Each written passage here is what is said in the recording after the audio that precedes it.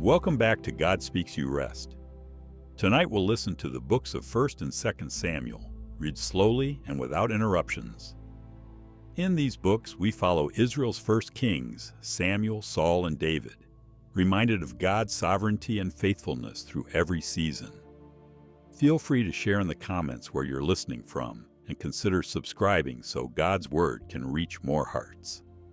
Rest well. The first book of Samuel. 1 Samuel, chapter 1. There was a certain man from Ramathaim, a Zuphite from the hill country of Ephraim, whose name was Elkanah, son of Jeroham, the son of Elihu, the son of Tohu, the son of Zuph, an Ephraimite. He had 2 wives. One was called Hannah, and the other Peninnah. Peninnah had children, but Hannah had none. Year after year, this man went up from his town to worship and sacrifice to the Lord Almighty at Shiloh, where Hophni and Phinehas, the 2 sons of Eli, were priests of the Lord. Whenever the day came for Elkanah to sacrifice, he would give portions of the meat to his wife Peninnah and to all her sons and daughters. But to Hannah he gave a double portion, because he loved her, and the Lord had closed her womb. Because the Lord had closed Hannah's womb, her rival kept provoking her in order to irritate her. This went on year after year. Whenever Hannah went up to the house of the Lord, her rival provoked her till she wept and would not eat. Her husband, Elkanah, would say to her, "Hannah, why are you weeping? Why don't you eat? Why are you downhearted? Don't I mean more to you than 10 sons?" Once, when they had finished eating and drinking in Shiloh, Hannah stood up. Now Eli, the priest, was sitting on his chair by the doorpost of the Lord's house. In her deep anguish, Hannah prayed to the Lord, weeping bitterly.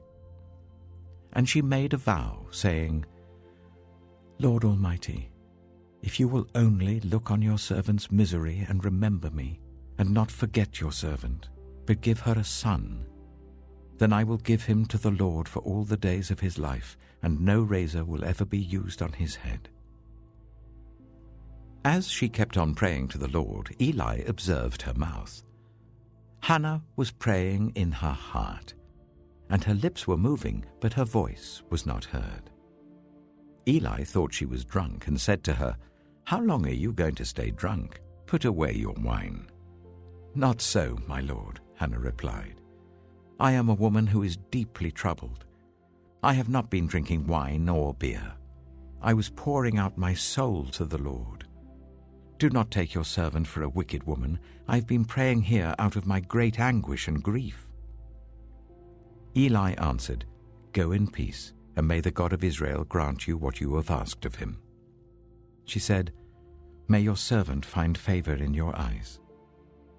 Then she went away and ate something, and her face was no longer downcast.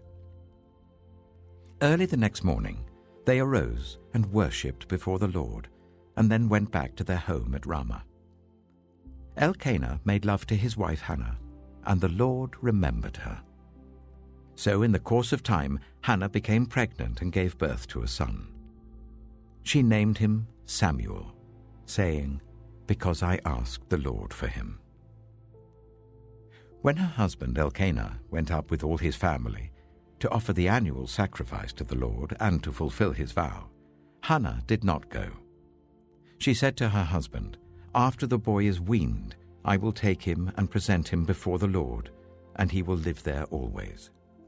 "Do what seems best to you," her husband Elkanah told her. "Stay here until you have weaned him. Only may the Lord make good his word." So the woman stayed at home and nursed her son until she had weaned him. After he was weaned, she took the boy with her, young as he was, along with a 3-year-old bull, an ephah of flour, and a skin of wine, and brought him to the house of the Lord at Shiloh. When the bull had been sacrificed, they brought the boy to Eli, and she said to him, "Pardon me, my lord. As surely as you live, I am the woman who stood here beside you praying to the Lord. I prayed for this child, and the Lord has granted me what I asked of him. So now I give him to the Lord. For his whole life he shall be given over to the Lord. And he worshipped the Lord there.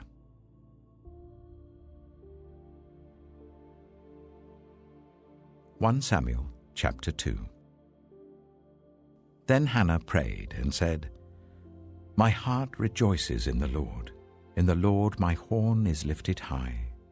My mouth boasts over my enemies, for I delight in your deliverance. There is no one holy like the Lord. There is no one besides you. There is no rock like our God.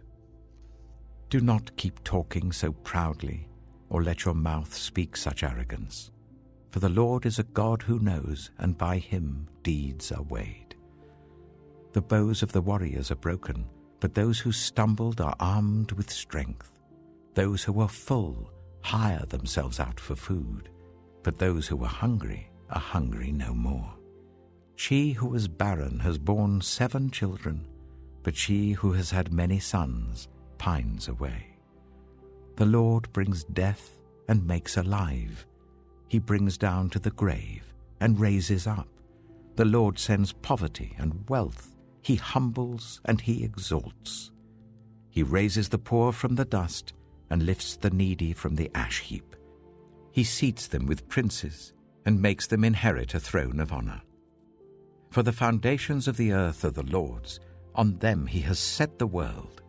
He will guard the feet of his faithful servants, but the wicked will be silenced in the place of darkness. It is not by strength that one prevails. Those who oppose the Lord will be broken. The Most High will thunder from heaven. The Lord will judge the ends of the earth. He will give strength to his king and exalt the horn of his anointed. Then Elkanah went home to Ramah, but the boy ministered before the Lord under Eli the priest. Eli's sons were scoundrels. They had no regard for the Lord. Now it was the practice of the priests that whenever any of the people offered a sacrifice, the priest's servant would come with a 3-pronged fork in his hand while the meat was being boiled, and would plunge the fork into the pan or kettle or cauldron or pot. Whatever the fork brought up, the priest would take for himself. This is how they treated all the Israelites who came to Shiloh.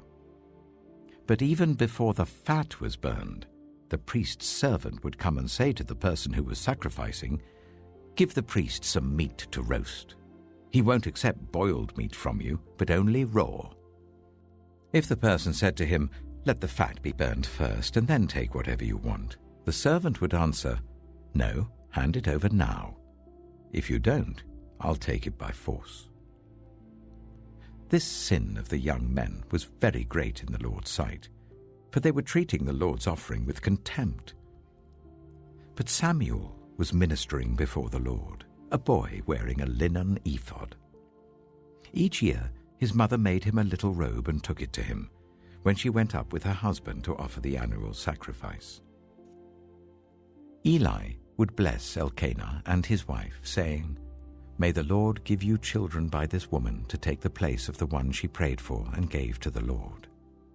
Then they would go home. And the Lord was gracious to Hannah. She gave birth to 3 sons and 2 daughters. Meanwhile, the boy Samuel grew up in the presence of the Lord. Now Eli, who was very old, heard about everything his sons were doing to all Israel, and how they slept with the women who served at the entrance to the tent of meeting. So he said to them, "Why do you do such things? I hear from all the people about these wicked deeds of yours. No, my sons, the report I hear spreading among the Lord's people is not good. If one person sins against another, God may mediate for the offender. But if anyone sins against the Lord, who will intercede for them?" His sons, however, did not listen to their father's rebuke, for it was the Lord's will to put them to death. And the boy Samuel continued to grow in stature and in favor with the Lord and with people. Now a man of God came to Eli and said to him, This is what the Lord says. Did I not clearly reveal myself to your ancestors' family when they were in Egypt under Pharaoh?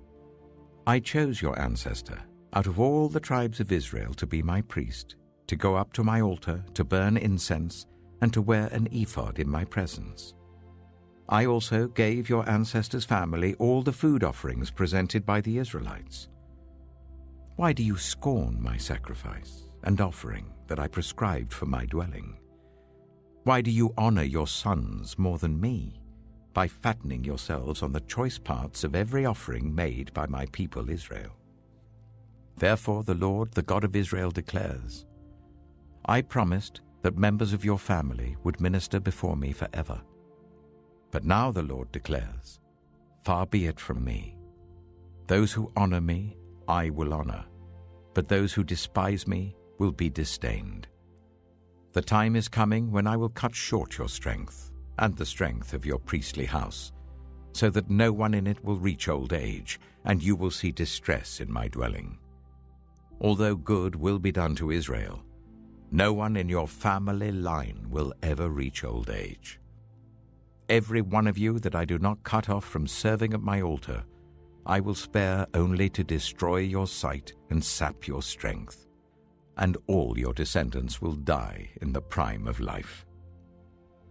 And what happens to your 2 sons, Hophni and Phinehas, will be assigned to you. They will both die on the same day.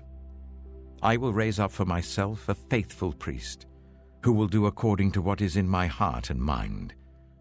I will firmly establish his priestly house, and they will minister before my anointed one always.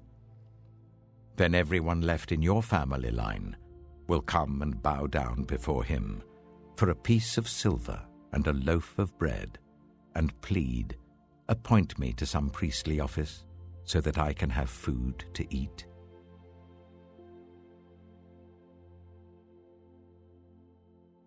Samuel chapter 3. The boy Samuel ministered before the Lord under Eli. In those days the word of the Lord was rare. There were not many visions. One night, Eli, whose eyes were becoming so weak that he could barely see, was lying down in his usual place. The lamp of God had not yet gone out, and Samuel was lying down in the house of the Lord where the ark of God was. Then the Lord called Samuel. Samuel answered, Here I am. And he ran to Eli and said, Here I am, you called me. But Eli said, I did not call. Go back and lie down. So he went and lay down. Again the Lord called Samuel. Then Samuel got up and went to Eli and said, Here I am, you called me. My son, Eli said, I did not call. Go back and lie down. Now Samuel did not yet know the Lord. The word of the Lord had not yet been revealed to him. A third time the Lord called, Samuel. And Samuel got up and went to Eli and said, Here I am, you called me. Then Eli realized that the Lord was calling the boy. So Eli told Samuel, Go and lie down, and if he calls you, say, Speak, Lord, for your servant is listening. So Samuel went and lay down in his place. The Lord came and stood there, calling as at the other times, Samuel, Samuel. Then Samuel said, Speak, for your servant is listening. And the Lord said to Samuel, See, I am about to do something in Israel that will make the ears of everyone who hears about it tingle. At that time, I will carry out against Eli everything I spoke against his family, from beginning to end. For I told him that I would judge his family forever, because of the sin he knew about.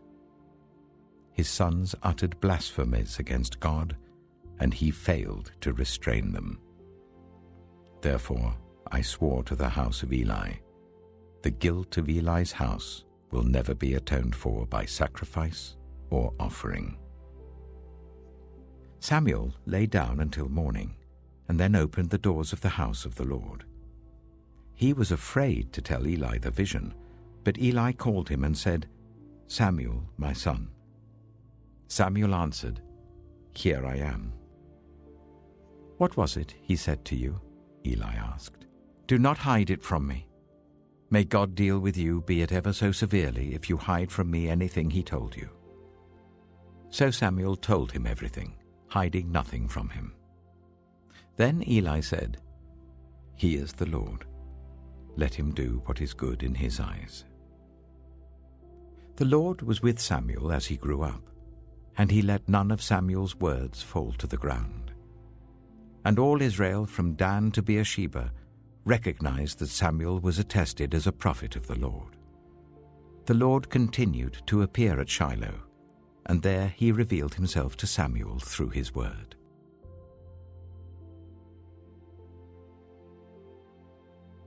1 Samuel chapter 4. And Samuel's word came to all Israel. Now the Israelites went out to fight against the Philistines. The Israelites camped at Ebenezer, and the Philistines at Aphek. The Philistines deployed their forces to meet Israel, and as the battle spread, Israel was defeated by the Philistines, who killed about 4,000 of them on the battlefield. When the soldiers returned to camp, the elders of Israel asked, "Why did the Lord bring defeat on us today before the Philistines? Let us bring the ark of the Lord's covenant from Shiloh, so that he may go with us and save us from the hand of our enemies." So the people sent men to Shiloh, and they brought back the ark of the covenant of the Lord Almighty, who is enthroned between the cherubim. And Eli's 2 sons, Hophni and Phinehas, were there with the ark of the covenant of God. When the ark of the Lord's covenant came into the camp, all Israel raised such a great shout that the ground shook. Hearing the uproar, the Philistines asked, "What's all this shouting in the Hebrew camp?" When they learned that the ark of the Lord had come into the camp, the Philistines were afraid. "A god has come into the camp," they said. "Oh no, nothing like this has happened before. We're doomed. Who will deliver us from the hand of these mighty gods? They are the gods who struck the Egyptians with all kinds of plagues in the wilderness. Be strong, Philistines. Be men, or you will be subject to the Hebrews, as they have been to you. Be men and fight." So the Philistines fought, and the Israelites were defeated, and every man fled to his tent. The slaughter was very great. Israel lost 30,000 foot soldiers. The ark of God was captured, and Eli's 2 sons, Hophni and Phinehas, died. That same day, a Benjaminite ran from the battle line and went to Shiloh with his clothes torn and dust on his head. When he arrived, there was Eli sitting on his chair by the side of the road, watching, because his heart feared for the ark of God. When the man entered the town and told what had happened, the whole town sent up a cry. Eli heard the outcry and asked, "What is the meaning of this uproar?" The man hurried over to Eli, who was 98 years old, and whose eyes had failed so that he could not see. He told Eli, "I have just come from the battle line. I fled from it this very day." Eli asked, "What happened, my son?" The man who brought the news replied, "Israel fled before the Philistines, and the army has suffered heavy losses. Also your 2 sons, Hophni and Phinehas, are dead, and the ark of God has been captured."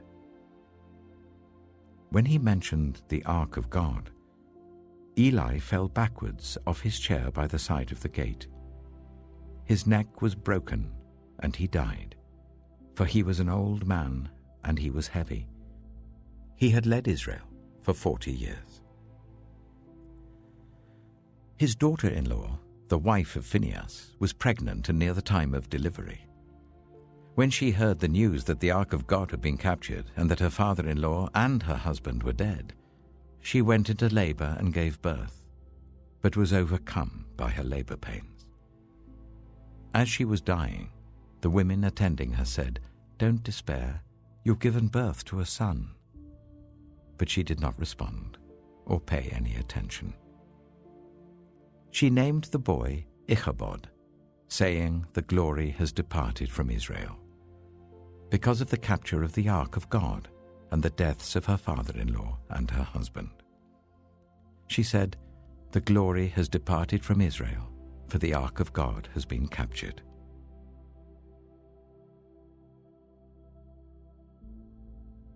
(1 Samuel chapter 5). After the Philistines had captured the ark of God, they took it from Ebenezer to Ashdod. Then they carried the ark into Dagon's temple and set it beside Dagon.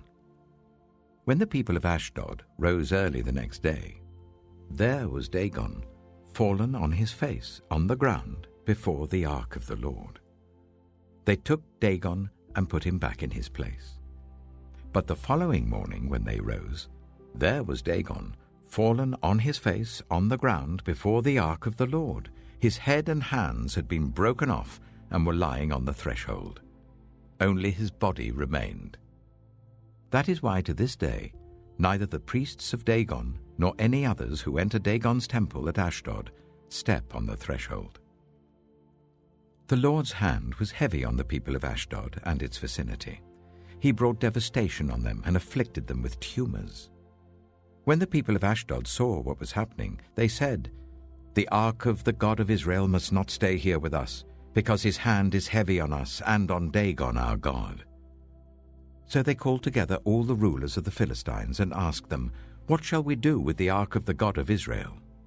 They answered, "Let the ark of the God of Israel be moved to Gath." So they moved the ark of the God of Israel. But after they had moved it, the Lord's hand was against that city, throwing it into a great panic. He afflicted the people of the city, both young and old, with an outbreak of tumors. So they sent the ark of God to Ekron. As the ark of God was entering Ekron, the people of Ekron cried out, "They have brought the ark of the God of Israel round to us to kill us and our people." So they called together all the rulers of the Philistines and said, "Send the ark of the God of Israel away. Let it go back to its own place, or it will kill us and our people." For death had filled the city with panic. God's hand was very heavy on it. Those who did not die were afflicted with tumors, and the outcry of the city went up to heaven.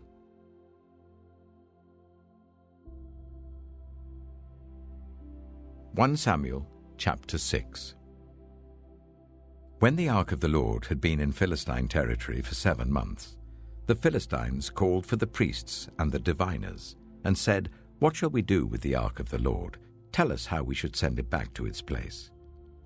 They answered, "If you return the ark of the God of Israel, do not send it back to him without a gift.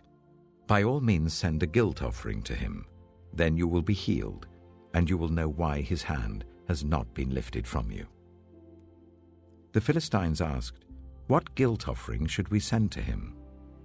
They replied, 5 gold tumors and 5 gold rats, according to the number of the Philistine rulers, because the same plague has struck both you and your rulers. Make models of the tumors and of the rats that are destroying the country, and give glory to Israel's God. Perhaps he will lift his hand from you and your gods and your land. Why do you harden your hearts as the Egyptians and Pharaoh did? When Israel's God dealt harshly with them, did they not send the Israelites out so that they could go on their way? Now then, get a new cart ready, with 2 cows that have calved and have never been yoked. Hitch the cows to the cart, but take their calves away and pen them up. Take the ark of the Lord and put it on the cart, and in a chest beside it put the gold objects you are sending back to him as a guilt offering. Send it on its way, but keep watching it. If it goes up to its own territory, towards Beth Shemesh, then the Lord has brought this great disaster on us. But if it does not, then we shall know that it was not his hand that struck us, but that it happened to us by chance." So they did this. They took 2 such cows and hitched them to the cart and penned up their calves. They placed the ark of the Lord on the cart, and along with it the chest containing the gold rats and the models of the tumors. Then the cows went straight up towards Beth Shemesh, keeping on the road and lowing all the way. They did not turn to the right or to the left. The rulers of the Philistines followed them as far as the border of Beth-shemesh. Now the people of Beth-shemesh were harvesting their wheat in the valley, and when they looked up and saw the ark, they rejoiced at the sight. The ark came to the field of Joshua of Beth-shemesh, and there it stopped beside a large rock. The people chopped up the wood of the cart and sacrificed the cows as a burnt offering to the Lord. The Levites took down the ark of the Lord, together with the chest containing the gold objects, and placed them on the large rock.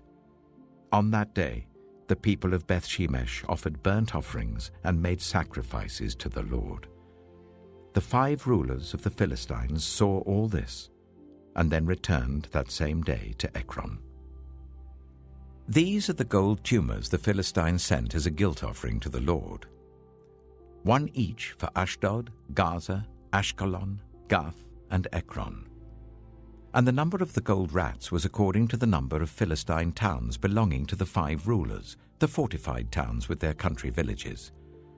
The large rock on which the Levites set the ark of the Lord is a witness to this day in the field of Joshua of Beth-shemesh. But God struck down some of the inhabitants of Beth-shemesh, putting 70 of them to death because they looked into the ark of the Lord. The people mourned because of the heavy blow the Lord had dealt them, and the people of Beth-shemesh asked, "Who can stand in the presence of the Lord, this holy God? To whom will the ark go up from here?" Then they sent messengers to the people of Kiriath-jearim, saying, "The Philistines have returned the ark of the Lord. Come down and take it up to your town."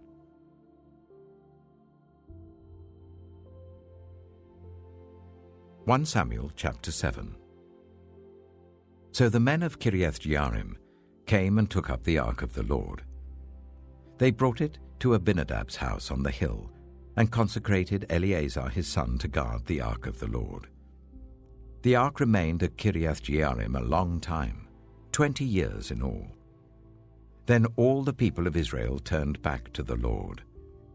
So Samuel said to all the Israelites, "If you are returning to the Lord with all your hearts, then rid yourselves of the foreign gods and the Ashtoreths, and commit yourselves to the Lord and serve him only, and he will deliver you out of the hand of the Philistines."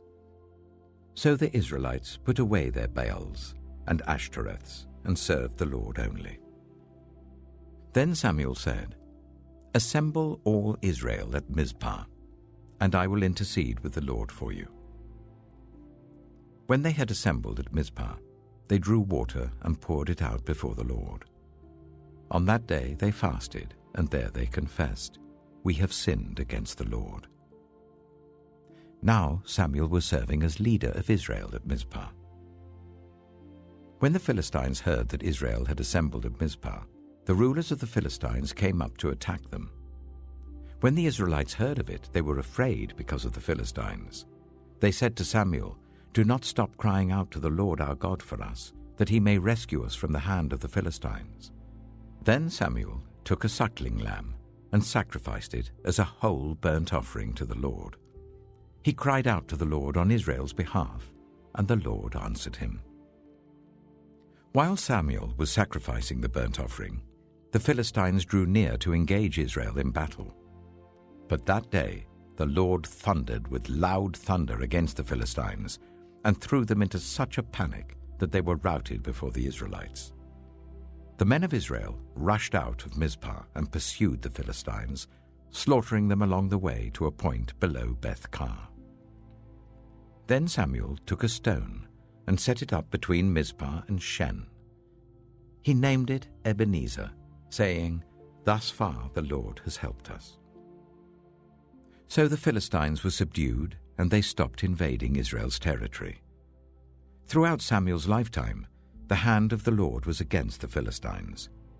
The towns from Ekron to Gath that the Philistines had captured from Israel were restored to Israel, and Israel delivered the neighboring territory from the hands of the Philistines, and there was peace between Israel and the Amorites. Samuel continued as Israel's leader all the days of his life. From year to year, he went on a circuit from Bethel to Gilgal to Mizpah, judging Israel in all those places. But he always went back to Ramah, where his home was, and there he also held court for Israel. And he built an altar there to the Lord.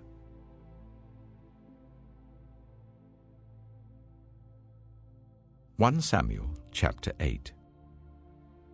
When Samuel grew old, he appointed his sons as Israel's leaders.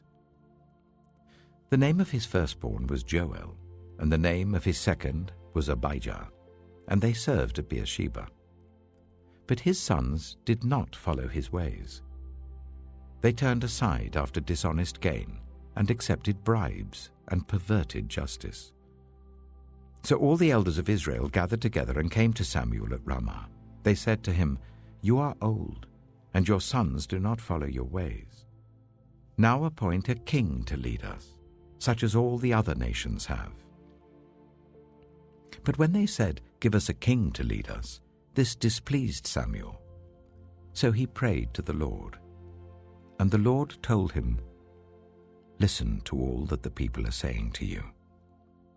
It is not you they have rejected, but they have rejected me as their king, as they have done from the day I brought them up out of Egypt until this day, forsaking me and serving other gods.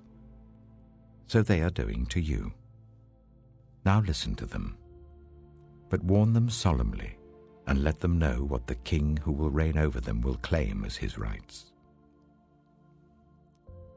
Samuel told all the words of the Lord to the people who were asking him for a king.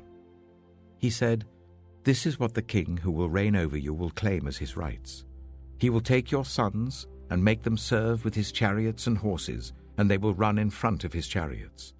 Some he will assign to be commanders of thousands and commanders of 50s, and others to plough his ground and reap his harvest, and still others to make weapons of war and equipment for his chariots. He will take your daughters to be perfumers and cooks and bakers. He will take the best of your fields and vineyards and olive groves and give them to his attendants. He will take 1/10 of your grain and of your vintage and give it to his officials and attendants. Your male and female servants and the best of your cattle and donkeys he will take for his own use. He will take 1/10 of your flocks, and you yourselves will become his slaves. When that day comes, you will cry out for relief from the king you have chosen, but the Lord will not answer you in that day." But the people refused to listen to Samuel. "No," they said, "we want a king over us. Then we shall be like all the other nations, with a king to lead us, and to go out before us and fight our battles." When Samuel heard all that the people said, he repeated it before the Lord. The Lord answered, "Listen to them, and give them a king." Then Samuel said to the Israelites, "Everyone go back to your own town."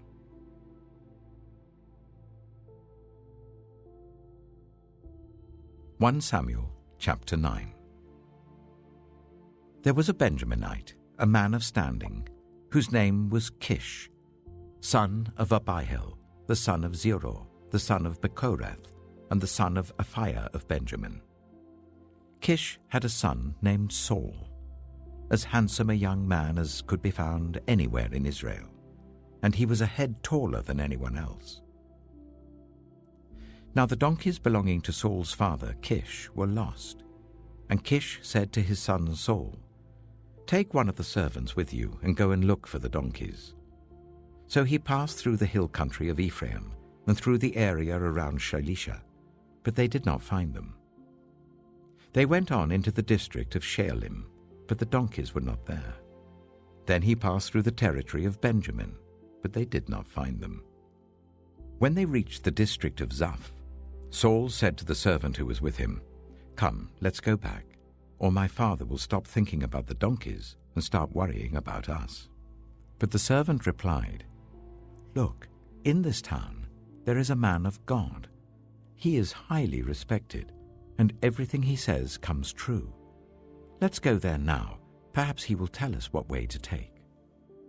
Saul said to his servant, "If we go, what can we give the man? The food in our sacks is gone. We have no gift to take to the man of God. What do we have?" The servant answered him again. "Look," he said, "I have a quarter of a shekel of silver. I will give it to the man of God, so that he will tell us what way to take." Formerly in Israel, if someone went to inquire of God, they would say, "Come, let us go to the seer," because the prophet of today used to be called a seer. "Good," Saul said to his servant. "Come, let's go." So they set out for the town where the man of God was. As they were going up the hill to the town, they met some young women coming out to draw water, and they asked them, "Is the seer here?" "He is," they answered. "He's ahead of you. Hurry now, he has just come to our town today, for the people have a sacrifice at the high place. As soon as you enter the town, you will find him before he goes up to the high place to eat. The people will not begin eating until he comes, because he must bless the sacrifice. Afterwards, those who are invited will eat. Go up now. You should find him about this time." They went up to the town, and as they were entering it, there was Samuel coming towards them on his way up to the high place. Now the day before Saul came, the Lord had revealed this to Samuel. "About this time tomorrow, I will send you a man from the land of Benjamin. Anoint him ruler over my people Israel. He will deliver them from the hand of the Philistines. I have looked on my people, for their cry has reached me." When Samuel caught sight of Saul, the Lord said to him, "This is the man I spoke to you about. He will govern my people." Saul approached Samuel in the gateway and asked, "Would you please tell me where the seer's house is?" "I am the seer," Samuel replied. "Go up ahead of me to the high place, for today you are to eat with me, and in the morning I will send you on your way and will tell you all that is in your heart. As for the donkeys you lost 3 days ago, do not worry about them. They have been found. And to whom is all the desire of Israel turned, if not to you and your whole family line?" Saul answered, "But am I not a Benjaminite, from the smallest tribe of Israel? And is not my clan the least of all the clans of the tribe of Benjamin? Why do you say such a thing to me?" Then Samuel brought Saul and his servant into the hall and seated them at the head of those who were invited, about 30 in number. Samuel said to the cook, "Bring the piece of meat I gave you, the one I told you to lay aside." So the cook took up the thigh with what was on it and set it in front of Saul. Samuel said, "Here is what has been kept for you. Eat, because it was set aside for you for this occasion from the time I said, 'I have invited guests.'" And Saul dined with Samuel that day. After they came down from the high place to the town, Samuel talked with Saul on the roof of his house. They rose about daybreak, and Samuel called to Saul on the roof, "Get ready, and I will send you on your way." When Saul got ready, he and Samuel went outside together. As they were going down to the edge of the town, Samuel said to Saul, "Tell the servant to go on ahead of us." And the servant did so. "But you stay here for a while, so that I may give you a message from God."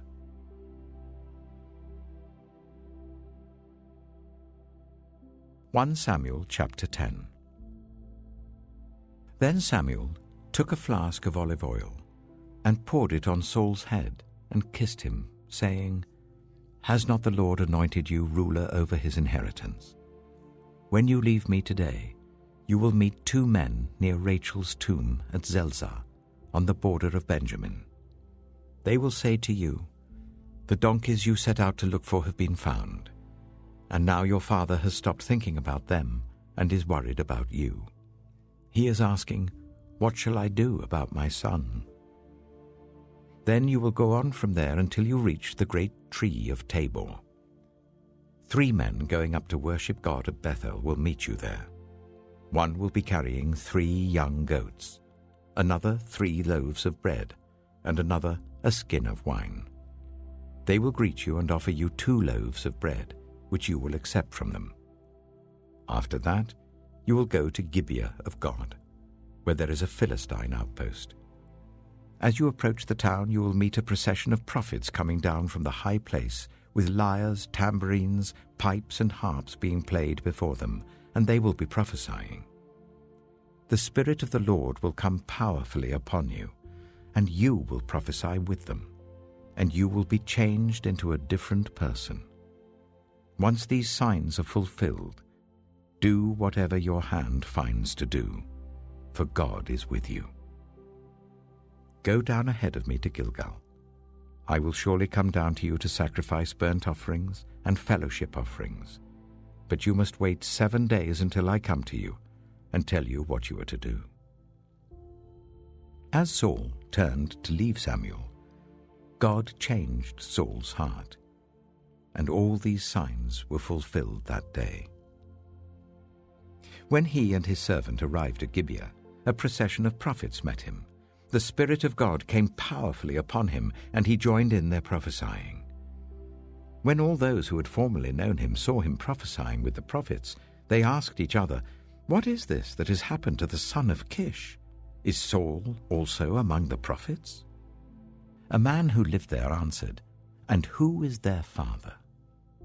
So it became a saying, "Is Saul also among the prophets?" After Saul stopped prophesying, he went to the high place. Now Saul's uncle asked him and his servant, "Where have you been?" "Looking for the donkeys," he said. "But when we saw they were not to be found, we went to Samuel." Saul's uncle said, "Tell me what Samuel said to you." Saul replied, "He assured us that the donkeys had been found." But he did not tell his uncle what Samuel had said about the kingship. Samuel summoned the people of Israel to the Lord at Mizpah and said to them, "This is what the Lord, the God of Israel, says. I brought Israel up out of Egypt, and I delivered you from the power of Egypt and all the kingdoms that oppressed you. But you have now rejected your God, who saves you out of all your disasters and calamities. And you have said, 'No, appoint a king over us.' So now present yourselves before the Lord by your tribes and clans." When Samuel had made all Israel come forward by tribes, the tribe of Benjamin was taken by lot. Then he brought forward the tribe of Benjamin clan by clan, and Matri's clan was taken. Finally, Saul, son of Kish, was taken. But when they looked for him, he was not to be found. So they inquired further of the Lord, "Has the man come here yet?" And the Lord said, "Yes, he has hidden himself among the supplies." They ran and brought him out, and as he stood among the people, he was a head taller than any of the others. Samuel said to all the people, "Do you see the man the Lord has chosen? There is no one like him among all the people." Then the people shouted, "Long live the king." Samuel explained to the people the rights and duties of kingship. He wrote them down on a scroll and deposited it before the Lord. Then Samuel dismissed the people to go to their own homes. Saul also went to his home in Gibeah, accompanied by valiant men whose hearts God had touched. But some scoundrels said, "How can this fellow save us?" They despised him and brought him no gifts, but Saul kept silent.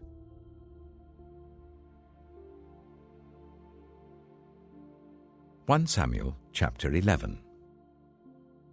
Nahash the Ammonite went up and besieged Jabesh-Gilead.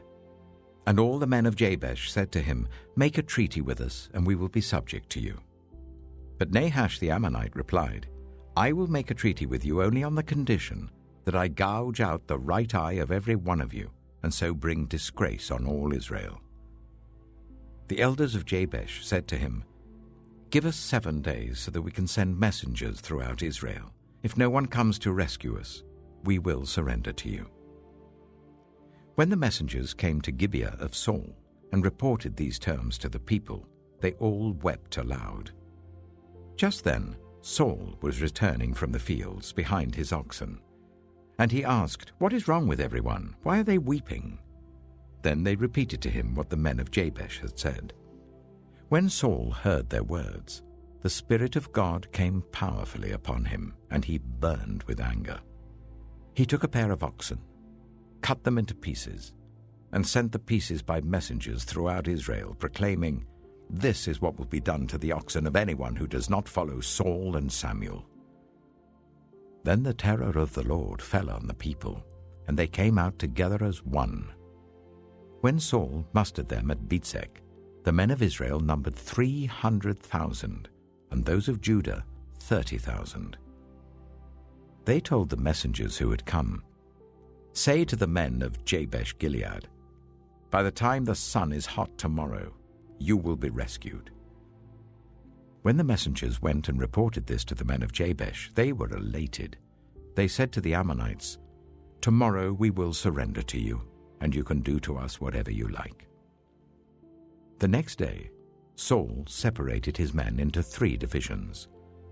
During the last watch of the night, they broke into the camp of the Ammonites and slaughtered them until the heat of the day. Those who survived were scattered, so that no 2 of them were left together. The people then said to Samuel, "Who was it that asked, 'Shall Saul reign over us?' Turn these men over to us, so that we may put them to death." But Saul said, "No one will be put to death today, for this day the Lord has rescued Israel." Then Samuel said to the people, "Come, let us go to Gilgal, and there renew the kingship." So all the people went to Gilgal and made Saul king in the presence of the Lord. There they sacrificed fellowship offerings before the Lord, and Saul and all the Israelites held a great celebration.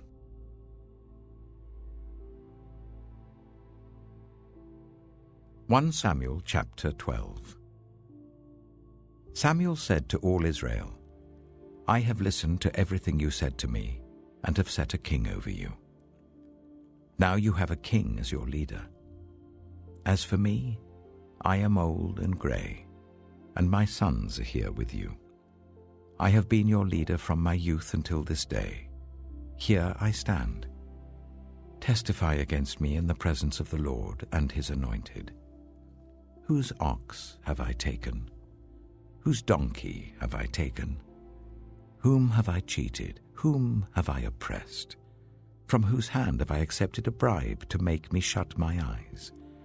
If I have done any of these things, I will make it right." "You have not cheated or oppressed us," they replied. "You have not taken anything from anyone's hand."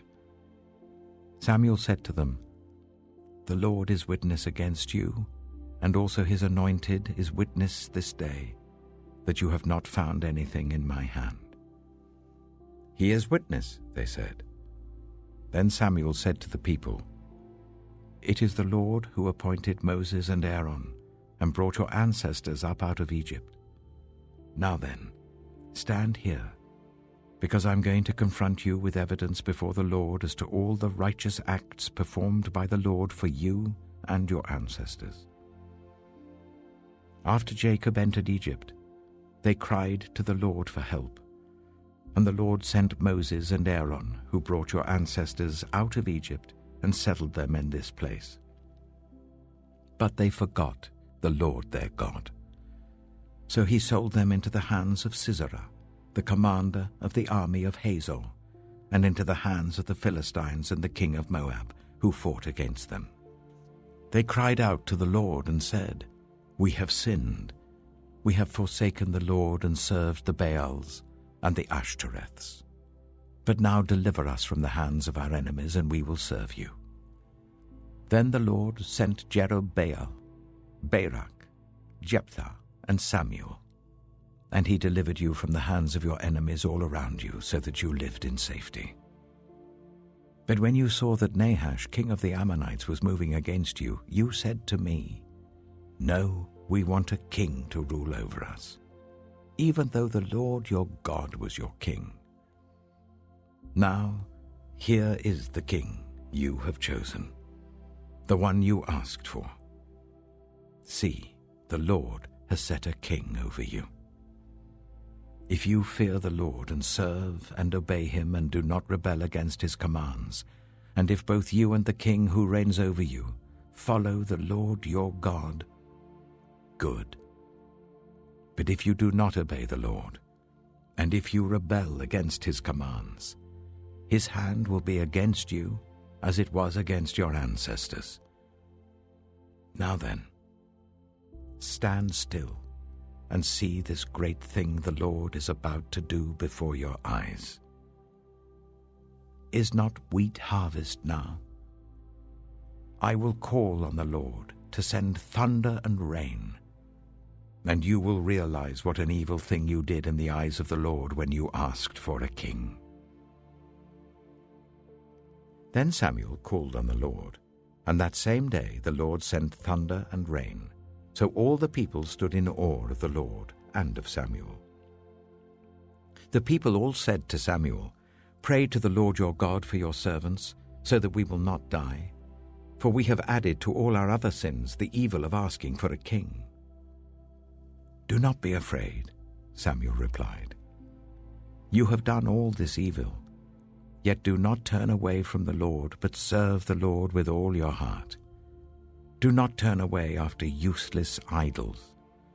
They can do you no good, nor can they rescue you, because they are useless. For the sake of his great name, the Lord will not reject his people, because the Lord was pleased to make you his own. As for me, far be it from me that I should sin against the Lord by failing to pray for you. And I will teach you the way that is good and right.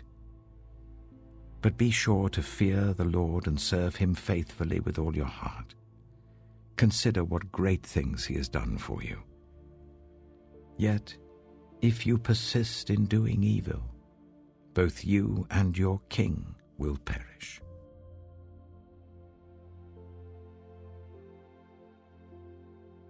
Samuel chapter 13. Saul was 30 years old when he became king, and he reigned over Israel for 42 years. Saul chose 3,000 men from Israel. 2,000 were with him at Michmash in the hill country of Bethel, and 1,000 were with Jonathan at Gibeah in Benjamin. The rest of the men he sent back to their homes. Jonathan attacked the Philistine outpost at Geba, and the Philistines heard about it. Then Saul had the trumpet blown throughout the land and said, "Let the Hebrews hear." So all Israel heard the news. Saul has attacked the Philistine outpost, and now Israel has become obnoxious to the Philistines.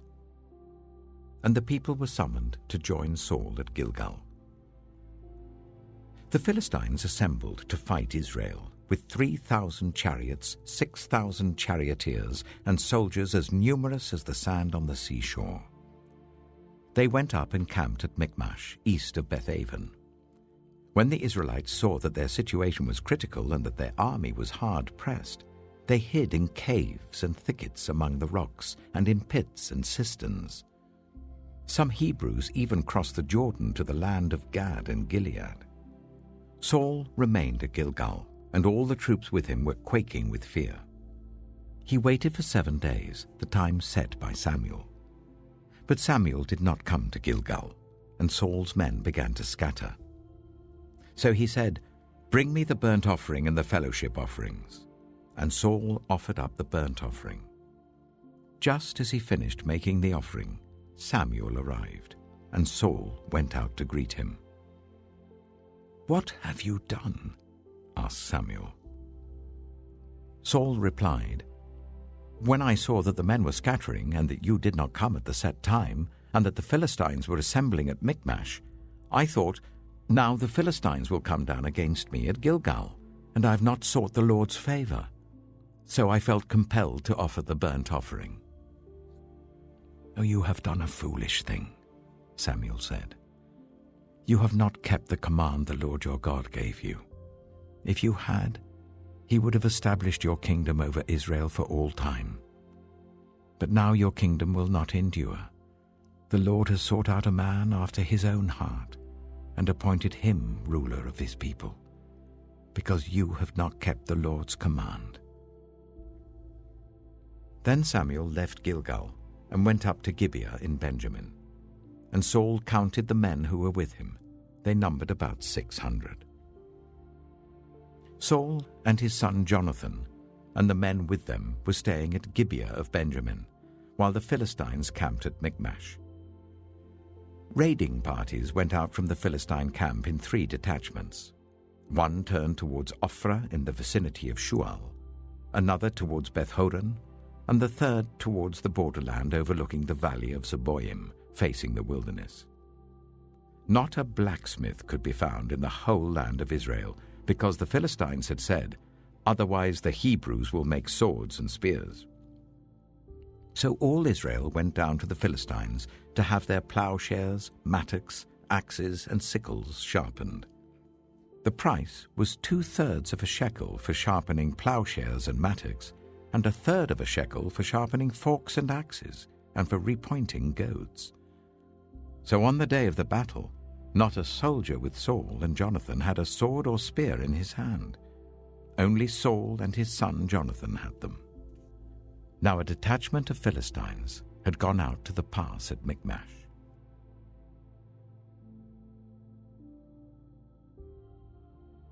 Samuel chapter 14. One day, Jonathan, son of Saul, said to his young armor-bearer, "Come, let's go over to the Philistine outpost on the other side." But he did not tell his father.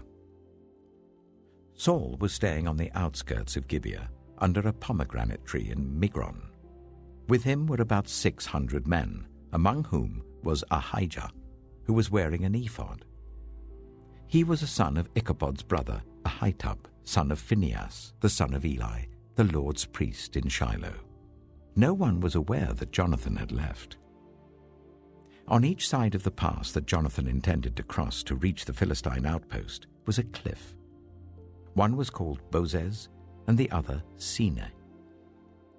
One cliff stood to the north towards Michmash, the other to the south towards Geba. Jonathan said to his young armor-bearer, "Come, let's go over to the outpost of those uncircumcised men. Perhaps the Lord will act on our behalf. Nothing can hinder the Lord from saving, whether by many or by few." "Do all that you have in mind," his armor-bearer said. "Go ahead. I am with you, heart and soul." Jonathan said, "Come on then. We will cross over towards them and let them see us. If they say to us, 'Wait there until we come to you,' we will stay where we are and not go up to them. But if they say, 'Come up to us,' we will climb up, because that will be our sign that the Lord has given them into our hands." So both of them showed themselves to the Philistine outpost. "Look," said the Philistines, "the Hebrews are crawling out of the holes they were hiding in." The men of the outpost shouted to Jonathan and his armor-bearer, "Come up to us and we'll teach you a lesson." So Jonathan said to his armor-bearer, "Climb up after me. The Lord has given them into the hand of Israel." Jonathan climbed up using his hands and feet, with his armor-bearer right behind him.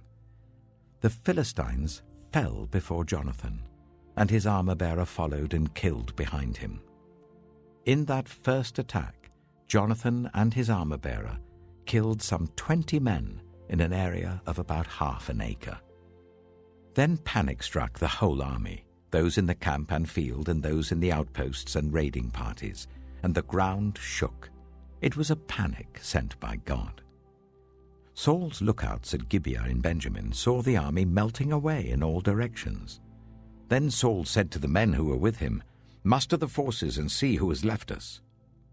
When they did, it was Jonathan and his armor-bearer who were not there. Saul said to Ahijah, "Bring the ark of God." At that time it was with the Israelites.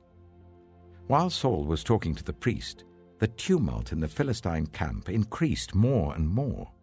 So Saul said to the priest, "Withdraw your hand." Then Saul and all his men assembled and went to the battle. They found the Philistines in total confusion, striking each other with their swords. Those Hebrews who had previously been with the Philistines and had gone up with them to their camp went over to the Israelites who were with Saul and Jonathan. When all the Israelites who had hidden in the hill country of Ephraim heard that the Philistines were on the run, they joined the battle in hot pursuit. So on that day the Lord saved Israel, and the battle moved on beyond Beth-aven. Now the Israelites were in distress that day, because Saul had bound the people under an oath, saying, "Cursed be anyone who eats food before evening comes, before I have avenged myself on my enemies." So none of the troops tasted food. The entire army entered the woods, and there was honey on the ground. When they went into the woods, they saw the honey oozing out. Yet no one put his hand to his mouth because they feared the oath. But Jonathan had not heard that his father had bound the people with the oath, so he reached out the end of the staff that was in his hand and dipped it into the honeycomb. He raised his hand to his mouth, and his eyes brightened. Then one of the soldiers told him, "Your father bound the army under a strict oath, saying, 'Cursed be anyone who eats food today.' That is why the men are faint." Jonathan said, "My father has made trouble for the country. See how my eyes brightened when I tasted a little of this honey. How much better it would have been if the men had eaten today some of the plunder they took from their enemies. Would not the slaughter of the Philistines have been even greater?" That day, after the Israelites had struck down the Philistines from Michmash to Ajalon, they were exhausted. They pounced on the plunder, and, taking sheep, cattle, and calves, they butchered them on the ground and ate them, together with the blood. Then someone said to Saul, "Look, the men are sinning against the Lord by eating meat that has blood in it." "You have broken faith," he said. "Roll a large stone over here at once." Then he said, "Go out among the men and tell them, 'Each of you bring me your cattle and sheep and slaughter them here and eat them. Do not sin against the Lord by eating meat with blood still in it.'" So everyone brought his ox that night and slaughtered it there. Then Saul built an altar to the Lord. It was the first time he had done this. Saul said, "Let us go down and pursue the Philistines by night and plunder them till dawn, and let us not leave one of them alive." "Do whatever seems best to you," they replied. But the priest said, "Let us inquire of God here."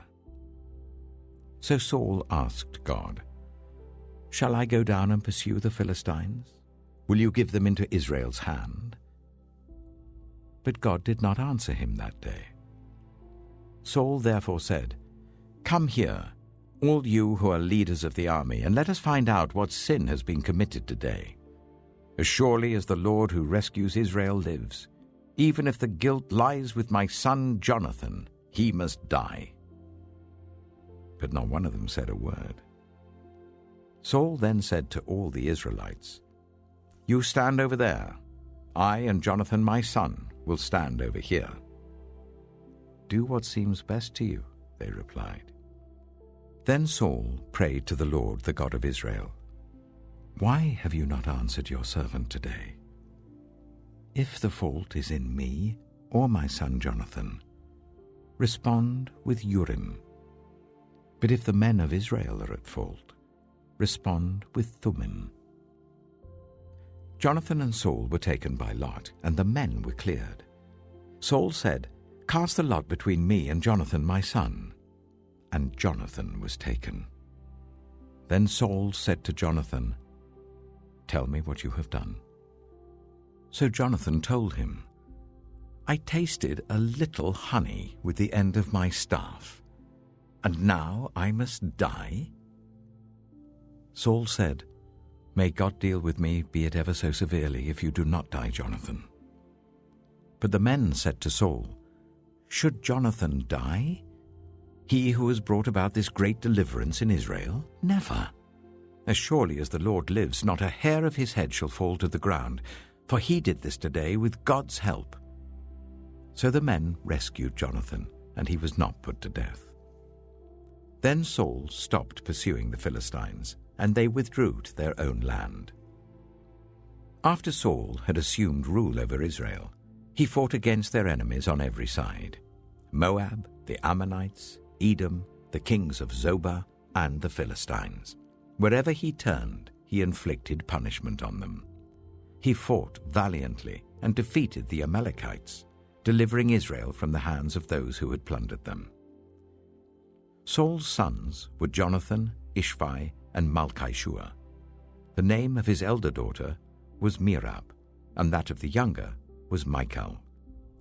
His wife's name was Ahinoam, daughter of Ahimaaz. The name of the commander of Saul's army was Abner, son of Ner, and Ner was Saul's uncle. Saul's father, Kish, and Abner's father, Ner, were sons of Abiel. All the days of Saul there was bitter war with the Philistines, and whenever Saul saw a mighty or brave man, he took him into his service.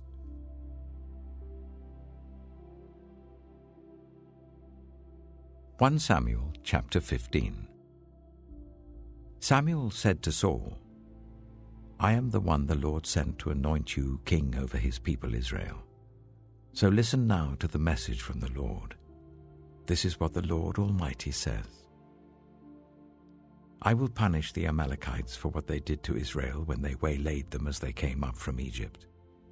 Now go, attack the Amalekites, and totally destroy all that belongs to them. Do not spare them. Put to death men and women, children and infants, cattle and sheep, camels and donkeys." So Saul summoned the men and mustered them at Telaim, 200,000 foot soldiers and 10,000 from Judah. Saul went to the city of Amalek and set an ambush in the ravine. Then he said to the Kenites, "Go away, leave the Amalekites, so that I do not destroy you along with them. For you showed kindness to all the Israelites when they came up out of Egypt." So the Kenites moved away from the Amalekites. Then Saul attacked the Amalekites all the way from Havilah to Shur, near the eastern border of Egypt. He took Agag, king of the Amalekites, alive, and all his people he totally destroyed with the sword. But Saul and the army spared Agag and the best of the sheep and cattle, the fat calves and lambs, everything that was good. These they were unwilling to destroy completely, but everything that was despised and weak they totally destroyed. Then the word of the Lord came to Samuel. "I regret that I have made Saul king, because he has turned away from me and has not carried out my instructions." Samuel was angry, and he cried out to the Lord all that night. Early in the morning, Samuel got up and went to meet Saul, but he was told, "Saul has gone to Carmel. There he has set up a monument in his own honor and has turned and gone on down to Gilgal." When Samuel reached him, Saul said, "The Lord bless you. I have carried out the Lord's instructions." But Samuel said, "What then is this bleating of sheep in my ears? What is this lowing of cattle that I hear?" Saul answered, "The soldiers brought them from the Amalekites. They spared the best of the sheep and cattle to sacrifice to the Lord your God, but we totally destroyed the rest." "Enough," Samuel said to Saul. "Let me tell you what the Lord said to me last night." "Tell me," Saul replied. Samuel said, "Although you were once small in your own eyes, did you not become the head of the tribes of Israel? The Lord anointed you king over Israel, and he sent you on a mission, saying, 'Go and completely destroy those wicked people, the Amalekites. Wage war against them until you have wiped them out.' Why did you not obey the Lord? Why did you pounce on the plunder and do evil in the eyes of the Lord?" "But I did obey the Lord," Saul said. "I went on the mission the Lord assigned me. I completely destroyed the Amalekites and brought back Agag, their king. The soldiers took sheep and cattle from the plunder, the best of what was devoted to God, in order to sacrifice them to the Lord your God at Gilgal." But Samuel replied, "Does the Lord delight in burnt offerings and sacrifices as much as in obeying the Lord? To obey is better than sacrifice, and to heed is better than the fat of rams. For rebellion is like the sin of divination, and arrogance like the evil of idolatry. Because you have rejected the word of the Lord, he has rejected you as king." Then Saul said to Samuel, "I have sinned. I violated the Lord's command and your instructions. I was afraid of the men, and so I gave in to them. Now I beg you, forgive my sin and come back with me, so that I may worship the Lord." But Samuel said to him, "I will not go back with you. You have rejected the word of the Lord, and the Lord has rejected you as king over Israel." As Samuel turned to leave, Saul caught hold of the hem of his robe, and it tore. Samuel said to him, "The Lord has torn the kingdom of Israel from you today, and has given it to one of your neighbors, to one better than you. He who is the glory of Israel does not lie or change his mind, for he is not a human being that he should change his mind." Saul replied, "I have sinned, but please honor me before the elders of my people and before Israel. Come back with me so that I may worship the Lord your God." So Samuel went back with Saul, and Saul worshipped the Lord. Then Samuel said, "Bring me Agag, king of the Amalekites." Agag came to him in chains, and he thought, "Surely the bitterness of death is past." But Samuel said, "As your sword has made women childless, so will your mother be childless among women." And Samuel put Agag to death before the Lord at Gilgal. Then Samuel left for Ramah, but Saul went up to his home in Gibeah of Saul. Until the day Samuel died, he did not go to see Saul again, though Samuel mourned for him.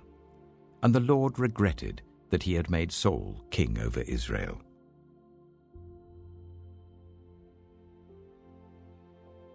1 Samuel chapter 16. The Lord said to Samuel, "How long will you mourn for Saul, since I have rejected him as king over Israel? Fill your horn with oil and be on your way. I am sending you to Jesse of Bethlehem. I have chosen one of his sons to be king." But Samuel said, "How can I go? If Saul hears about it, he will kill me." The Lord said, "Take a heifer with you and say, 'I have come to sacrifice to the Lord.' Invite Jesse to the sacrifice, and I will show you what to do. You are to anoint for me the one I indicate." Samuel did what the Lord said. When he arrived at Bethlehem, the elders of the town trembled when they met him. They asked, "Do you come in peace?" Samuel replied, "Yes, in peace. I have come to sacrifice to the Lord. Consecrate yourselves and come to the sacrifice with me." Then he consecrated Jesse and his sons and invited them to the sacrifice. When they arrived, Samuel saw Eliab and thought, "Surely the Lord's anointed stands here before the Lord." But the Lord said to Samuel, "Do not consider his appearance or his height, for I have rejected him. The Lord does not look at the things people look at. People look at the outward appearance, but the Lord looks at the heart." Then Jesse called Abinadab and made him pass in front of Samuel. But Samuel said, "The Lord has not chosen this one either." Jesse then made Shammah pass by, but Samuel said, "Nor has the Lord chosen this one." Jesse made 7 of his sons pass before Samuel, but Samuel said to him, "The Lord has not chosen these." So he asked Jesse, "Are these all the sons you have?" "There is still the youngest," Jesse answered. "He's tending the sheep." Samuel said, "Send for him. We will not sit down until he arrives." So he sent for him and had him brought in. He was glowing with health and had a fine appearance and handsome features. Then the Lord said, "Rise and anoint him. This is the one." So Samuel took the horn of oil and anointed him in the presence of his brothers. And from that day on, the Spirit of the Lord came powerfully upon David. Samuel then went to Ramah. Now the Spirit of the Lord had departed from Saul, and an evil spirit from the Lord tormented him. Saul's attendants said to him, "See, an evil spirit from God is tormenting you. Let our Lord command his servants here to search for someone who can play the lyre. He will play when the evil spirit from God comes on you, and you will feel better." So Saul said to his attendants, "Find someone who plays well and bring him to me." One of the servants answered, "I've seen a son of Jesse of Bethlehem who knows how to play the lyre. He is a brave man and a warrior. He speaks well and is a fine-looking man, and the Lord is with him."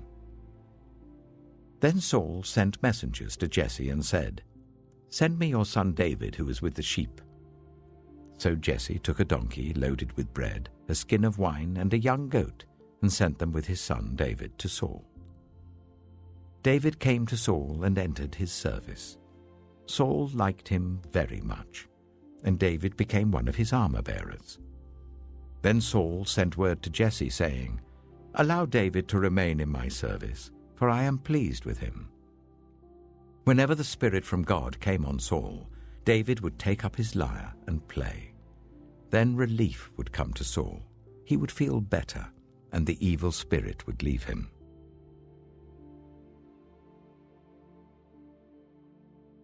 1 Samuel chapter 17. Now the Philistines gathered their forces for war and assembled at Socoh in Judah. They pitched camp at Ephes-Dammim, between Socoh and Azekah. Saul and the Israelites assembled and camped in the valley of Elah, and drew up their battle line to meet the Philistines. The Philistines occupied one hill, and the Israelites another, with the valley between them. A champion named Goliath, who was from Gath, came out of the Philistine camp. His height was 6 cubits and a span. He had a bronze helmet on his head, and wore a coat of scale armor of bronze weighing 5,000 shekels. On his legs he wore bronze greaves, and a bronze javelin was slung on his back. His spear shaft was like a weaver's rod, and its iron point weighed 600 shekels. His shield-bearer went ahead of him. Goliath stood and shouted to the ranks of Israel, "Why do you come out and line up for battle? Am I not a Philistine, and are you not the servants of Saul? Choose a man and let him come down to me. If he is able to fight and kill me, we will become your subjects. But if I overcome him and kill him, you will become our subjects and serve us." Then the Philistine said, "This day I defy the armies of Israel. Give me a man and let us fight each other." On hearing the Philistines' words, Saul and all the Israelites were dismayed and terrified. Now David was the son of an Ephrathite named Jesse, who was from Bethlehem in Judah. Jesse had 8 sons, and in Saul's time he was very old. Jesse's 3 eldest sons had followed Saul to the war. The firstborn was Eliab, the second Abinadab, and the third Shammah. David was the youngest. The 3 eldest followed Saul, but David went back and forth from Saul to tend his father's sheep at Bethlehem. For 40 days the Philistine came forward every morning and evening and took his stand. Now Jesse said to his son David, "Take this ephah of roasted grain and these 10 loaves of bread for your brothers and hurry to their camp. Take along these 10 cheeses to the commander of their unit. See how your brothers are and bring back some assurance from them. They are with Saul and all the men of Israel in the valley of Elah, fighting against the Philistines." Early in the morning, David left the flock in the care of a shepherd, loaded up and set out as Jesse had directed. He reached the camp as the army was going out to its battle positions, shouting the war cry. Israel and the Philistines were drawing up their lines facing each other. David left his things with the keeper of supplies, ran to the battle lines, and asked his brothers how they were. As he was talking with them, Goliath, the Philistine champion from Gath, stepped out from his lines and shouted his usual defiance, and David heard it. Whenever the Israelites saw the man, they all fled from him in great fear. Now the Israelites had been saying, "Do you see how this man keeps coming out? He comes out to defy Israel.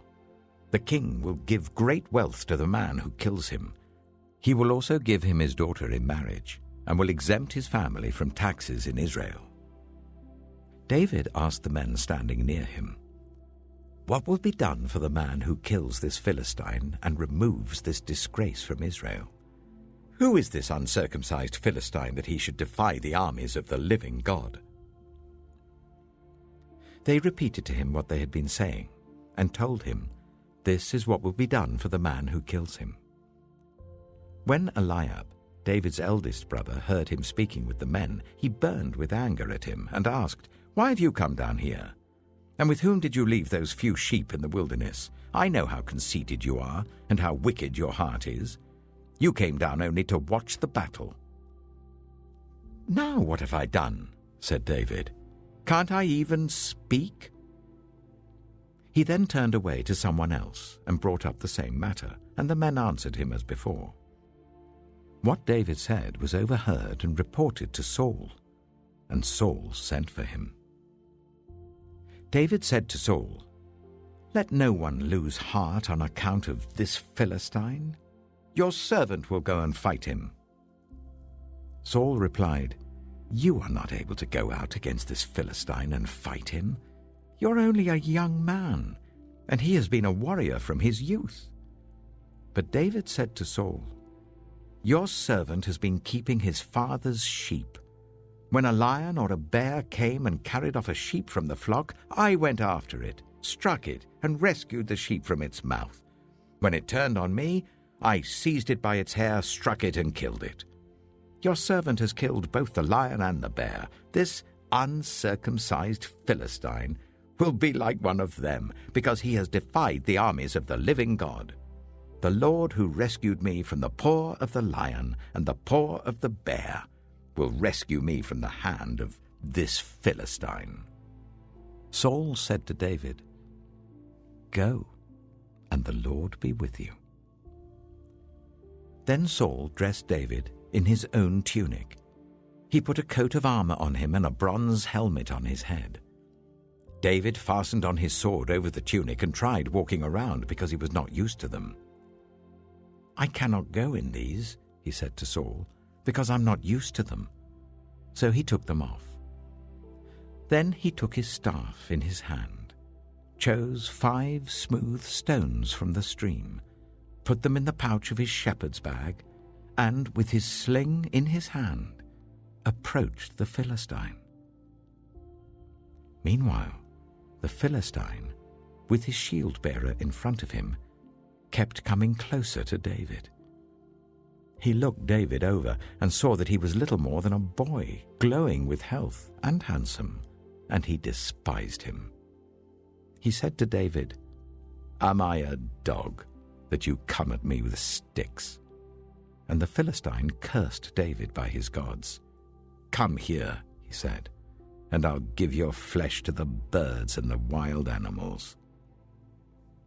David said to the Philistine, "You come against me with sword and spear and javelin, but I come against you in the name of the Lord Almighty, the God of the armies of Israel, whom you have defied. This day the Lord will deliver you into my hands, and I'll strike you down and cut off your head. This very day I will give the carcasses of the Philistine army to the birds and the wild animals, and the whole world will know that there is a God in Israel. All those gathered here will know that it is not by sword or spear that the Lord saves, for the battle is the Lord's, and he will give all of you into our hands." As the Philistine moved closer to attack him, David ran quickly towards the battle line to meet him. Reaching into his bag and taking out a stone, he slung it and struck the Philistine on the forehead. the stone sank into his forehead, and he fell face down on the ground. So David triumphed over the Philistine with a sling and a stone. Without a sword in his hand, he struck down the Philistine and killed him. David ran and stood over him. He took hold of the Philistine's sword and drew it from the sheath. After he killed him, he cut off his head with the sword. When the Philistines saw that their hero was dead, they turned and ran. Then the men of Israel and Judah surged forward with a shout and pursued the Philistines to the entrance of Gath and to the gates of Ekron. Their dead were strewn along the Shearaim road to Gath and Ekron. When the Israelites returned from chasing the Philistines, they plundered their camp. David took the Philistine's head and brought it to Jerusalem. He put the Philistines' weapons in his own tent. As Saul watched David going out to meet the Philistine, he said to Abner, commander of the army, "Abner, whose son is that young man?" Abner replied, "As surely as you live, your majesty, I don't know." The king said, "Find out whose son this young man is." As soon as David returned from killing the Philistine, Abner took him and brought him before Saul, with David still holding the Philistine's head. "Whose son are you, young man?" Saul asked him. David said, "I am the son of your servant Jesse of Bethlehem."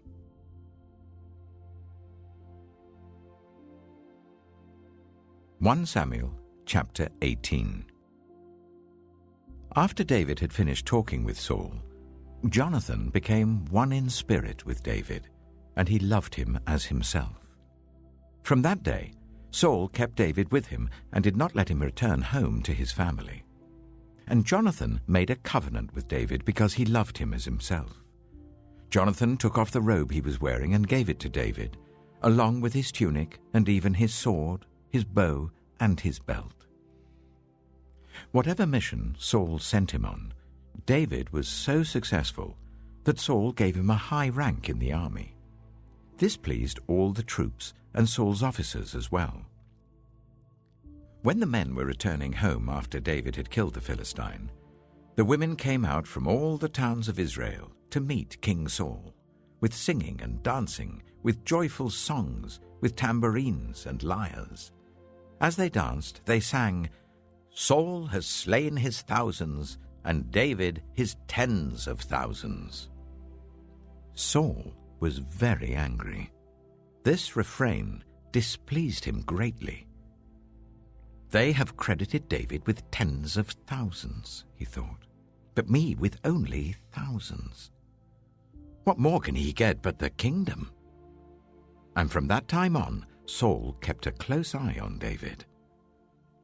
The next day, an evil spirit from God came forcefully on Saul. He was prophesying in his house while David was playing the lyre, as he usually did. Saul had a spear in his hand, and he hurled it, saying to himself, "I'll pin David to the wall." But David eluded him twice. Saul was afraid of David, because the Lord was with David, but had departed from Saul. So he sent David away from him and gave him command over 1,000 men. And David led the troops in their campaigns. In everything he did, he had great success, because the Lord was with him. When Saul saw how successful he was afraid of him. But all Israel and Judah loved David because he led them in their campaigns. Saul said to David, "Here is my elder daughter, Merab. I will give her to you in marriage. Only serve me bravely and fight the battles of the Lord." For Saul said to himself, "I will not raise a hand against him. Let the Philistines do that." But David said to Saul, "Who am I, and what is my family or my clan in Israel, that I should become the king's son-in-law?" So when the time came for Merab, Saul's daughter, to be given to David, she was given in marriage to Adriel of Meholah. Now Saul's daughter Michal was in love with David, and when they told Saul about it, he was pleased. I will give her to him, he thought, so that she may be a snare to him, and so that the hand of the Philistines may be against him. So Saul said to David, Now you have a second opportunity to become my son-in-law. Then Saul ordered his attendants, Speak to David privately and say, Look, the king likes you, and his attendants all love you. Now become his son-in-law.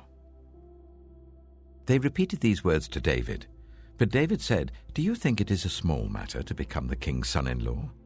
I'm only a poor man and little known. When Saul's servants told him what David had said, Saul replied, Say to David, The king wants no other price for the bride than 100 Philistine foreskins to take revenge on his enemies. Saul's plan was for David to fall by the hands of the Philistines. When the attendants told David these things, he was pleased to become the king's son-in-law. So before the allotted time elapsed, David took his men with him and went out and killed 200 Philistines and brought back their foreskins. They counted out the full number to the king so that David might become the king's son-in-law. Then Saul gave him his daughter Michal in marriage.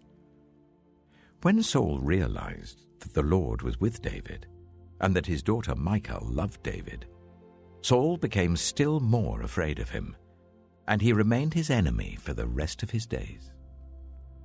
The Philistine commanders continued to go out to battle, and as often as they did, David met with more success than the rest of Saul's officers, and his name became well known.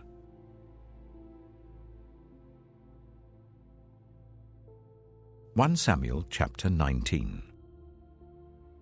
Saul told his son Jonathan and all the attendants to kill David. But Jonathan had taken a great liking to David and warned him, My father Saul is looking for a chance to kill you. Be on your guard tomorrow morning. Go into hiding and stay there. I will go out and stand with my father in the field where you are. I'll speak to him about you and will tell you what I find out. Jonathan spoke well of David to Saul his father and said to him, Let not the king do wrong to his servant David. He has not wronged you. And what he has done has benefited you greatly. He took his life in his hands when he killed the Philistine. The Lord won a great victory for all Israel, and you saw it and were glad. Why then would you do wrong to an innocent man like David by killing him for no reason? Saul listened to Jonathan and took this oath, As surely as the Lord lives, David will not be put to death. So Jonathan called David and told him the whole conversation. He brought him to Saul, and David was with Saul as before. Once more, war broke out, and David went out and fought the Philistines. He struck them with such force that they fled before him. But an evil spirit from the Lord came on Saul as he was sitting in his house with his spear in his hand. While David was playing the lyre, Saul tried to pin him to the wall with his spear, but David eluded him as Saul drove the spear into the wall. That night, David made good his escape. Saul sent men to David's house to watch it and to kill him in the morning. But Michal, David's wife, warned him, If you don't run for your life tonight, tomorrow you'll be killed. So Michal let David down through a window, and he fled and escaped. Then Michal took an idol and laid it on the bed, covering it with a garment and putting some goat's hair at the head. When Saul sent the men to capture David, Michal said, He is ill. Then Saul sent the men back to see David and told them, Bring him up to me in his bed so that I may kill him. But when the men entered, there was the idol in the bed, and at the head was some goat's hair. Saul said to Michal, Why did you deceive me like this and send my enemy away so that he escaped? Michal told him, He said to me, Let me get away. Why should I kill you? When David had fled and made his escape, he went to Samuel at Ramah and told him all that Saul had done to him. Then he and Samuel went to Naioth and stayed there. Word came to Saul, David is in Naioth at Ramah. So he sent men to capture him. But when they saw a group of prophets prophesying, with Samuel standing there as their leader, the Spirit of God came on Saul's men, and they also prophesied. Saul was told about it, and he sent more men, and they prophesied too. Saul sent men a third time, and they also prophesied. Finally, he himself left for Ramah, and went to the great cistern at Seku. And he asked, "Where are Samuel and David?" "Over in Naioth at Ramah," they said. So Saul went to Naioth at Ramah, but the Spirit of God came even on him. And he walked along prophesying until he came to Naioth. He stripped off his garments, and he too prophesied in Samuel's presence. He lay naked all that day and all that night. That is why people say, "Is Saul also among the prophets?"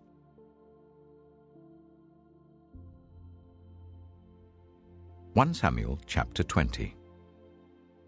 Then David fled from Naioth at Ramah, and went to Jonathan and asked, "What have I done? What is my crime? How have I wronged your father that he is trying to kill me?"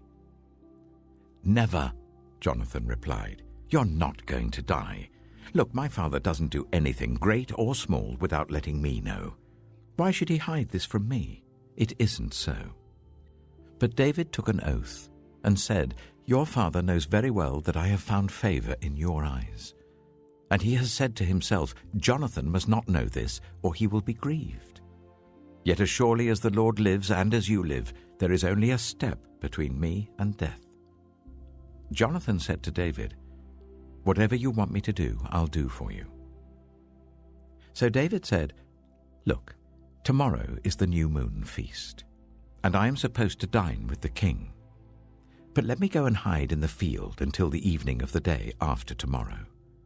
If your father misses me at all, tell him, 'David earnestly asked my permission to hurry to Bethlehem, his hometown, because an annual sacrifice is being made there for his whole clan.'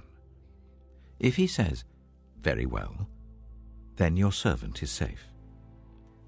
But if he loses his temper, you can be sure that he is determined to harm me. As for you, show kindness to your servant, for you have brought him into a covenant with you before the Lord.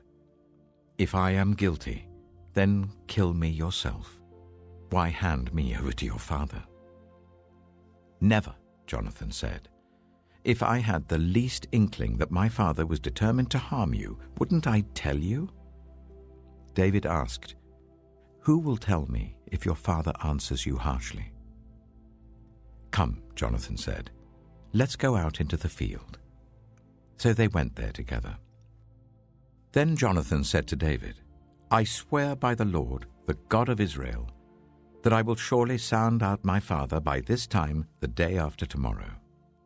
If he is favorably disposed towards you, will I not send you word and let you know?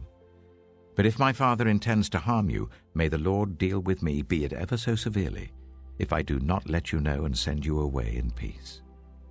May the Lord be with you, as he has been with my father. But show me unfailing kindness like the Lord's kindness as long as I live, so that I may not be killed.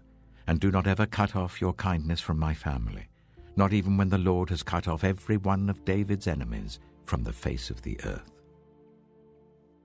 So Jonathan made a covenant with the house of David, saying, "May the Lord call David's enemies to account."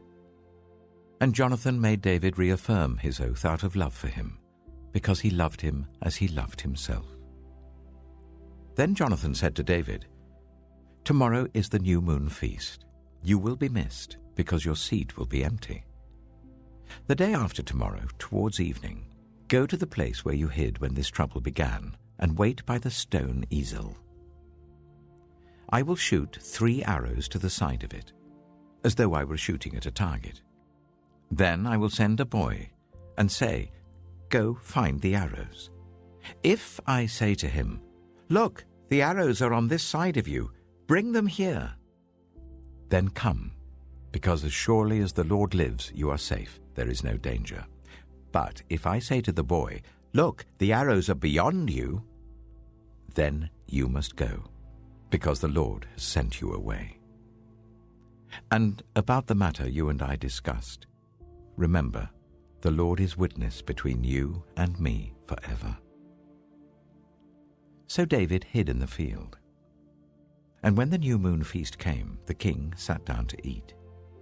He sat in his customary place by the wall, opposite Jonathan, and Abner sat next to Saul, but David's place was empty. Saul said nothing that day, for he thought something must have happened to David to make him ceremonially unclean. Surely he is unclean. But the next day, the second day of the month, David's place was empty again. Then Saul said to his son Jonathan, "Why hasn't the son of Jesse come to the meal, either yesterday or today?" Jonathan answered, "David earnestly asked me for permission to go to Bethlehem. He said, 'Let me go because our family is observing a sacrifice in the town, and my brother has ordered me to be there. If I have found favor in your eyes, let me go to see my brothers.' That is why he has not come to the king's table." Saul's anger flared up at Jonathan, and he said to him, "You son of a perverse and rebellious woman! Don't I know that you have sided with the son of Jesse to your own shame, and to the shame of the mother who bore you? As long as the son of Jesse lives on this earth, neither you nor your kingdom will be established. Now send someone to bring him to me, for he must die." "Why should he be put to death? What has he done?" Jonathan asked his father. But Saul hurled his spear at him to kill him. Then Jonathan knew that his father intended to kill David. Jonathan got up from the table in fierce anger. On that second day of the feast he did not eat, because he was grieved at his father's shameful treatment of David.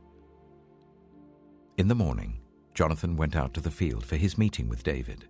He had a small boy with him, and he said to the boy, "Run and find the arrows I shoot." As the boy ran, he shot an arrow beyond him. When the boy came to the place where Jonathan's arrow had fallen, Jonathan called out after him, "Isn't the arrow beyond you?" Then he shouted, "Hurry, go quickly, don't stop." The boy picked up the arrow and returned to his master. The boy knew nothing about all this, only Jonathan and David knew. Then Jonathan gave his weapons to the boy and said, "Go, carry them back to town." After the boy had gone, David got up from the south side of the stone and bowed down before Jonathan 3 times with his face to the ground. Then they kissed each other and wept together. But David wept the most. Jonathan said to David, "Go in peace, for we have sworn friendship with each other in the name of the Lord, saying, 'The Lord is witness between you and me, and between your descendants and my descendants forever.'" Then David left, and Jonathan went back to the town.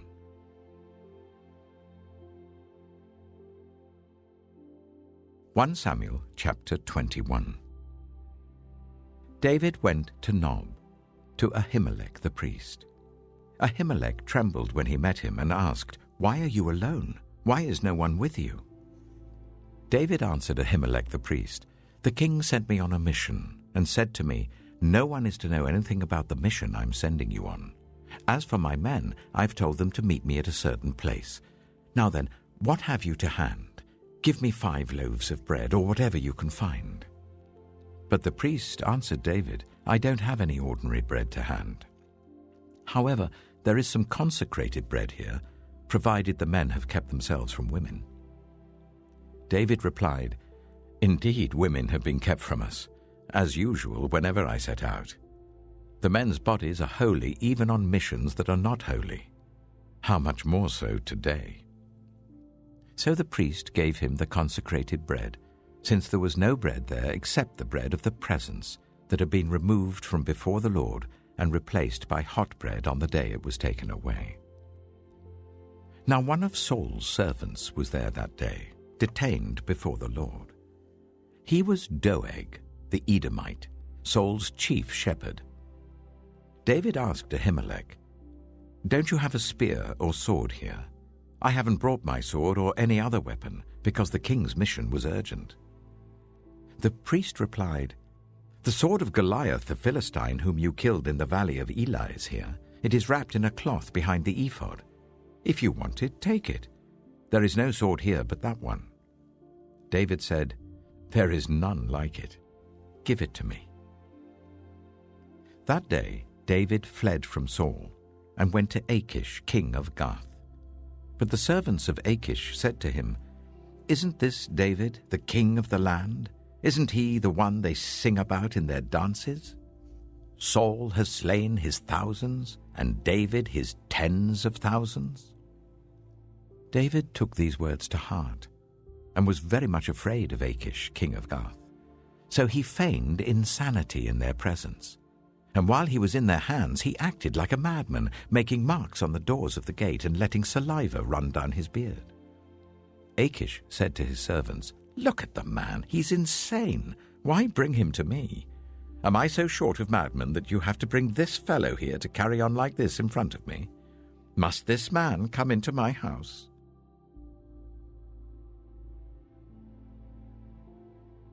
1 Samuel chapter 22. David left Gath and escaped to the cave of Adullam. When his brothers and his father's household heard about it, they went down to him there. All those who were in distress or in debt or discontented gathered round him, and he became their commander. About 400 men were with him. From there David went to Mizpah in Moab, and said to the king of Moab, "Would you let my father and mother come and stay with you until I learn what God will do for me?" So he left them with the king of Moab, and they stayed with him as long as David was in the stronghold. But the prophet Gad said to David, "Do not stay in the stronghold. Go into the land of Judah." So David left and went to the forest of Hereth.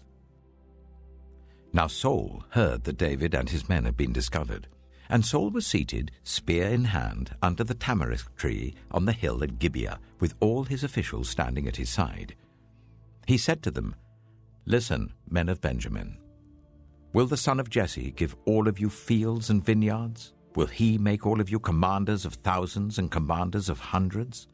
Is that why you've all conspired against me? No one tells me when my son makes a covenant with the son of Jesse.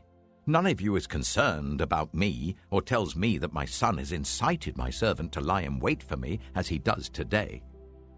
But Doeg the Edomite, who was standing with Saul's officials, said, "I saw the son of Jesse come to Ahimelech, son of Ahitub at Nob. Ahimelech inquired of the Lord for him. He also gave him provisions and the sword of Goliath the Philistine." Then the king sent for the priest Ahimelech, son of Ahitub, and all the men of his family who were the priests at Nob, and they all came to the king. Saul said, "Listen now, son of Ahitub." "Yes, my lord," he answered. Saul said to him, "Why have you conspired against me, you and the son of Jesse, giving him bread and a sword, and inquiring of God for him, so that he has rebelled against me and lies in wait for me, as he does today?" Ahimelech answered the king, "Who of all your servants is as loyal as David, the king's son-in-law, captain of your bodyguard, and highly respected in your household? Was that day the first time I inquired of God for him? Of course not. Let not the king accuse your servant or any of his father's family, for your servant knows nothing at all about this whole affair." But the king said, "You shall surely die, Ahimelech, you and your whole family." Then the king ordered the guards at his side, "Turn and kill the priests of the Lord, because they too have sided with David. They knew he was fleeing, yet they did not tell me." But the king's officials were unwilling to raise a hand to strike the priests of the Lord. The king then ordered Doeg, "You turn and strike down the priests." So Doeg the Edomite turned and struck them down. That day he killed 85 men who wore the linen ephod. He also put to the sword Nob, the town of the priests, with its men and women, its children and infants, and its cattle, donkeys, and sheep. But one son of Ahimelech, son of Ahitub, named Abiathar, escaped and fled to join David. He told David that Saul had killed the priests of the Lord. Then David said to Abiathar, "That day, when Doeg the Edomite was there, I knew he would be sure to tell Saul. I am responsible for the death of your whole family. Stay with me. Don't be afraid. The man who wants to kill you is trying to kill me too. You will be safe with me."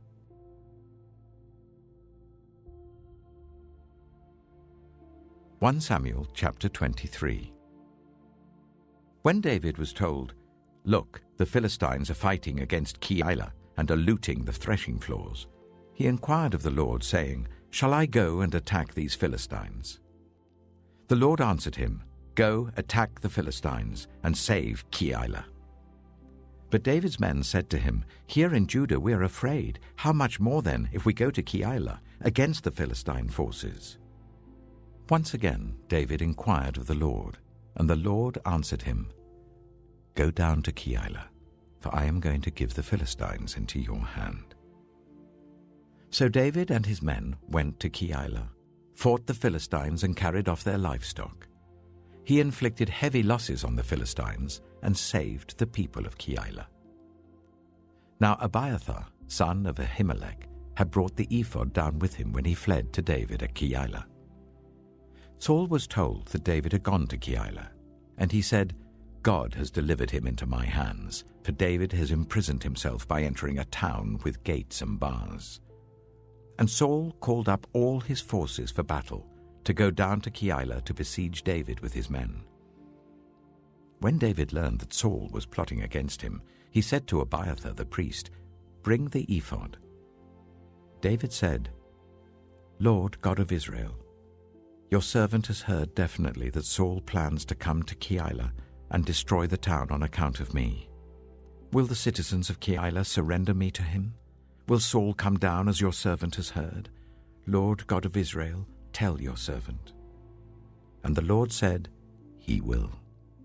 Again David asked, "Will the citizens of Keilah surrender me and my men to Saul?" And the Lord said, "They will." So David and his men, about 600 in number, left Keilah and kept moving from place to place. When Saul was told that David had escaped from Keilah, he did not go there. David stayed in the wilderness strongholds and in the hills of the desert of Ziph. Day after day Saul searched for him, but God did not give David into his hands. While David was at Horesh in the desert of Ziph, he learned that Saul had come out to take his life, and Saul's son Jonathan went to David at Horesh and helped him to find strength in God. "Don't be afraid," he said. "My father Saul will not lay a hand on you. You shall be king over Israel, and I will be second to you. Even my father Saul knows this." The two of them made a covenant before the Lord. Then Jonathan went home, but David remained at Horesh. The Ziphites went up to Saul at Gibeah and said, "Is not David hiding among us in the strongholds at Horesh, on the hill of Keilah, south of Jeshimon? Now, your majesty, come down whenever it pleases you to do so, and we will be responsible for giving him into your hands." Saul replied, "The Lord bless you for your concern for me. Go and get more information. Find out where David usually goes and who has seen him there. They tell me he's very crafty. Find out about all the hiding places he uses and come back to me with definite information. Then I will go with you. If he is in the area, I will track him down among all the clans of Judah." So they set out and went to Ziph ahead of Saul. Now David and his men were in the desert of Maon, in the Arabah south of Jeshimon. Saul and his men began to search, and when David was told about it, he went down to the rock and stayed in the desert of Maon. When Saul heard this, he went into the desert of Maon in pursuit of David. Saul was going along one side of the mountain, and David and his men were on the other side, hurrying to get away from Saul. As Saul and his forces were closing in on David and his men to capture them, a messenger came to Saul, saying, "Come quickly, the Philistines are raiding the land." Then Saul broke off his pursuit of David and went to meet the Philistines. That is why they call this place Selah Hammalakoth. and David went up from there and lived in the strongholds of En-gedi.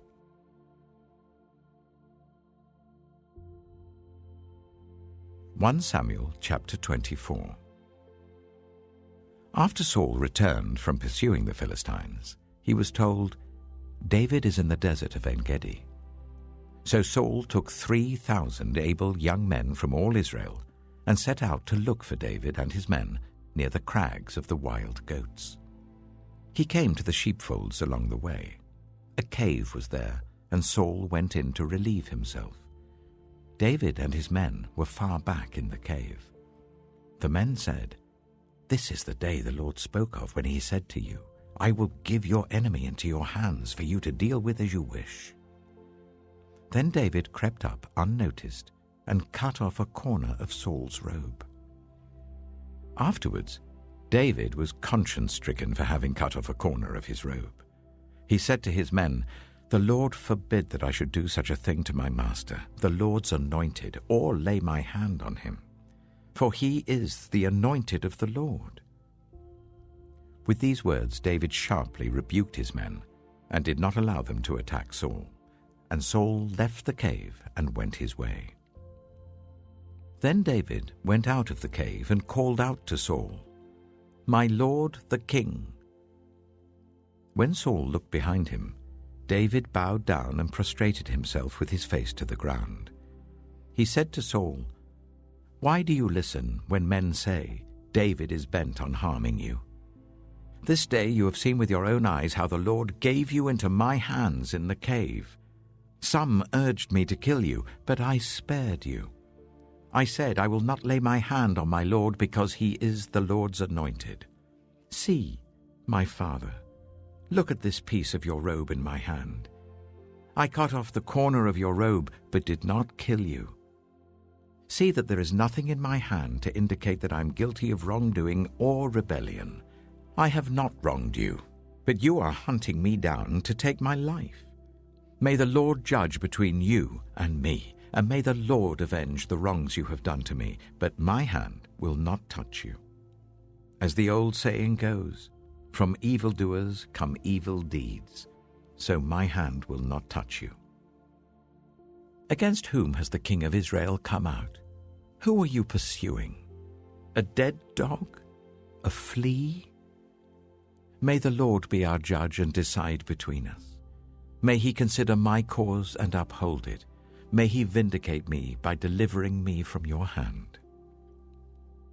When David finished saying this, Saul asked, "Is that your voice, David, my son?" And he wept aloud. "You are more righteous than I," he said. "You have treated me well, but I have treated you badly. You have just now told me about the good you did to me. The Lord gave me into your hands, but you did not kill me. When a man finds his enemy, does he let him get away unharmed? May the Lord reward you well for the way you've treated me today. I know that you will surely be king, and that the kingdom of Israel will be established in your hands. Now swear to me by the Lord that you will not kill off my descendants or wipe out my name from my father's family." So David gave his oath to Saul. Then Saul returned home, but David and his men went up to the stronghold.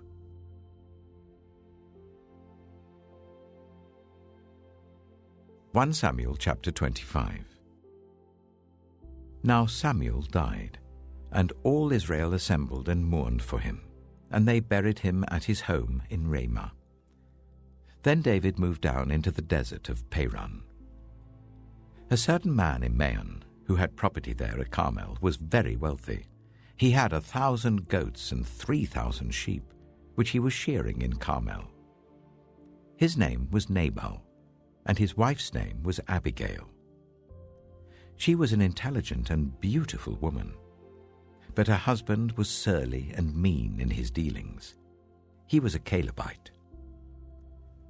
While David was in the wilderness, he heard that Nabal was shearing sheep.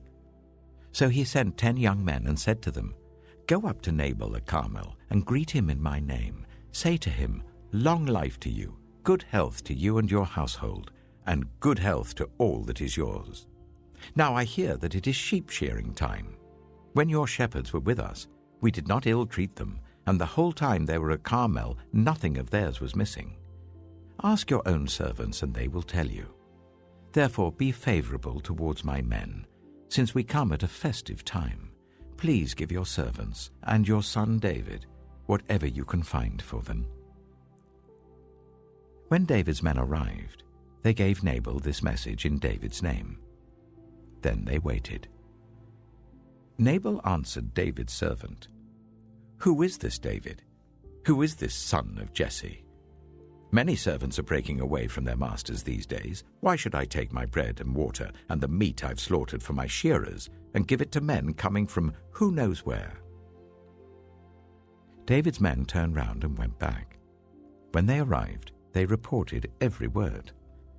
David said to his men, "Each of you strap on your sword." So they did, and David strapped his on as well. About 400 men went up with David, while 200 stayed with the supplies. One of the servants told Abigail, Nabal's wife, "David sent messengers from the wilderness to give our master his greetings, but he hurled insults at them. Yet these men were very good to us. They did not ill-treat us, and the whole time we were out in the fields near them, nothing was missing. Night and day, they were a wall around us the whole time we were herding our sheep near them. Now think it over and see what you can do, because disaster is hanging over our master and his whole household. He is such a wicked man that no one can talk to him."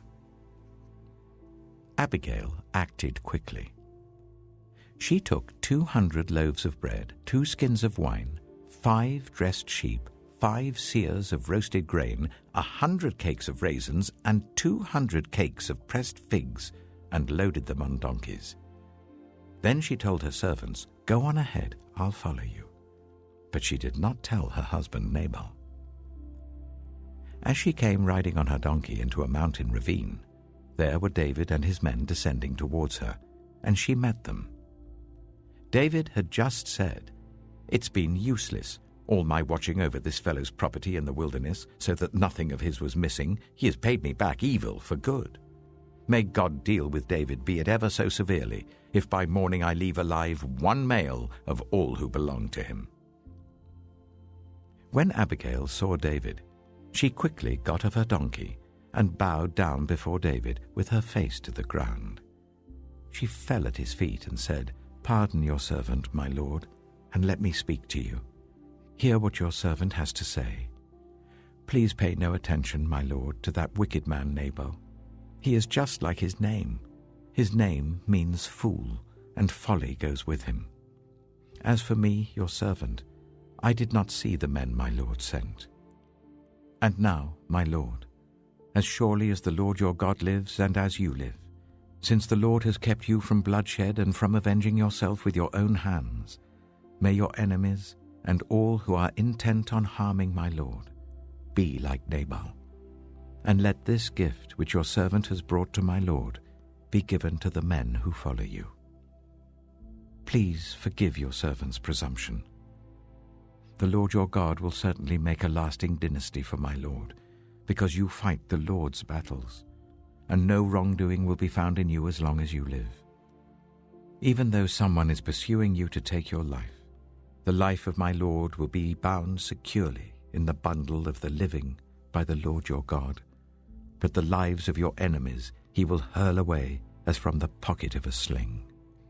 When the Lord has fulfilled for my lord every good thing he promised concerning him, and has appointed him ruler over Israel, my lord will not have on his conscience the staggering burden of needless bloodshed or of having avenged himself. And when the Lord your God has brought my lord success, remember your servant." David said to Abigail, "Praise be to the Lord, the God of Israel, who has sent you today to meet me. May you be blessed for your good judgment and for keeping me from bloodshed this day and from avenging myself with my own hands.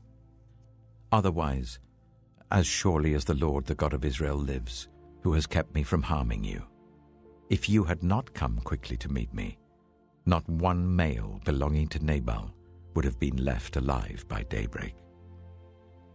Then David accepted from her hand what she had brought to him and said, "Go home in peace. I have heard your words and granted your request." When Abigail went to Nabal, he was in the house holding a banquet like that of a king. He was in high spirits and very drunk.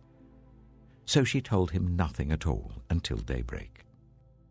Then, in the morning, when Nabal was sober, his wife told him all these things, and his heart failed him, and he became like a stone. About 10 days later, the Lord struck Nabal, and he died. When David heard that Nabal was dead, he said, "Praise be to the Lord, who has upheld my cause against Nabal for treating me with contempt. He has kept his servant from doing wrong and has brought Nabal's wrongdoing down on his own head." Then David sent word to Abigail, asking her to become his wife. His servants went to Carmel and said to Abigail, "David has sent us to you to take you to become his wife." She bowed down with her face to the ground and said, "I am your servant, and am ready to serve you and wash the feet of my Lord's servants." Abigail quickly got on a donkey, and attended by her 5 female servants, went with David's messengers and became his wife. David had also married Ahinoam of Jezreel, and they were both his wives. But Saul had given his daughter Michal, David's wife, to Paltiel, son of Laish, who was from Galim.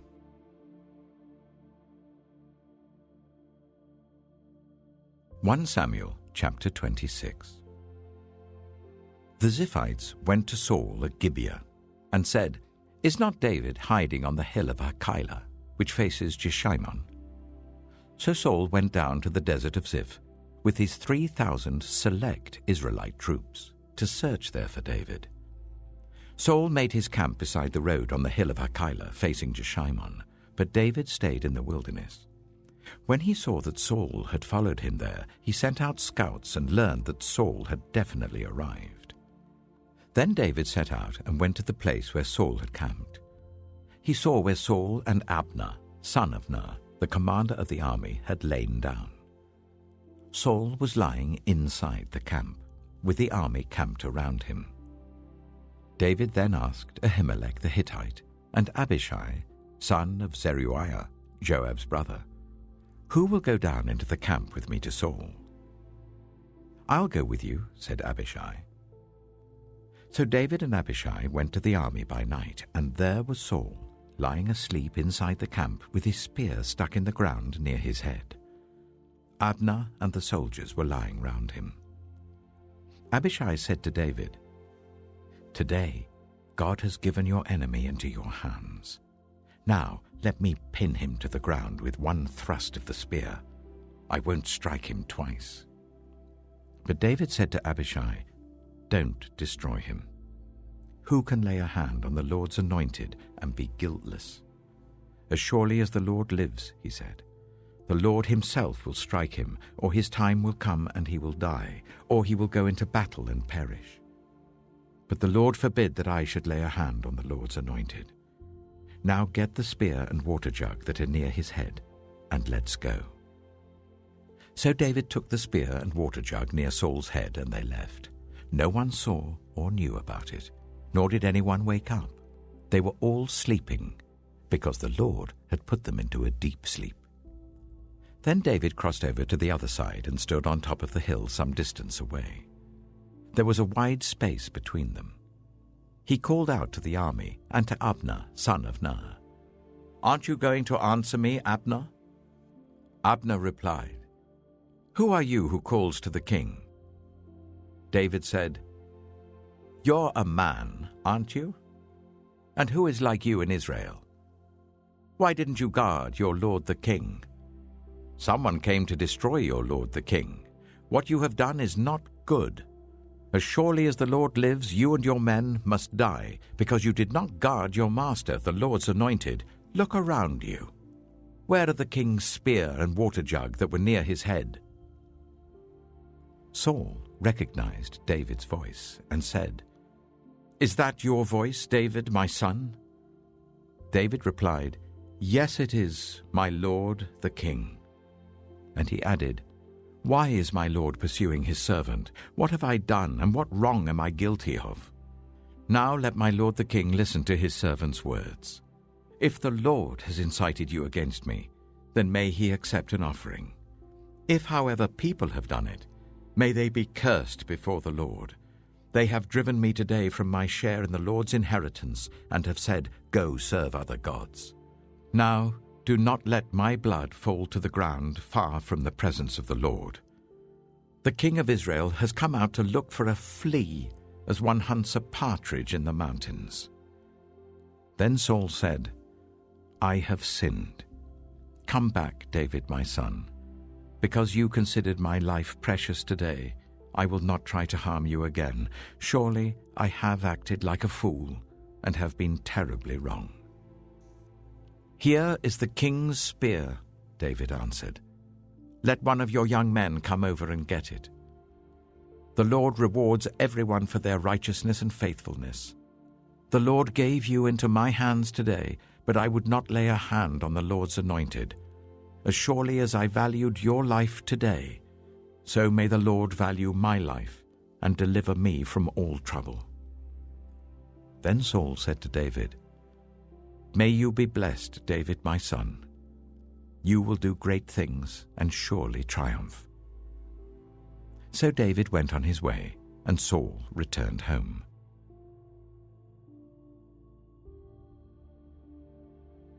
1 Samuel chapter 27. But David thought to himself, "One of these days I shall be destroyed by the hand of Saul.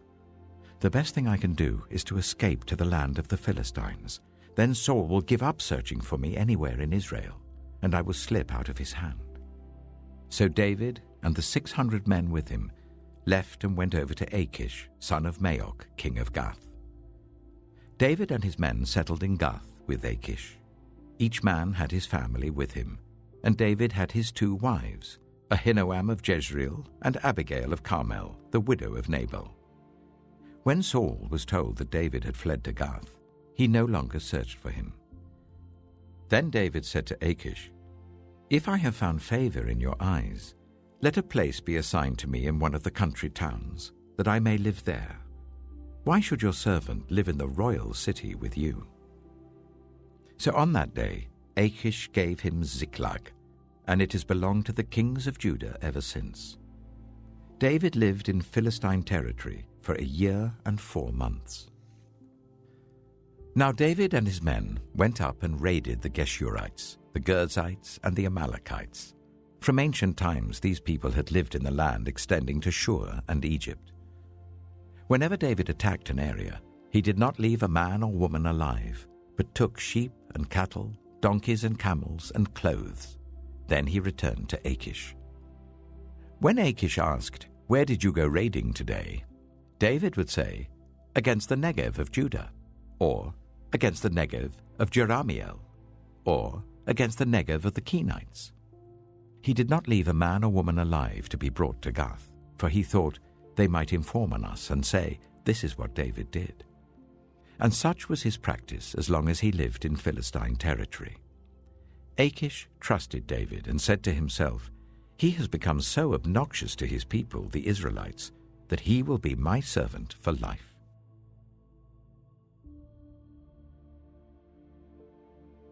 (1 Samuel chapter 28). In those days the Philistines gathered their forces to fight against Israel. Achish said to David, "You must understand that you and your men will accompany me in the army." David said, "Then you will see for yourself what your servant can do." Achish replied, "Very well. I will make you my bodyguard for life." Now Samuel was dead, and all Israel had mourned for him and buried him in his own town of Ramah. Saul had expelled the mediums and spiritists from the land. The Philistines assembled and came up and set up camp at Shunem, while Saul gathered all Israel and set up camp at Gilboa. When Saul saw the Philistine army, he was afraid. Terror filled his heart. He inquired of the Lord, but the Lord did not answer him by dreams or Urim or prophets. Saul then said to his attendants, Find me a woman who is a medium, so that I may go and inquire of her." "There is one in Endor," they said. So Saul disguised himself, putting on other clothes, and at night he and 2 men went to the woman. "Consult a spirit for me," he said, "and bring up for me the one I name." But the woman said to him, "Surely you know what Saul has done. He has cut off the mediums and spiritists from the land. Why have you set a trap for my life to bring about my death?" Saul swore to her by the Lord, "As surely as the Lord lives, you will not be punished for this." Then the woman asked, "Whom shall I bring up for you?" "Bring up Samuel," he said. When the woman saw Samuel, she cried out at the top of her voice and said to Saul, "Why have you deceived me? You are Saul." The king said to her, "Don't be afraid. What do you see?" The woman said, "I see a ghostly figure coming up out of the earth." "What does he look like?" he asked. "An old man wearing a robe is coming up," she said. Then Saul knew it was Samuel, and he bowed down and prostrated himself with his face to the ground. Samuel said to Saul, "Why have you disturbed me by bringing me up?" "I am in great distress," Saul said. "The Philistines are fighting against me, and God has departed from me. He no longer answers me either by prophets or by dreams. So I have called on you to tell me what to do." Samuel said, "Why do you consult me, now that the Lord has departed from you and become your enemy? The Lord has done what he predicted through me. The Lord has torn the kingdom out of your hands and given it to one of your neighbors, to David. Because you did not obey the Lord or carry out his fierce wrath against the Amalekites, the Lord has done this to you today.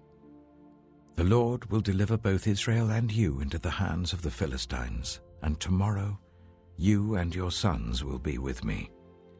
The Lord will also give the army of Israel into the hands of the Philistines." Immediately Saul fell full length on the ground, filled with fear because of Samuel's words. His strength was gone, for he had eaten nothing all that day and all that night.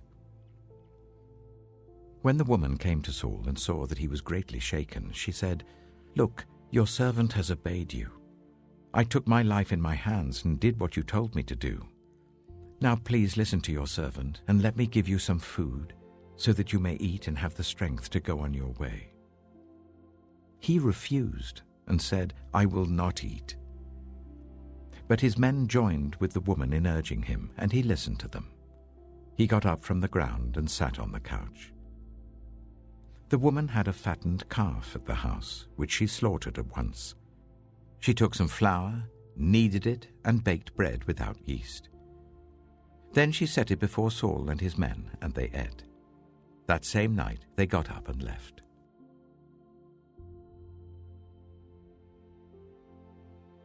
1 Samuel chapter 29. The Philistines gathered all their forces at Aphek, and Israel camped by the spring in Jezreel. As the Philistine rulers marched with their units of hundreds and thousands, David and his men were marching at the rear with Achish. The commanders of the Philistines asked, "What about these Hebrews?" Achish replied, "Is this not David, who was an officer of Saul, king of Israel?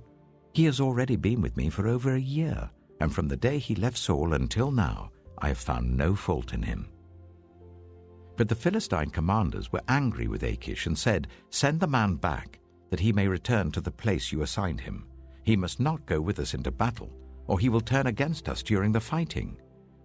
How better could he regain his master's favor than by taking the heads of our own men?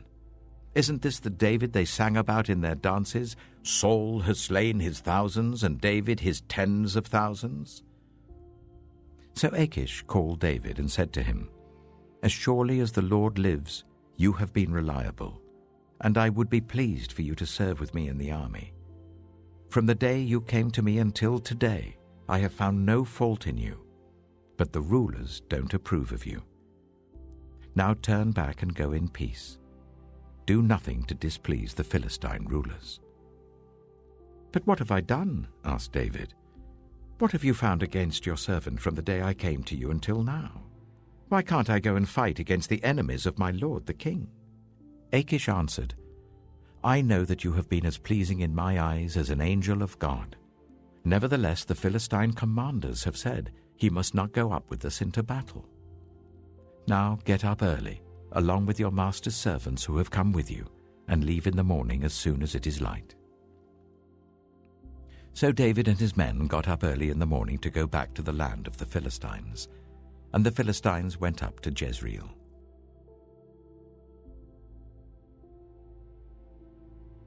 1 Samuel chapter 30. David and his men reached Ziklag on the third day. Now the Amalekites had raided the Negev and Ziklag. They had attacked Ziklag and burned it, and had taken captive the women and everyone else in it, both young and old. They killed none of them, but carried them off as they went on their way. When David and his men reached Ziklag, they found it destroyed by fire, and their wives and sons and daughters taken captive. So David and his men wept aloud until they had no strength left to weep. David's 2 wives had been captured, Ahinoam of Jezreel and Abigail, the widow of Nabal of Carmel. David was greatly distressed because the men were talking of stoning him. Each one was bitter in spirit because of his sons and daughters. But David found strength in the Lord his God. Then David said to Abiathar the priest, the son of Ahimelech, "Bring me the ephod." Abiathar brought it to him, and David inquired of the Lord, "Shall I pursue this raiding party? Will I overtake them?" "Pursue them," he answered. "You will certainly overtake them and succeed in the rescue." David and 600 men with him came to the Bezor valley, where some stayed behind. 200 of them were too exhausted to cross the valley, but David and the other 400 continued the pursuit. They found an Egyptian in a field and brought him to David. They gave him water to drink and food to eat, part of a cake of pressed figs and 2 cakes of raisins. He ate and was revived, for he had not eaten any food or drunk any water for 3 days and 3 nights. David asked him, "Who do you belong to? Where do you come from?" He said, "I am an Egyptian, the slave of an Amalekite. My master abandoned me when I became ill 3 days ago. We raided the Negev of the Kirithites, some territory belonging to Judah, and the Negev of Caleb, and we burned Ziklag." David asked him, "Can you lead me down to this raiding party?" He said, "Swear to me before God that you will not kill me or hand me over to my master, and I will take you down to them." He led David down, and there they were, scattered over the countryside, eating, drinking, and reveling because of the great amount of plunder they had taken from the land of the Philistines and from Judah.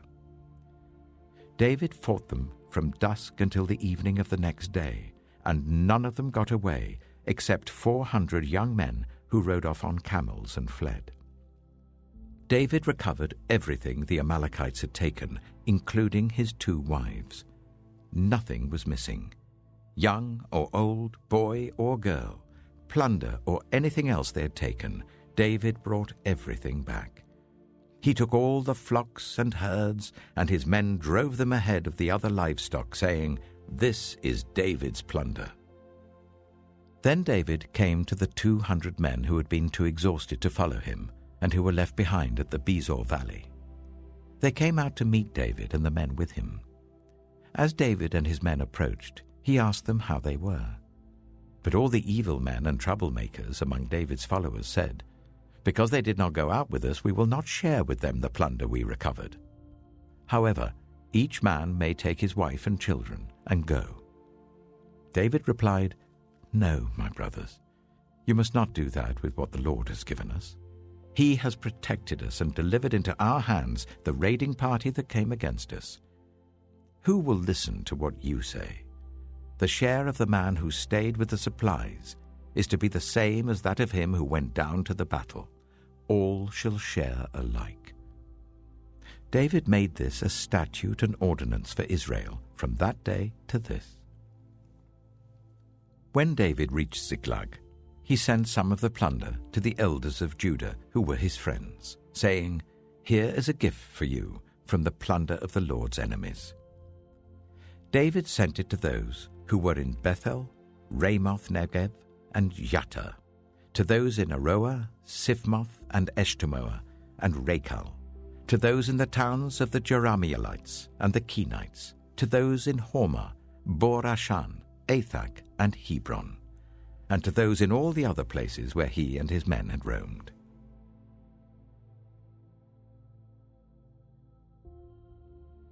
Samuel chapter 31. Now the Philistines fought against Israel. The Israelites fled before them, and many fell dead on Mount Gilboa. The Philistines were in hot pursuit of Saul and his sons, and they killed his sons Jonathan, Abinadab, and Malchishua. The fighting grew fierce around Saul, and when the archers overtook him, they wounded him critically. Saul said to his armor-bearer, "Draw your sword and run me through, or these uncircumcised fellows will come and run me through and abuse me." But the armor-bearer was terrified and would not do it. So Saul took his own sword and fell on it. When the armor-bearer saw that Saul was dead, he too fell on his sword and died with him. So Saul and his 3 sons and his armor-bearer and all his men died together that same day. When the Israelites along the valley and those across the Jordan saw that the Israelite army had fled and that Saul and his sons had died, they abandoned their towns and fled. And the Philistines came and occupied them. The next day, when the Philistines came to strip the dead, they found Saul and his 3 sons fallen on Mount Gilboa. They cut off his head and stripped off his armor, and they sent messengers throughout the land of the Philistines to proclaim the news in the temple of their idols and among their people. They put his armor in the temple of the Ashtoreths and fastened his body to the wall of Beth-shan. When the people of Jabesh-Gilead heard what the Philistines had done to Saul, all their valiant men marched through the night to Beth-shan. They took down the bodies of Saul and his sons from the wall of Beth-shan and went to Jabesh, where they burned them. Then they took their bones and buried them under a tamarisk tree at Jabesh, and they fasted 7 days.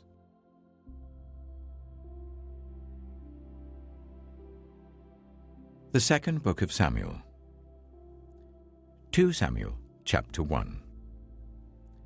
After the death of Saul, David returned from striking down the Amalekites and stayed in Ziklag 2 days.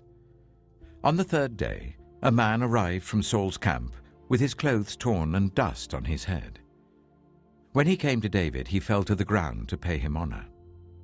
"Where have you come from?" David asked him. He answered, "I have escaped from the Israelite camp."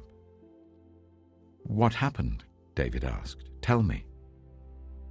"The men fled from the battle," he replied. "Many of them fell and died. And Saul and his son Jonathan are dead." Then David said to the young man who brought him the report, "How do you know that Saul and his son Jonathan are dead?" "I happened to be on Mount Gilboa," the young man said, "and there was Saul leaning on his spear with the chariots and their drivers in hot pursuit. When he turned round and saw me, he called out to me, and I said, 'What can I do?' He asked me, 'Who are you?' 'An Amalekite,' I answered. Then he said to me, 'Stand here by me and kill me. I'm in the throes of death, but I'm still alive.' So I stood beside him and killed him, because I knew that after he had fallen he could not survive. And I took the crown that was on his head and the band on his arm, and have brought them here to my lord." Then David and all the men with him took hold of their clothes and tore them. They mourned and wept and fasted till evening for Saul and his son Jonathan, and for the army of the Lord and for the nation of Israel, because they had fallen by the sword. David said to the young man who brought him the report, "Where are you from?" "I am the son of a foreigner, an Amalekite," he answered. David asked him, Why weren't you afraid to lift your hand to destroy the Lord's anointed?" Then David called one of his men and said, "Go, strike him down." So he struck him down, and he died. For David had said to him, "Your blood be on your own head. Your own mouth testified against you when you said, 'I killed the Lord's anointed.'" David took up this lament concerning Saul and his son Jonathan, and he ordered that the people of Judah be taught this lament of the bow. It is written in the book of Jasher. "A gazelle lies slain on your heights, Israel. How the mighty have fallen. Tell it not in Gath. Proclaim it not in the streets of Ashkelon, lest the daughters of the Philistines be glad, lest the daughters of the uncircumcised rejoice. Mountains of Gilboa, may you have neither dew nor rain. May no showers fall on your terraced fields. For there the shield of the mighty was despised, the shield of Saul, no longer rubbed with oil. From the blood of the slain, from the flesh of the mighty, the bow of Jonathan did not turn back. The sword of Saul did not return unsatisfied. Saul and Jonathan, in life they were loved and admired, and in death they were not parted. They were swifter than eagles, they were stronger than lions. Daughters of Israel, weep for Saul, who clothed you in scarlet and finery, who adorned your garments with ornaments of gold. How the mighty have fallen in battle. Jonathan lies slain on your heights. I grieve for you, Jonathan, my brother. You were very dear to me. Your love for me was wonderful, more wonderful than that of women. How the mighty have fallen. The weapons of war have perished."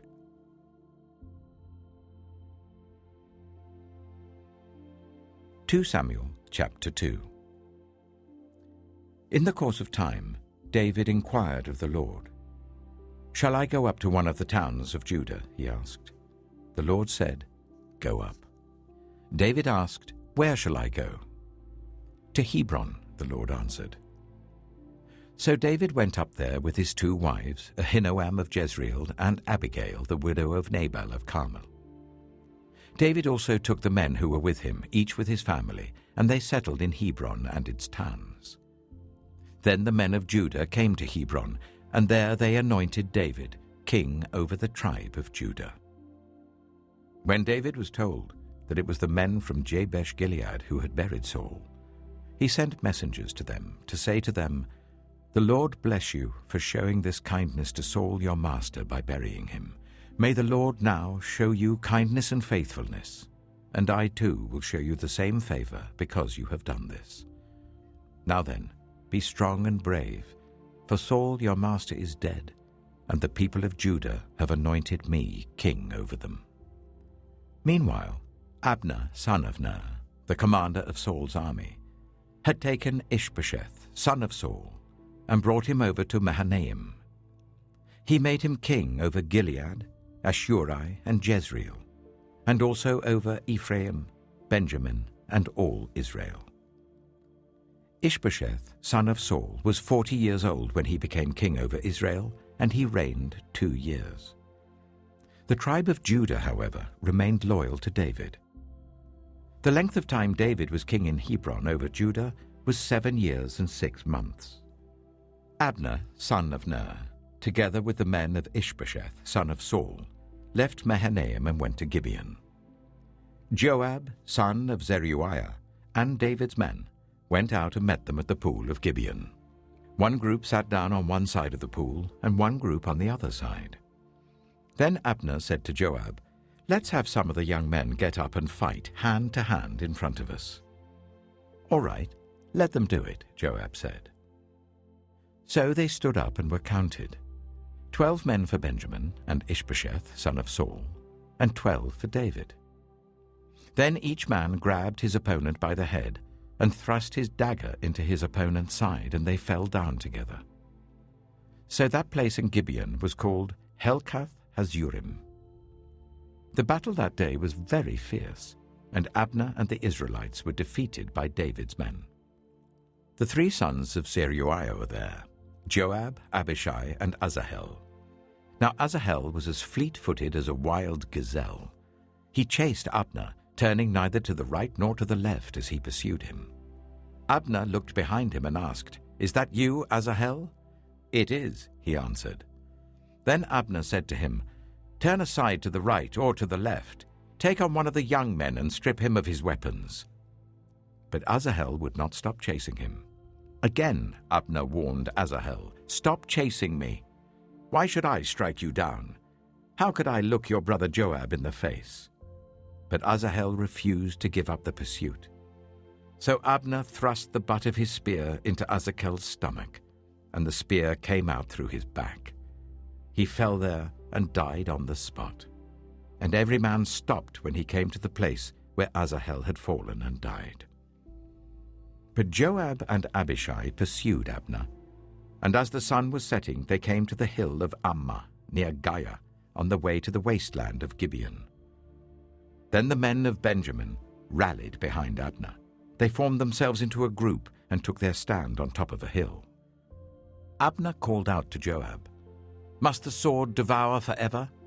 Don't you realize that this will end in bitterness? How long before you order your men to stop pursuing their fellow Israelites?"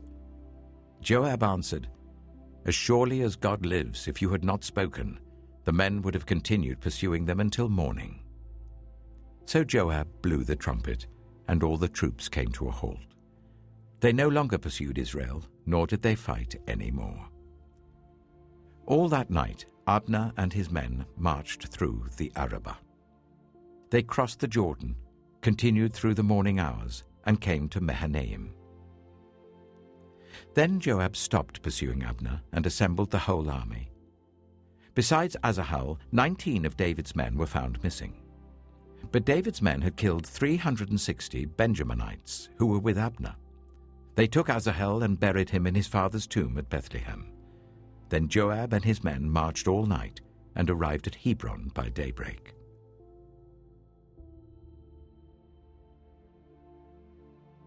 2 Samuel chapter 3. The war between the house of Saul and the house of David lasted a long time. David grew stronger and stronger, while the house of Saul grew weaker and weaker. Sons were born to David in Hebron. His firstborn was Amnon, the son of Ahinoam of Jezreel. His second, Chileab, the son of Abigail, the widow of Nabal of Carmel. The third, Absalom, the son of Maacah, daughter of Talmai, king of Geshur. The fourth, Adonijah, the son of Haggith. The fifth, Shephatiah, the son of Abital. And the sixth, Ithream, the son of David's wife Eglah. These were born to David in Hebron. During the war between the house of Saul and the house of David, Abner had been strengthening his own position in the house of Saul. Now Saul had had a concubine named Rizpah, daughter of Aiah, and Ishbosheth said to Abner, "Why did you sleep with my father's concubine?" Abner was very angry because of what Ishbosheth had said. So he answered, "Am I a dog's head on Judah's side? This very day I am loyal to the house of your father Saul and to his family and friends. I haven't handed you over to David. Yet now you accuse me of an offense involving this woman. May God deal with Abner, be it ever so severely, if I do not do for David what the Lord promised him on oath, and transfer the kingdom from the house of Saul, and establish David's throne over Israel and Judah, from Dan to Beersheba." Ishbosheth did not dare to say another word to Abner, because he was afraid of him. Then Abner sent messengers on his behalf to say to David, "Whose land is it? Make an agreement with me, and I will help you bring all Israel over to you." "Good," said David, "I will make an agreement with you. But I demand one thing of you. Do not come into my presence unless you bring Michal, daughter of Saul, when you come to see me." Then David sent messengers to Ishbosheth, son of Saul, demanding, "Give me my wife Michal, whom I betrothed to myself for the price of 100 Philistine foreskins." So Ishbosheth gave orders and had her taken away from her husband Paltiel, son of Laish. Her husband, however, went with her, weeping behind her all the way to Bahurim. Then Abner said to him, "Go back home." So he went back. Abner conferred with the elders of Israel and said, "For some time you have wanted to make David your king. Now do it.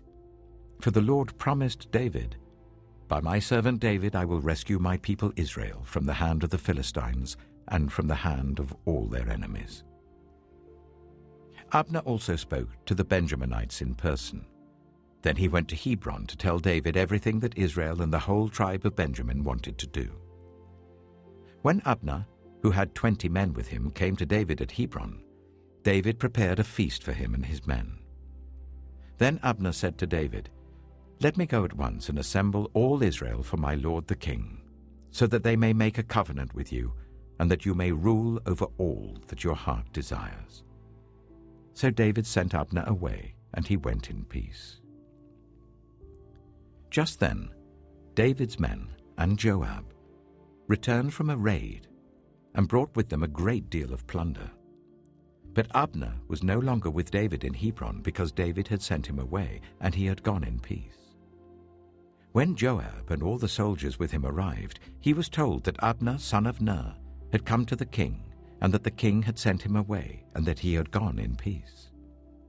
So Joab went to the king and said, "What have you done? Look, Abner came to you. Why did you let him go? Now he is gone. You know Abner, son of Ner. He came to deceive you and observe your movements and find out everything you're doing."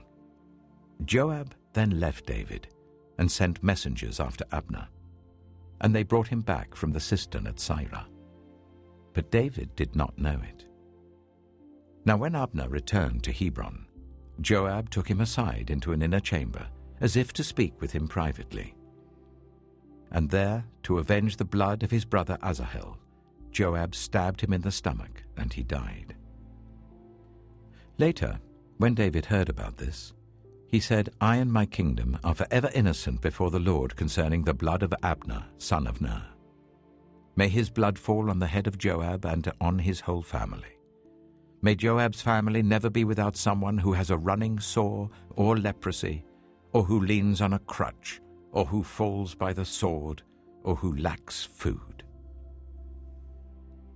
Joab and his brother Abishai murdered Abner because he had killed their brother Asahel in the battle of Gibeon. Then David said to Joab and all the people with him, "Tear your clothes and put on sackcloth and walk in mourning in front of Abner." King David himself walked behind the bier. They buried Abner in Hebron, and the king wept aloud at Abner's tomb. All the people wept also. The king sang this lament for Abner. "Should Abner have died as the lawless die? Your hands were not bound, your feet were not fettered. You fell as one falls before the wicked." And all the people wept over him again. Then they all came and urged David to eat something while it was still day. But David took an oath, saying, "May God deal with me, be it ever so severely, if I taste bread or anything else before the sun sets." All the people took note and were pleased. Indeed, everything the king did pleased them. So on that day all the people there and all Israel knew that the king had no part in the murder of Abner, son of Ner. Then the king said to his men, "Do you not realize that a commander and a great man has fallen in Israel this day? And today, though I am the anointed king, I am weak. And these sons of Zeruiah are too strong for me. May the Lord repay the evildoer according to his evil deeds."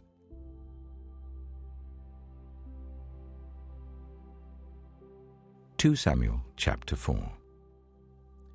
When Ishbosheth, son of Saul, heard that Abner had died in Hebron, he lost courage, and all Israel became alarmed. Now Saul's son had 2 men who were leaders of raiding bands.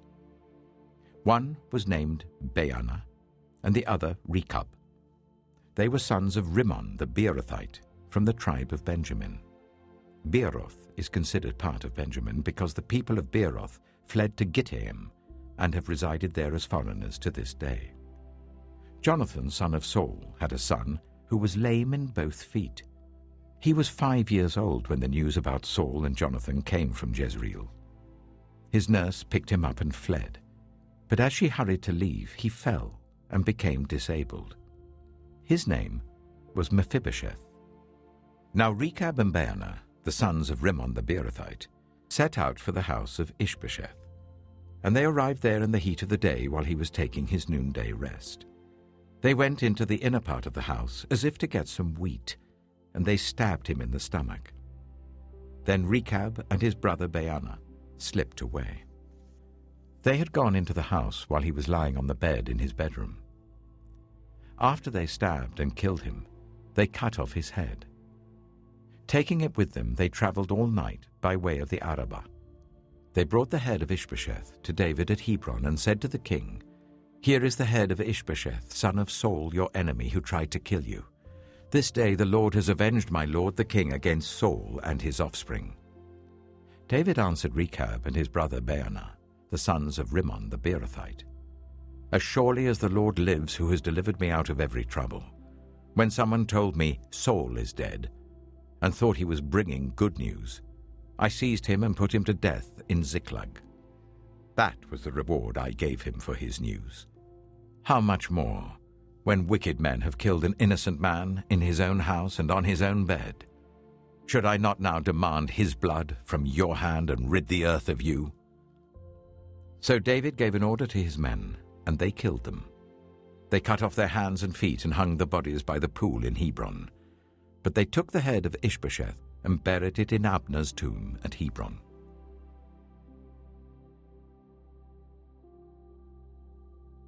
Samuel chapter 5. All the tribes of Israel came to David at Hebron and said, "We are your own flesh and blood.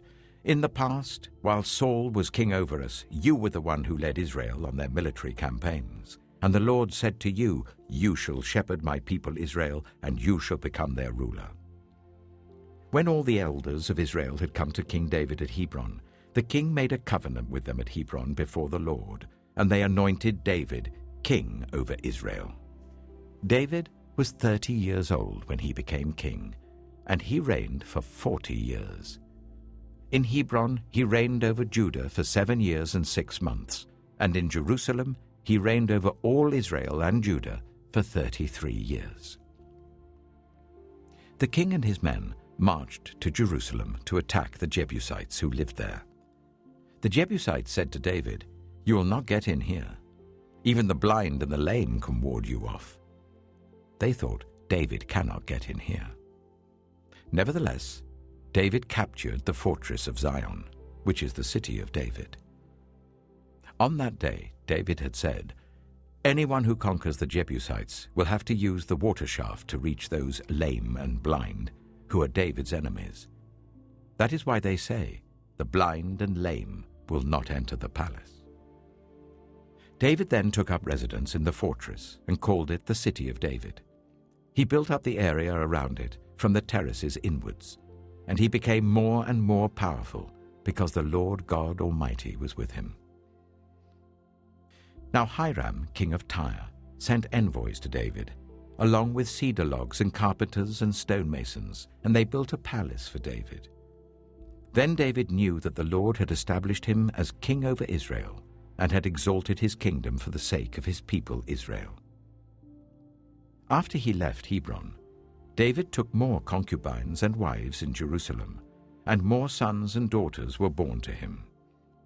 These are the names of the children born to him there: Shammua, Shobab, Nathan, Solomon, Ipah, Elishua, Nepheg, Japhiah, Elishama, Eliada, and Eliphalet. When the Philistines heard that David had been anointed king over Israel, they went up in full force to search for him. But David heard about it and went down to the stronghold. Now the Philistines had come and spread out in the valley of Rephaim. So David inquired of the Lord, "Shall I go and attack the Philistines? Will you deliver them into my hands?" The Lord answered him, "Go, for I will surely deliver the Philistines into your hands." So David went to Baal-perazim, and there he defeated them. He said, "As the waters break out, the Lord has broken out against my enemies before me." So that place was called Baal-perazim. The Philistines abandoned their idols there, and David and his men carried them off. Once more the Philistines came up and spread out in the valley of Rephaim. So David inquired of the Lord, and he answered, "Do not go straight up, but circle round behind them and attack them in front of the poplar trees. As soon as you hear the sound of marching in the tops of the poplar trees, move quickly, because that will mean the Lord has gone out in front of you to strike the Philistine army." So David did as the Lord commanded him, and he struck down the Philistines all the way from Gibeon to Gezer.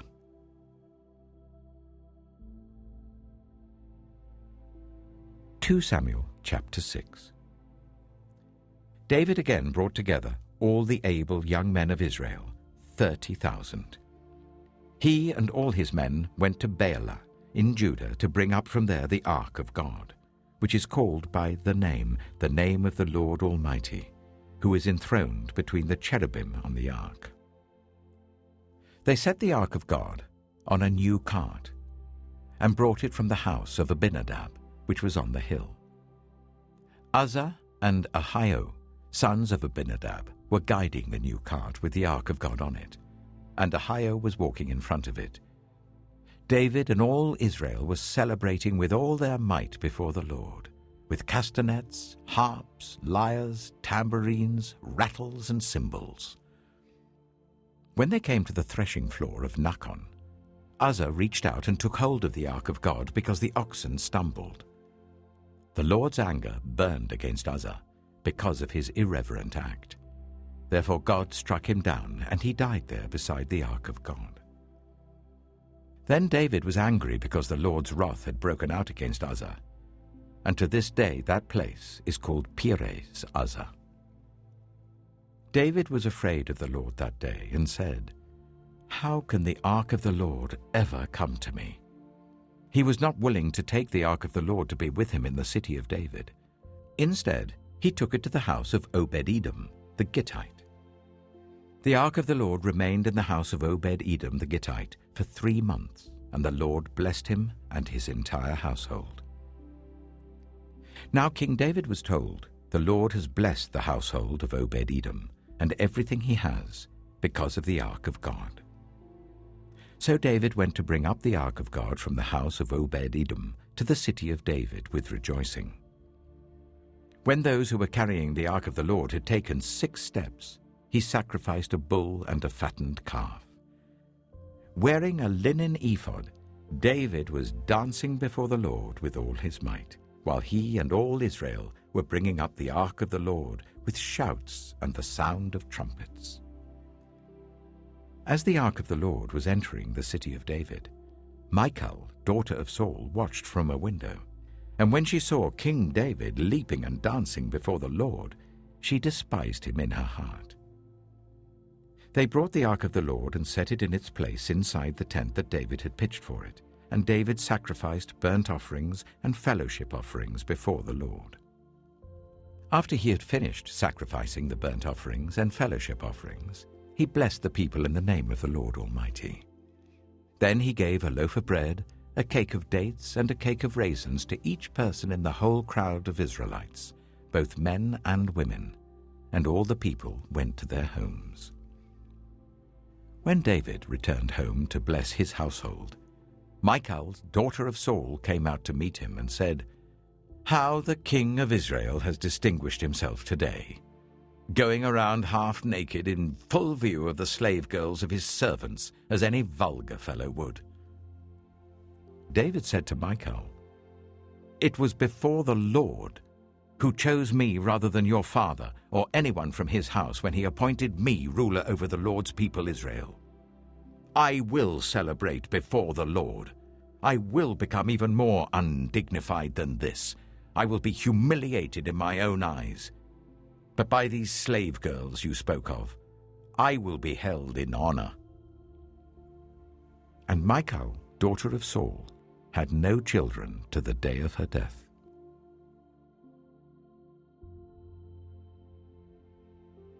2 Samuel chapter 7. After the king was settled in his palace, and the Lord had given him rest from all his enemies around him, he said to Nathan the prophet, "Here I am, living in a house of cedar, while the ark of God remains in a tent." Nathan replied to the king, "Whatever you have in mind, go ahead and do it, for the Lord is with you." But that night the word of the Lord came to Nathan, saying, "Go and tell my servant David, this is what the Lord says. Are you the one to build me a house to dwell in? I have not dwelt in a house from the day I brought the Israelites up out of Egypt to this day. I have been moving from place to place with a tent as my dwelling. Wherever I have moved with all the Israelites, did I ever say to any of their rulers, whom I commanded to shepherd my people Israel, 'Why have you not built me a house of cedar?' Now then, tell my servant David, this is what the Lord Almighty says. I took you from the pasture, from tending the flock, and appointed you ruler over my people Israel. I have been with you wherever you have gone, and I have cut off all your enemies from before you. Now I will make your name great, like the names of the greatest men on earth. And I will provide a place for my people Israel, and will plant them so that they can have a home of their own and no longer be disturbed. Wicked people shall not oppress them any more, as they did at the beginning, and have done ever since the time I appointed leaders over my people Israel. I will also give you rest from all your enemies. The Lord declares to you that the Lord himself will establish a house for you. When your days are over and you rest with your ancestors, I will raise up your offspring to succeed you, your own flesh and blood, and I will establish his kingdom. He is the one who will build a house for my name, and I will establish the throne of his kingdom forever. I will be his father, and he shall be my son. When he does wrong, I will punish him with a rod wielded by men, with floggings inflicted by human hands. But my love will never be taken away from him, as I took it away from Saul, whom I removed from before you. Your house and your kingdom shall endure forever before me. Your throne shall be established forever."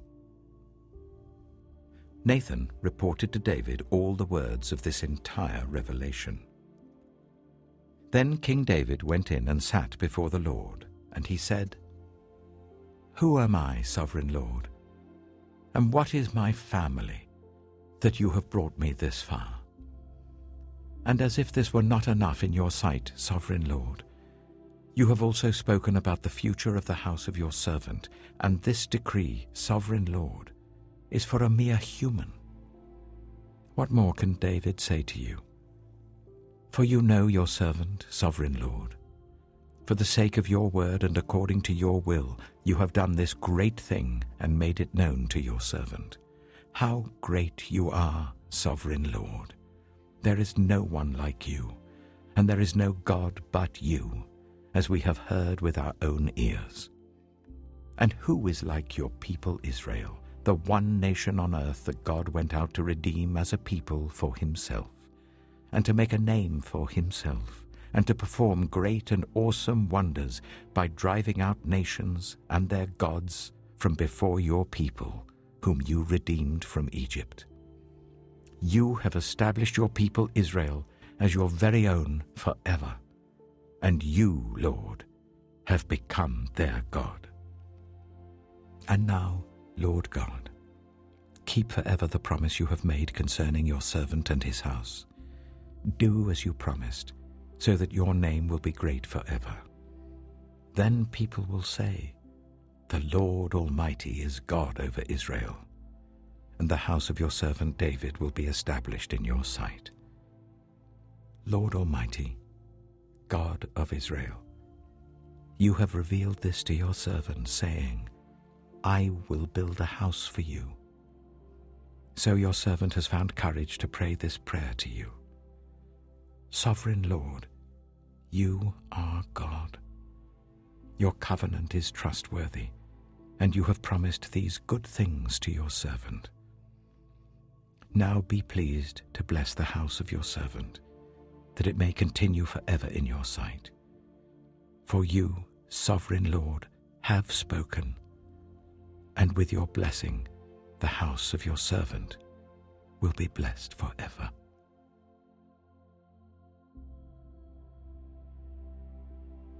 Samuel chapter 8. In the course of time, David defeated the Philistines and subdued them. And he took Metheg-Ammah from the control of the Philistines. David also defeated the Moabites. He made them lie down on the ground and measured them off with a length of cord. Every 2 lengths of them were put to death, and the 3rd length was allowed to live. So the Moabites became subject to David and brought him tribute. Moreover, David defeated Hadadezer, son of Rehob, king of Zobah, when he went to restore his monument at the river Euphrates. David captured 1,000 of his chariots, 7,000 charioteers, and 20,000 foot soldiers. He hamstrung all but 100 of the chariot horses. When the Arameans of Damascus came to help Hadadezer, king of Zobah, David struck down 22,000 of them. He put garrisons in the Aramean kingdom of Damascus, and the Arameans became subject to him and brought tribute. The Lord gave David victory wherever he went. David took the gold shields that belonged to the officers of Hadadezer and brought them to Jerusalem. From Tebah and Berothai, towns that belonged to Hadadezer, King David took a great quantity of bronze. When Tou, king of Hamath, heard that David had defeated the entire army of Hadadezer, he sent his son Joram to King David to greet him and congratulate him on his victory in battle over Hadadezer, who had been at war with Tou. Joram brought with him articles of silver, of gold, and of bronze. King David dedicated these articles to the Lord, as he had done with the silver and gold from all the nations he had subdued: Edom and Moab, the Ammonites and the Philistines, and Amalek. He also dedicated the plunder taken from Hadadezer, son of Rehob, king of Zobah. And David became famous after he returned from striking down 18,000 Edomites in the valley of Salt. He put garrisons throughout Edom, and all the Edomites became subject to David. The Lord gave David victory wherever he went. David reigned over all Israel, doing what was just and right for all his people. Joab, son of Zeruiah, was over the army. Jehoshaphat, son of Ahilud, was recorder. Zadok, son of Ahitub, and Ahimelech, son of Abiathar, were priests. Sariah was secretary. Benaiah, son of Jehoiada, was over the Kerethites and Pelethites, and David's sons were priests.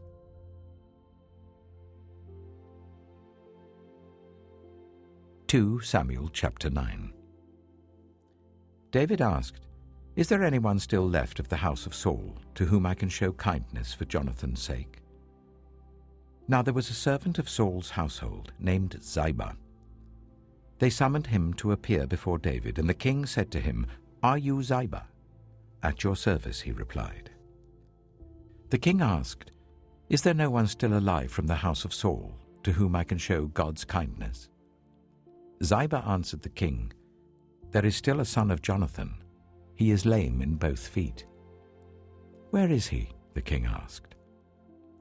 Ziba answered, "He is at the house of Machir, son of Amiel, in Lo-Debar." So King David had him brought from Lo-Debar, from the house of Machir, son of Amiel.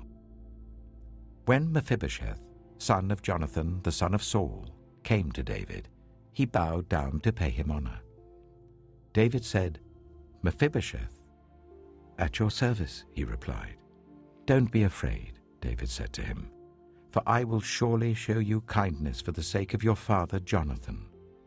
I will restore to you all the land that belonged to your grandfather Saul, and you will always eat at my table."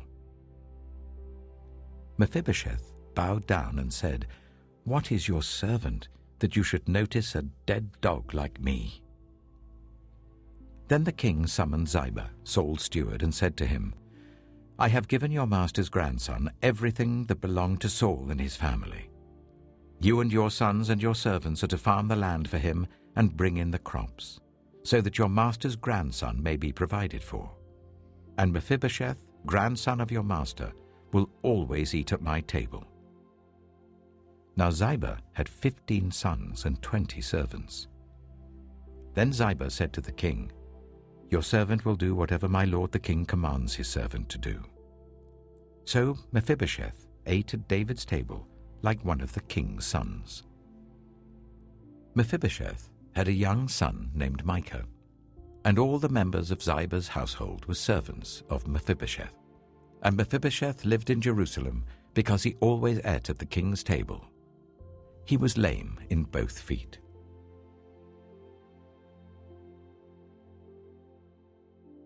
Samuel chapter 10. In the course of time, the king of the Ammonites died, and his son Hanun succeeded him as king. David thought, "I will show kindness to Hanun, son of Nahash, just as his father showed kindness to me."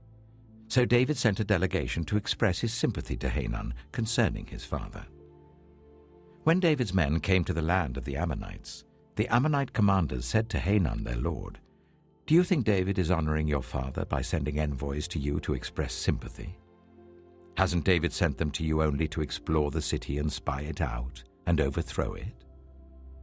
So Hanun seized David's envoys, shaved off half of each man's beard, cut off their garments at the buttocks, and sent them away. When David was told about this, he sent messengers to meet the men, for they were greatly humiliated. The king said, "Stay at Jericho till your beards have grown, and then come back." When the Ammonites realized that they had become obnoxious to David, they hired 20,000 Aramean foot soldiers from Beth Rehob and Zobah, as well as the king of Maacah with 1,000 men, and also 12,000 men from Tob. On hearing this, David sent Joab out with the entire army of fighting men. The Ammonites came out and drew up in battle formation at the entrance of their city gate, while the Arameans of Zobah and Rehob and the men of Tob and Maacah were by themselves in the open country. Joab saw that there were battle lines in front of him and behind him. So he selected some of the best troops in Israel and deployed them against the Arameans. He put the rest of the men under the command of Abishai his brother and deployed them against the Ammonites. Joab said, "If the Arameans are too strong for me, then you are to come to my rescue. But if the Ammonites are too strong for you, then I will come to rescue you. Be strong, and let us fight bravely for our people and the cities of our God. The Lord will do what is good in his sight." Then Joab and the troops with him advanced to fight the Arameans, and they fled before him. When the Ammonites realized that the Arameans were fleeing, they fled before Abishai and went inside the city. So Joab returned from fighting the Ammonites and came to Jerusalem. After the Arameans saw that they had been routed by Israel, they regrouped. Hadadezer had Arameans brought from beyond the river Euphrates. They went to Helam, with Shobach, the commander of Hadadezer's army, leading them. When David was told of this, he gathered all Israel, crossed the Jordan, and went to Helam. The Arameans formed their battle lines to meet David and fought against him. But they fled before Israel, and David killed 700 of their charioteers and 40,000 of their foot soldiers. He also struck down Shobach, the commander of their army, and he died there. When all the kings who were vassals of Hadadezer saw that they had been routed by Israel, they made peace with the Israelites and became subject to them. So the Arameans were afraid to help the Ammonites any more.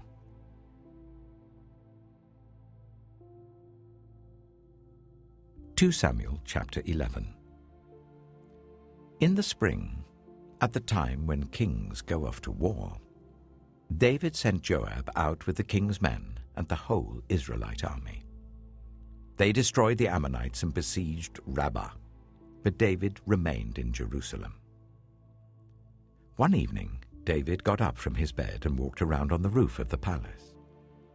From the roof, he saw a woman washing. The woman was very beautiful, and David sent someone to find out about her. The man said, "She is Bathsheba, the daughter of Eliam, and the wife of Uriah the Hittite." Then David sent messengers to get her. She came to him, and he slept with her. Now she was purifying herself from her monthly uncleanness. Then she went back home.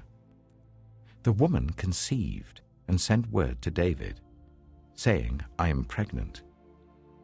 So David sent this word to Joab, "Send me Uriah the Hittite."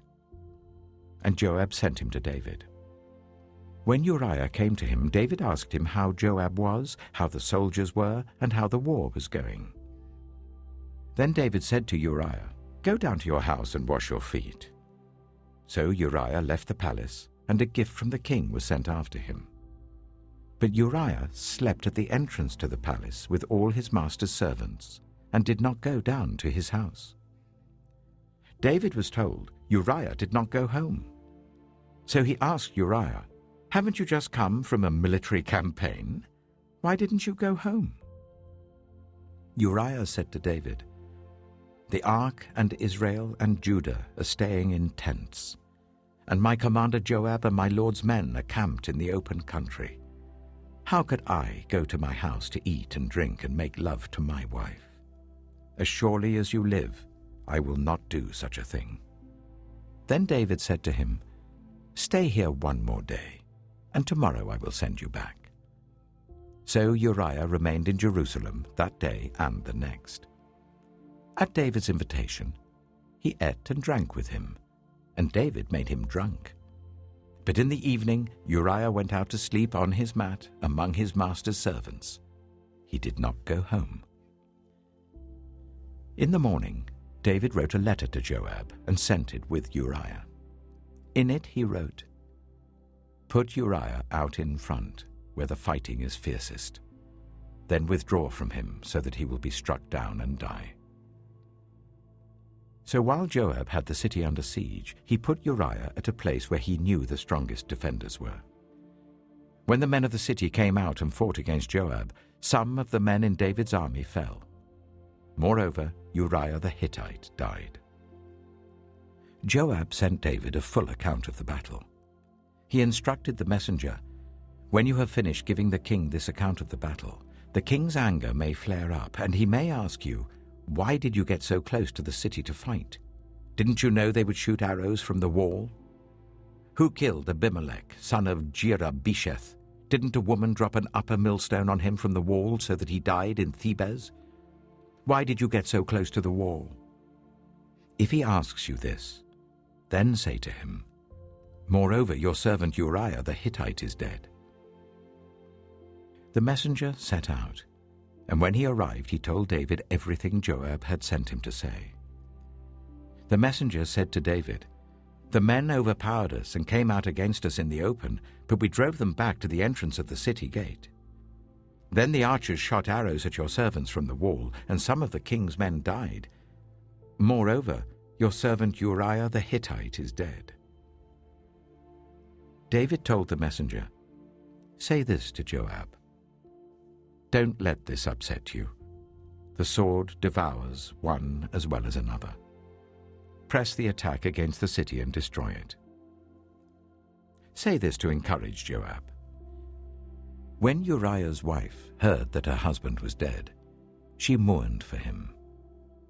After the time of mourning was over, David had her brought to his house, and she became his wife and bore him a son. But the thing David had done displeased the Lord.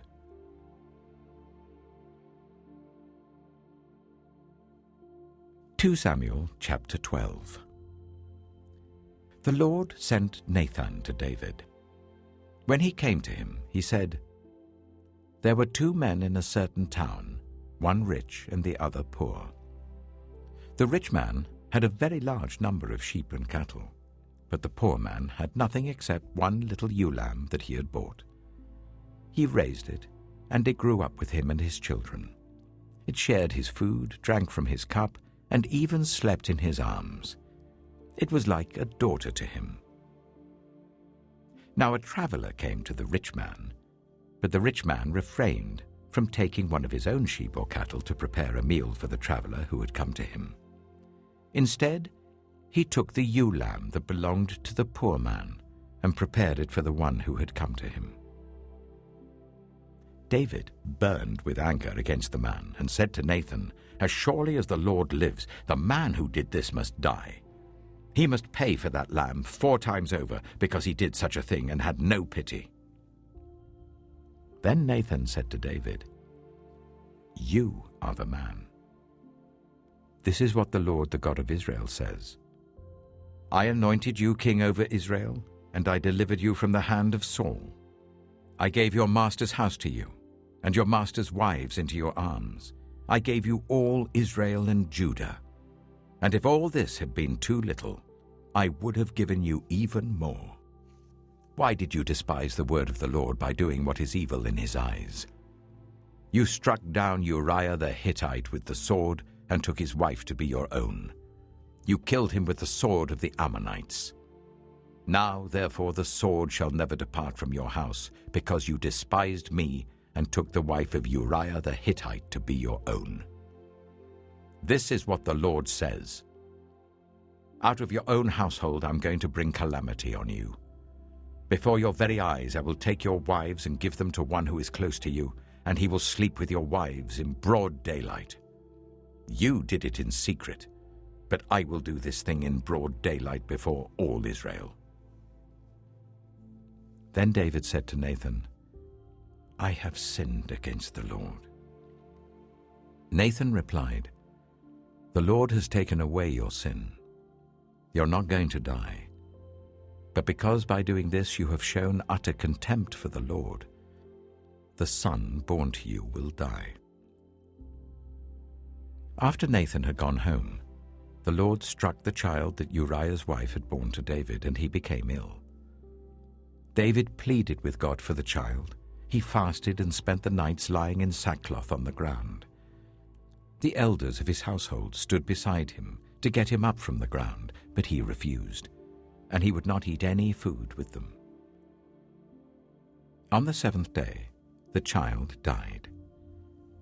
David's attendants were afraid to tell him that the child was dead, for they thought, while the child was still living, he wouldn't listen to us when we spoke to him. How can we now tell him the child is dead? He may do something desperate. David noticed that his attendants were whispering among themselves, and he realized that the child was dead. "Is the child dead?" he asked. "Yes," they replied. "He is dead." Then David got up from the ground. After he had washed, put on lotions and changed his clothes, he went into the house of the Lord and worshipped. Then he went to his own house, and at his request they served him food, and he ate. His attendants asked him, "Why are you acting in this way? While the child was alive, you fasted and wept, but now that the child is dead, you get up and eat." He answered, "While the child was alive, I fasted and wept. I thought, who knows? The Lord may be gracious to me and let the child live. But now that he is dead, why should I go on fasting? Can I bring him back again? I will go to him, but he will not return to me."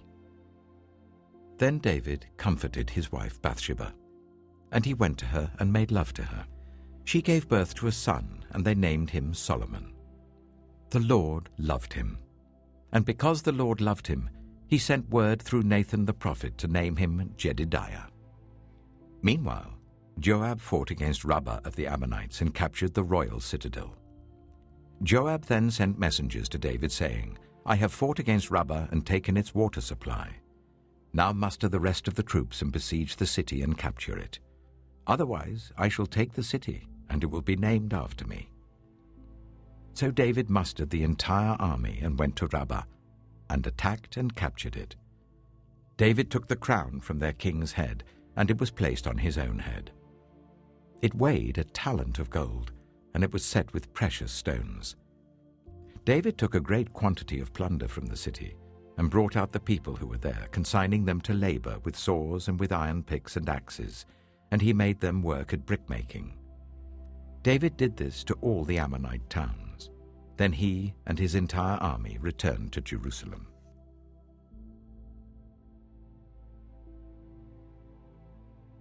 Samuel chapter 13. In the course of time, Amnon, son of David, fell in love with Tamar, the beautiful sister of Absalom, son of David. Amnon became so obsessed with his sister Tamar that he made himself ill. She was a virgin, and it seemed impossible for him to do anything to her. Now Amnon had an advisor named Jonadab, son of Shimeah, David's brother. Jonadab was a very shrewd man. He asked Amnon, "Why do you, the king's son, look so haggard morning after morning? Won't you tell me?" Amnon said to him, "I'm in love with Tamar, my brother Absalom's sister." "Go to bed and pretend to be ill," Jonadab said. "When your father comes to see you, say to him, 'I would like my sister Tamar to come and give me something to eat. Let her prepare the food in my sight, so that I may watch her and then eat it from her hand.'" So Amnon lay down and pretended to be ill. When the king came to see him, Amnon said to him, "I would like my sister Tamar to come and make some special bread in my sight, so that I may eat from her hand." David sent word to Tamar at the palace, "Go to the house of your brother Amnon and prepare some food for him." So Tamar went to the house of her brother Amnon, who was lying down. She took some dough, kneaded it, made the bread in his sight, and baked it. Then she took the pan and served him the bread, but he refused to eat. "Send everyone out of here," Amnon said. So everyone left him.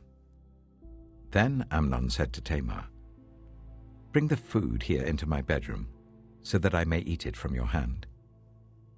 And Tamar took the bread she had prepared and brought it to her brother Amnon in his bedroom. But when she took it to him to eat, he grabbed her and said, "Come to bed with me, my sister." "No, my brother," she said to him, "don't force me. Such a thing should not be done in Israel. Don't do this wicked thing. What about me? Where could I get rid of my disgrace? And what about you? You would be like one of the wicked fools in Israel. Please speak to the king. He will not keep me from being married to you." But he refused to listen to her, and since he was stronger than she, he raped her. Then Amnon hated her with intense hatred. In fact, he hated her more than he had loved her. Amnon said to her, "Get up and get out." "No," she said to him. "Sending me away would be a greater wrong than what you have already done to me." But he refused to listen to her. He called his personal servant and said, "Get this woman out of my sight and bolt the door after her." So his servant put her out and bolted the door after her. She was wearing an ornate robe, for this was the kind of garment the virgin daughters of the king wore. Tamar put ashes on her head and tore the ornate robe she was wearing. She put her hands on her head and went away, weeping aloud as she went. Her brother Absalom said to her, "Has that Amnon, your brother, been with you?" "Be quiet for now, my sister. He is your brother. Don't take this thing to heart." And Tamar lived in her brother Absalom's house, a desolate woman. When King David heard all this, he was furious. And Absalom never said a word to Amnon, either good or bad. He hated Amnon because he had disgraced his sister Tamar. 2 years later, when Absalom's sheep shearers were at Baal Hazor, near the border of Ephraim, he invited all the king's sons to come there. Absalom went to the king and said, "Your servant has had shearers come. Will the king and his attendants please join me?" "No, my son," the king replied. "All of us should not go. We would only be a burden to you." Although Absalom urged him, he still refused to go but gave him his blessing. Then Absalom said, "If not, "Please let my brother Amnon come with us." The king asked him, "Why should he go with you?" But Absalom urged him. So he sent with him Amnon and the rest of the king's sons. Absalom ordered his men, "Listen, when Amnon is in high spirits from drinking wine, and I say to you, 'Strike Amnon down,' then kill him. Don't be afraid. Haven't I given you this order? Be strong and brave." So Absalom's men did to Amnon what Absalom had ordered. Then all the king's sons got up, mounted their mules, and fled. While they were on their way, the report came to David, "Absalom has struck down all the king's sons. Not one of them is left." The king stood up, tore his clothes, and lay down on the ground, and all his attendants stood by with their clothes torn. But Jonadab, son of Shimeah, David's brother, said, "My lord should not think that they killed all the princes. Only Amnon is dead." This has been Absalom's express intention ever since the day that Amnon raped his sister Tamar. My lord the king should not be concerned about the report that all the king's sons are dead. Only Amnon is dead. Meanwhile, Absalom had fled. Now the man standing watch looked up and saw many people on the road west of him coming down the side of the hill. The watchman went and told the king, "I see men in the direction of Horonaim on the side of the hill." Jonadab said to the king, "See, the king's sons have come. It has happened just as your servant said." As he finished speaking, the king's sons came in, wailing loudly. The king too and all his attendants wept very bitterly. Absalom fled and went to Talmai, son of Ammihud, the king of Geshur. But King David mourned many days for his son. After Absalom fled and went to Geshur, he stayed there for 3 years, and King David longed to go to Absalom, for he was consoled concerning Amnon's death.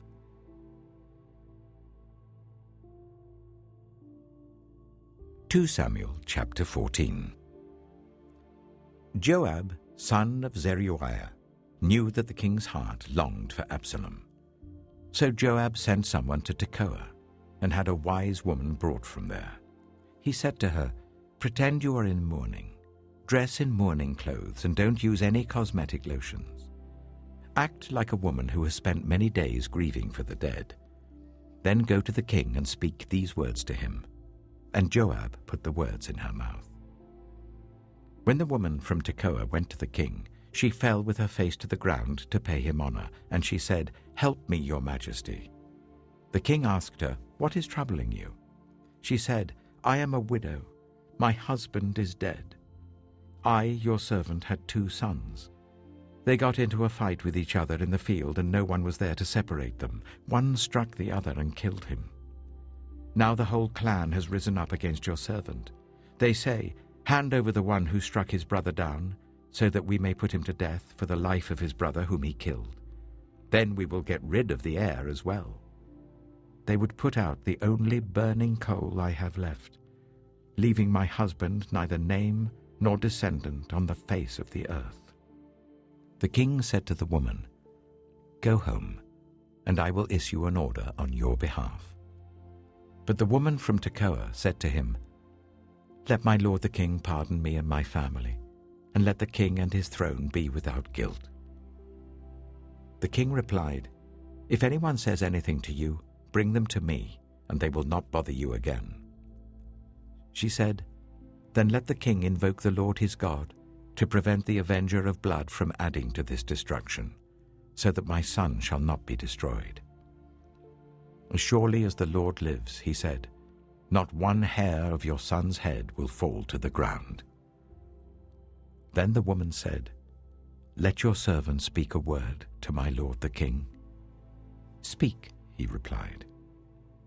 The woman said, "Why then have you devised a thing like this against the people of God? When the king says this, does he not convict himself? For the king has not brought back his banished son. Like water spilled on the ground which cannot be recovered, so we must die. But that is not what God desires. Rather, he devises ways so that a banished person does not remain banished from him. And now I have come to say this to my lord the king, because the people have made me afraid. Your servant thought, I will speak to the king. Perhaps he will grant his servant's request. Perhaps the king will agree to deliver his servant from the hand of the man who is trying to cut off both me and my son from God's inheritance. And now your servant says, may the word of my lord the king secure my inheritance, for my lord the king is like an angel of God in discerning good and evil. May the Lord your God be with you. Then the king said to the woman, don't keep from me the answer to what I am going to ask you. Let my lord the king speak, the woman said. The king asked, isn't the hand of Joab with you in all this? The woman answered, as surely as you live, my lord the king, no one can turn to the right or to the left from anything my lord the king says. Yes, it was your servant Joab who instructed me to do this, and who put all these words into the mouth of your servant. Your servant Joab did this to change the present situation. My lord has wisdom like that of an angel of God. He knows everything that happens in the land. The king said to Joab, very well, I will do it. Go, bring back the young man Absalom. Joab fell with his face to the ground to pay him honor, and he blessed the king. Joab said, today your servant knows that he has found favor in your eyes, my lord the king, because the king has granted his servant's request. Then Joab went to Geshur and brought Absalom back to Jerusalem. But the king said, he must go to his own house, he must not see my face. So Absalom went to his own house and did not see the face of the king. In all Israel, there was not a man so highly praised for his handsome appearance as Absalom. From the top of his head to the sole of his foot, there was no blemish in him. Whenever he cut the hair of his head, he used to cut his hair once a year because it became too heavy for him, he would weigh it, and its weight was 200 shekels by the royal standard. 3 sons and a daughter were born to Absalom. His daughter's name was Tamar, and she became a beautiful woman. Absalom lived for 2 years in Jerusalem without seeing the king's face. Then Absalom sent for Joab in order to send him to the king, but Joab refused to come to him. So he sent a second time, but he refused to come. Then he said to his servants, look, Joab's field is next to mine, and he has barley there. Go and set it on fire. So Absalom's servants set the field on fire. Then Joab did go to Absalom's house, and he said to him, why have your servants set my field on fire? Absalom said to Joab, look, I sent word to you and said, come here so that I can send you to the king to ask, why have I come from Geshur? It would be better for me if I were still there. Now then, I want to see the king's face, and if I'm guilty of anything, let him put me to death. So Joab went to the king and told him this. Then the king summoned Absalom, and he came in and bowed down with his face to the ground before the king, and the king kissed Absalom.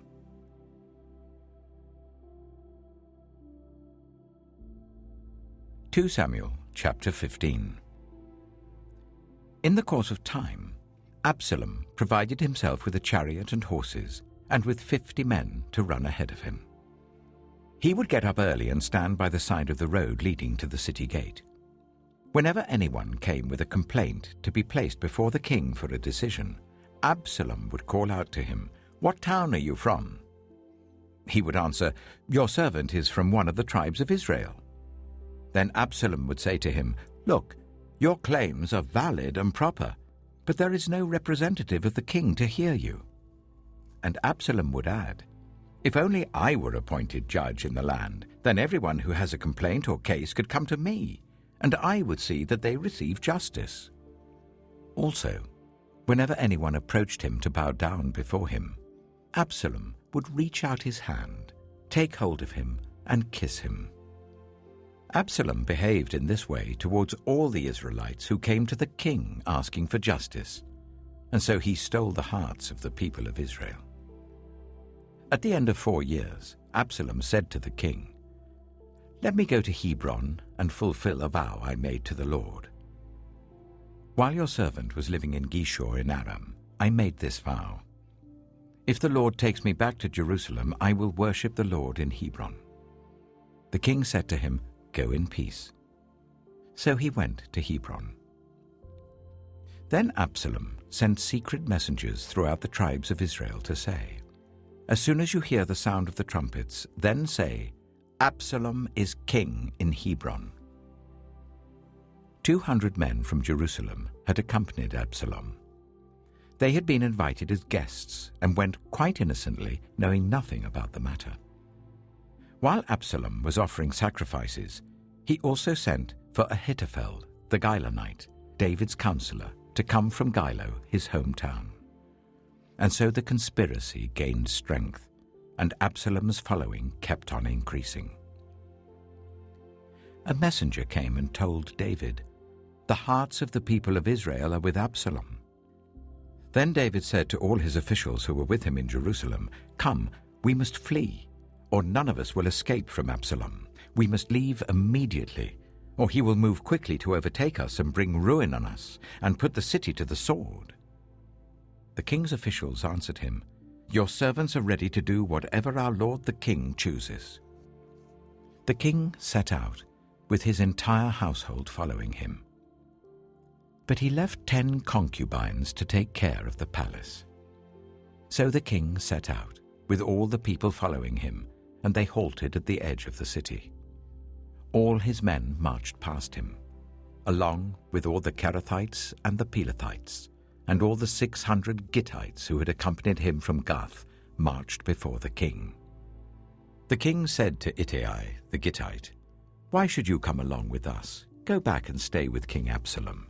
You are a foreigner, an exile from your homeland. You came only yesterday. And today shall I make you wander about with us, when I do not know where I'm going? Go back and take your people with you.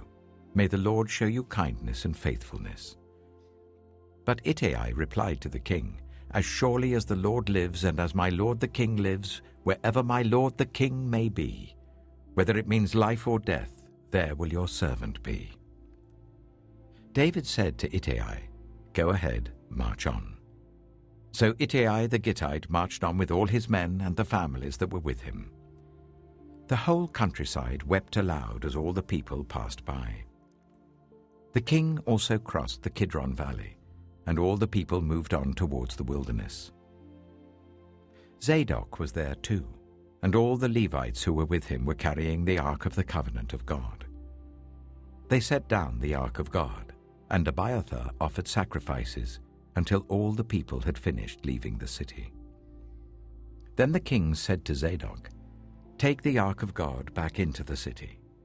If I find favor in the Lord's eyes, he will bring me back and let me see it and his dwelling place again. But if he says I am not pleased with you, then I am ready. Let him do to me whatever seems good to him." The king also said to Zadok the priest, "Do you understand? Go back to the city with my blessing. Take your son Ahimaaz with you, and also Abiathar's son Jonathan. You and Abiathar return with your 2 sons. I will wait at the fords in the wilderness until word comes from you to inform me." So Zadok and Abiathar took the Ark of God back to Jerusalem and stayed there. But David continued up the Mount of Olives, weeping as he went. His head was covered and he was barefoot. All the people with him covered their heads too and were weeping as they went up. Now David had been told Ahithophel is among the conspirators with Absalom. So David prayed, "Lord, turn Ahithophel's counsel into foolishness."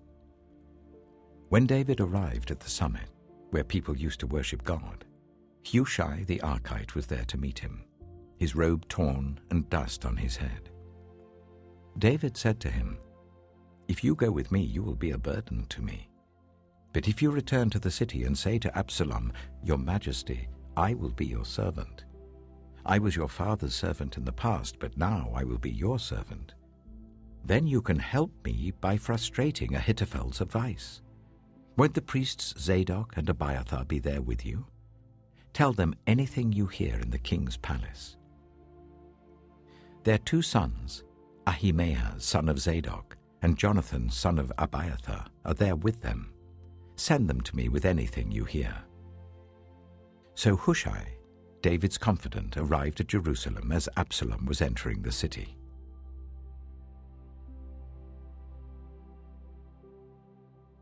Samuel chapter 16. When David had gone a short distance beyond the summit, there was Ziba, the steward of Mephibosheth, waiting to meet him. He had a string of donkeys saddled and loaded with 200 loaves of bread, 100 cakes of raisins, 100 cakes of figs, and a skin of wine. The king asked Ziba, "Why have you brought these?" Ziba answered, "The donkeys are for the king's household to ride on, the bread and fruit are for the men to eat, and the wine is to refresh those who become exhausted in the wilderness." The king then asked, "Where is your master's grandson?" Ziba said to him, "He is staying in Jerusalem because he thinks, 'Today the Israelites will restore to me my grandfather's kingdom.'" Then the king said to Ziba, "All that belonged to Mephibosheth is now yours." "I humbly bow," Ziba said. "May I find favor in your eyes, my lord the king." As King David approached Bahurim, a man from the same clan as Saul's family came out from there. His name was Shimei, the son of Jirah, and he cursed as he came out. He pelted David and all the king's officials with stones, though all the troops in the special guard were on David's right and left. As he cursed, Shimei said, get out, you murderer, you scoundrel. The Lord has repaid you for all the blood you shed in the household of Saul, in whose place you have reigned. The Lord has given the kingdom into the hands of your son Absalom. You have come to ruin because you are a murderer." Then Abishai, son of Zeruiah, said to the king, "Why should this dead dog curse my lord the king? Let me go over and cut off his head." But the king said, "What does this have to do with you, you sons of Zeruiah? If he is cursing because the Lord said to him, 'Curse David,' who can ask, 'Why do you do this?'" David then said to Abishai and all his officials, "My son, my own flesh and blood, is trying to kill me. How much more then this Benjaminite? Leave him alone, let him curse, for the Lord has told him to. It may be that the Lord will look upon my misery and restore to me his covenant blessing instead of his curse today." So David and his men continued along the road, while Shimei was going along the hillside opposite him, cursing as he went and throwing stones at him and showering him with dirt. The king and all the people with him arrived at their destination exhausted, and there he refreshed himself. Meanwhile, Absalom and all the men of Israel came to Jerusalem, and Ahithophel was with him. Then Hushai the Archite, David's confidant, went to Absalom and said to him, "Long live the king! Long live the king!" Absalom said to Hushai, "So this is the love you show your friend? If he's your friend, why didn't you go with him?" Hushai said to Absalom, "No, the one chosen by the Lord, by these people and by all the men of Israel, his I will be, and I will remain with him. Furthermore, whom should I serve? Should I not serve the Son? Just as I served your father, so I will serve you." Absalom said to Ahithophel, "Give us your advice. What should we do?" Ahithophel answered, "Sleep with your father's concubines, whom he left to take care of the palace. Then all Israel will hear that you have made yourself obnoxious to your father, and the hands of everyone with you will be more resolute." So they pitched a tent for Absalom on the roof, and he slept with his father's concubines in the sight of all Israel. Now in those days, the advice Ahithophel gave was like that of one who inquires of God. That was how both David and Absalom regarded all of Ahithophel's advice.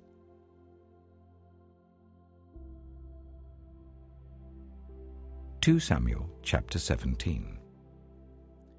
Ahithophel said to Absalom, I would choose 12,000 men and set out tonight in pursuit of David. I would attack him while he is weary and weak. I would strike him with terror, and then all the people with him will flee. I would strike down only the king and bring all the people back to you. The death of the man you seek will mean the return of all. All the people will be unharmed. This plan seemed good to Absalom and to all the elders of Israel. But Absalom said, Summon also Hushai the Archite, so that we can hear what he has to say as well. When Hushai came to him, Absalom said, Ahithophel has given this advice. Should we do what he says? If not, give us your opinion. Hushai replied to Absalom, The advice Ahithophel has given is not good this time. You know your father and his men. They're fighters, and as fierce as a wild bear robbed of her cubs. Besides, your father is an experienced fighter. He will not spend the night with the troops. Even now he is hidden in a cave or some other place. If he should attack your troops first, whoever hears about it will say, There has been a slaughter among the troops who follow Absalom. Then even the bravest soldier, whose heart is like the heart of a lion, will melt with fear, for all Israel knows that your father is a fighter and that those with him are brave. So I advise you, let all Israel, from Dan to Beersheba, as numerous as the sand on the seashore, be gathered to you, with you yourself leading them into battle. Then we will attack him wherever he may be found, and we will fall on him as dew settles on the ground. Neither he nor any of his men will be left alive. If he withdraws into a city, then all Israel will bring ropes to that city, and we will drag it down to the valley until not so much as a pebble is left. Absalom and all the men of Israel said, The advice of Hushai the Archite is better than that of Ahithophel. For the Lord had determined to frustrate the good advice of Ahithophel in order to bring disaster on Absalom. Hushai told Zadok and Abiathar the priests, Ahithophel has advised Absalom and the elders of Israel to do such and such, but I have advised them to do so and so. Now send a message at once and tell David, Do not spend the night at the fords in the wilderness. Cross over without fail, or the king and all the people with him will be swallowed up. Jonathan and Ahimaaz were staying at En-Rogel. A female servant was to go and inform them, and they were to go and tell King David, for they could not risk being seen entering the city. But a young man saw them and told Absalom. So the two of them left at once and went to the house of a man in Bahurim. He had a well in his courtyard, and they climbed down into it. His wife took a covering and spread it out over the opening of the well and scattered corn over it. No one knew anything about it. When Absalom's men came to the woman at the house, they asked, Where are Ahimaaz and Jonathan? The woman answered them, They crossed over the brook. The men searched but found no one, so they returned to Jerusalem. After they had gone, the two climbed out of the well and went to inform King David. They said to him, Set out and cross the river at once. Ahithophel has advised such and such against you. So David and all the people with him set out and crossed the Jordan. By daybreak, no one was left who had not crossed the Jordan. When Ahithophel saw that his advice had not been followed, he saddled his donkey and set out for his house in his hometown. He put his house in order and then hanged himself. So he died and was buried in his father's tomb. David went to Mahanaim, and Absalom crossed the Jordan with all the men of Israel. Absalom had appointed Amasa over the army in place of Joab. Amasa was the son of Jether, an Ishmaelite who had married Abigail, the daughter of Nahash, the sister of Zeruiah, the mother of Joab. The Israelites and Absalom camped in the land of Gilead. When David came to Mahanaim, Shobai, son of Nahash from Rabbah of the Ammonites, and Machir, son of Amiel from Lo-Debar, and Barzillai the Gilead from Rogelim, brought bedding and bowls and articles of pottery. They also brought wheat and barley, flour and roasted grain, beans and lentils, honey and curds, sheep and cheese from cow's milk for David and his people to eat. For they said, "The people have become exhausted and hungry and thirsty in the wilderness."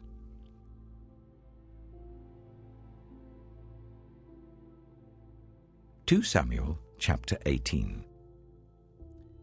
David mustered the men who were with him and appointed over them commanders of thousands and commanders of hundreds.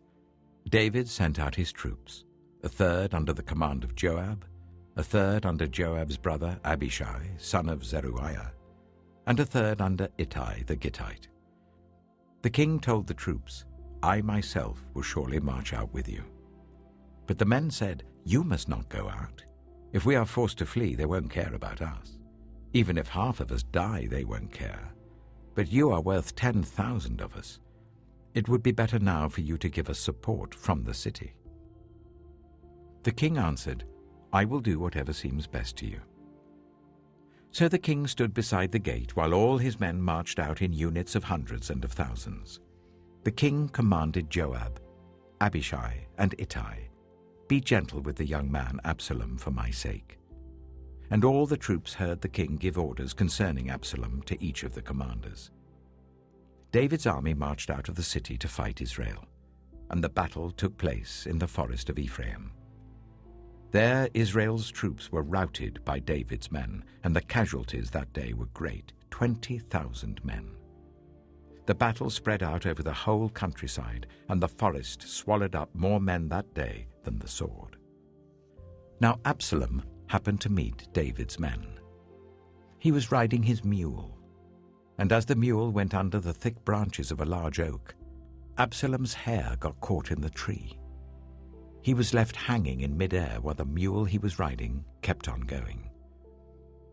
When one of the men saw what had happened, he told Joab, "I have just seen Absalom hanging in an oak tree."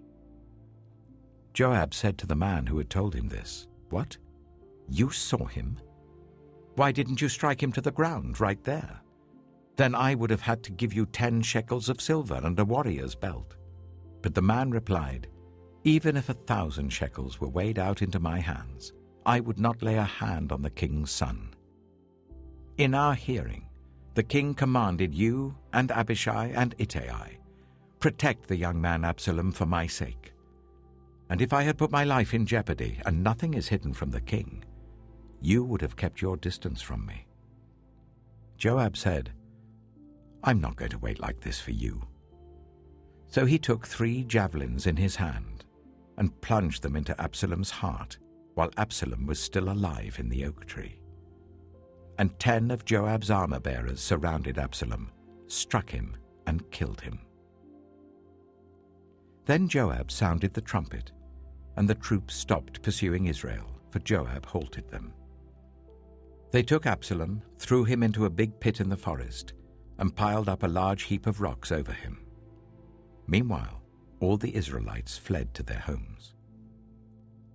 During his lifetime, Absalom had taken a pillar and erected it in the king's valley as a monument to himself, for he thought, "I have no son to carry on the memory of my name." He named the pillar after himself, and it is called Absalom's monument to this day. Now Ahimaaz, son of Zadok, said, "Let me run and take the news to the king that the Lord has vindicated him by delivering him from the hand of his enemies." "You are not the one to take the news today," Joab told him. "You may take the news another time, but you must not do so today, because the king's son is dead." Then Joab said to the Cushite, "Go tell the king what you have seen." The Cushite bowed down before Joab and ran off. Ahimaaz, son of Zadok, again said to Joab, "Come what may, please let me run behind the Cushite." But Joab replied, "My son, why do you want to go? You don't have any news that will bring you a reward."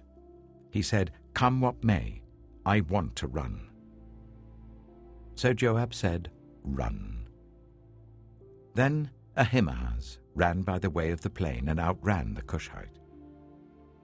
While David was sitting between the inner and outer gates, the watchman went up to the roof of the gateway by the wall. As he looked out, he saw a man running alone. The watchman called out to the king and reported it. The king said, "If he is alone, he must have good news." And the runner came closer and closer. Then the watchman saw another runner, and he called down to the gatekeeper, "Look, another man running alone." The king said, "He must be bringing good news too." The watchman said, "It seems to me that the first one runs like Ahimaaz, son of Zadok." "He's a good man," the king said. "He comes with good news." Then Ahimaaz called out to the king, "All is well." He bowed down before the king with his face to the ground and said, "Praise be to the Lord your God. He has delivered up those who lifted their hands against my lord the king." The king asked, "Is the young man Absalom safe?" Ahimaaz answered, "I saw great confusion, just as Joab was about to send the king's servant and me, your servant, but I don't know what it was." The king said, "Stand aside and wait here." So he stepped aside and stood there. Then the Cushite arrived and said, "My lord the king, hear the good news. The Lord has vindicated you today by delivering you from the hand of all who rose up against you." The king asked the Cushite, "Is the young man Absalom safe?"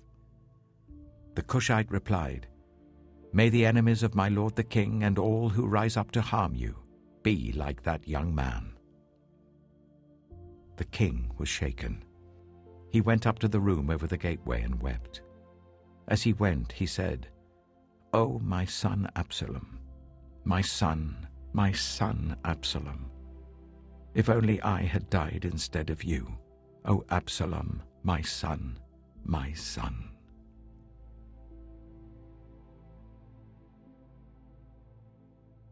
2 Samuel chapter 19. Joab was told, "The king is weeping and mourning for Absalom." And for the whole army, the victory that day was turned into mourning, because on that day the troops heard it said, "The king is grieving for his son." The men stole into the city that day, as men steal in who are ashamed when they flee from battle. The king covered his face and cried out, "Oh, my son Absalom! Oh, Absalom, my son, my son!" Then Joab went into the house to the king and said, "Today you have humiliated all your men who have just saved your life and the lives of your sons and daughters and the lives of your wives and concubines. You love those who hate you and hate those who love you. You have made it clear today that the commanders and their men mean nothing to you. I see that you would be pleased if Absalom were alive today and all of us were dead. Now go out and encourage your men. I swear by the Lord that if you don't go out, not a man will be left with you by nightfall. This will be worse for you than all the calamities that have come on you from your youth till now." So the king got up and took his seat in the gateway. When the men were told the king is sitting in the gateway, they all came before him. Meanwhile, the Israelites had fled to their homes. Throughout the tribes of Israel, all the people were arguing among themselves, saying, "The king delivered us from the hand of our enemies. He is the one who rescued us from the hand of the Philistines. But now he has fled the country to escape from Absalom, and Absalom, whom we anointed to rule over us, has died in battle. So why do you say nothing about bringing the king back?" King David sent this message to Zadok and Abiathar the priests. "Ask the elders of Judah, why should you be the last to bring the king back to his palace, since what is being said throughout Israel has reached the king at his quarters? You are my relatives, my own flesh and blood. So why should you be the last to bring back the king? And say to Amasa, are you not my own flesh and blood? May God deal with me, be it ever so severely, if you are not the commander of my army for life, in place of Joab." He won over the hearts of the men of Judah, so that they were all of one mind. They sent word to the king, "Return, you and all your men." Then the king returned and went as far as the Jordan. Now the men of Judah had come to Gilgal to go out and meet the king and bring him across the Jordan. Shimei, son of Gera, the Benjamite from Bahurim, hurried down with the men of Judah to meet King David. With him were 1,000 Benjaminites, along with Ziba, the steward of Saul's household, and his 15 sons and 20 servants. They rushed to the Jordan where the king was.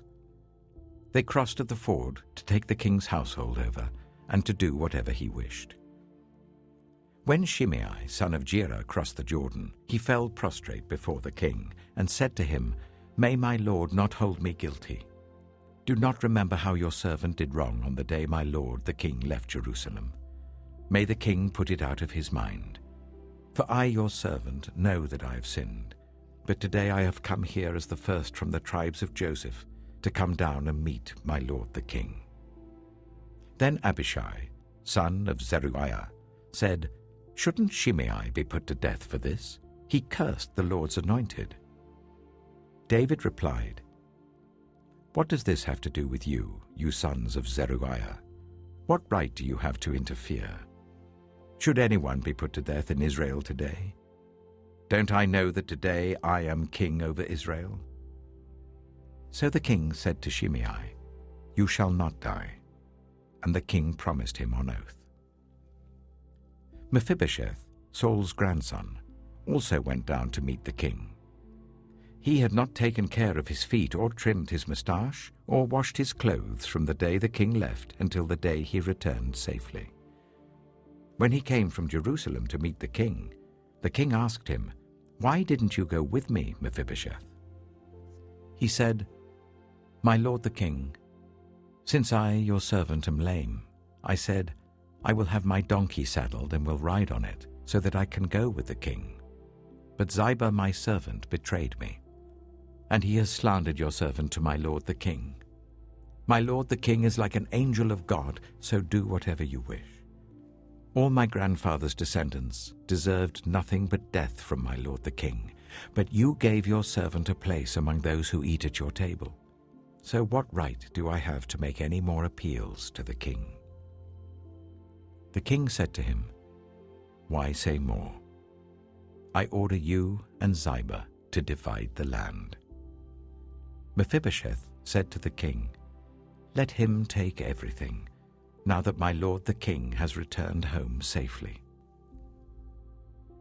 Barzillai the Gileadite also came down from Rogelim to cross the Jordan with the king and to send him on his way from there. Now Barzillai was very old, 80 years of age. He had provided for the king during his stay in Mahanaim, for he was a very wealthy man. The king said to Barzillai, "Cross over with me and stay with me in Jerusalem, and I will provide for you." But Barzillai answered the king, "How many more years shall I live, that I should go up to Jerusalem with the king? I am now 80 years old. Can I tell the difference between what is enjoyable and what is not? Can your servant taste what he eats and drinks? Can I still hear the voices of male and female singers? Why should your servant be an added burden to my lord the king? Your servant will cross over the Jordan with the king for a short distance, but why should the king reward me in this way? Let your servant return, that I may die in my own town near the tomb of my father and mother. But here is your servant Kimham. Let him cross over with my lord the king. Do for him whatever you wish." The king said, "Kimham shall cross over with me, and I will do for him whatever you wish. And anything you desire from me, I will do for you." So all the people crossed the Jordan, and then the king crossed over. The king kissed Barzillai and bade him farewell, and Barzillai returned to his home. When the king crossed over to Gilgal, Kimham crossed with him. All the troops of Judah and half the troops of Israel had taken the king over. Soon all the men of Israel were coming to the king and saying to him, "Why did our brothers, the men of Judah, steal the king away and bring him and his household across the Jordan, together with all his men?" All the men of Judah answered the men of Israel, "We did this because the king is closely related to us. Why are you angry about it? Have we eaten any of the king's provisions? Have we taken anything for ourselves?" Then the men of Israel answered the men of Judah, "We have 10 shares in the king, so we have a greater claim on David than you have.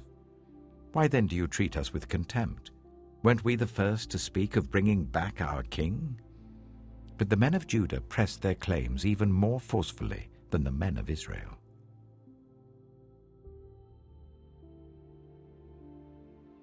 2 Samuel chapter 20.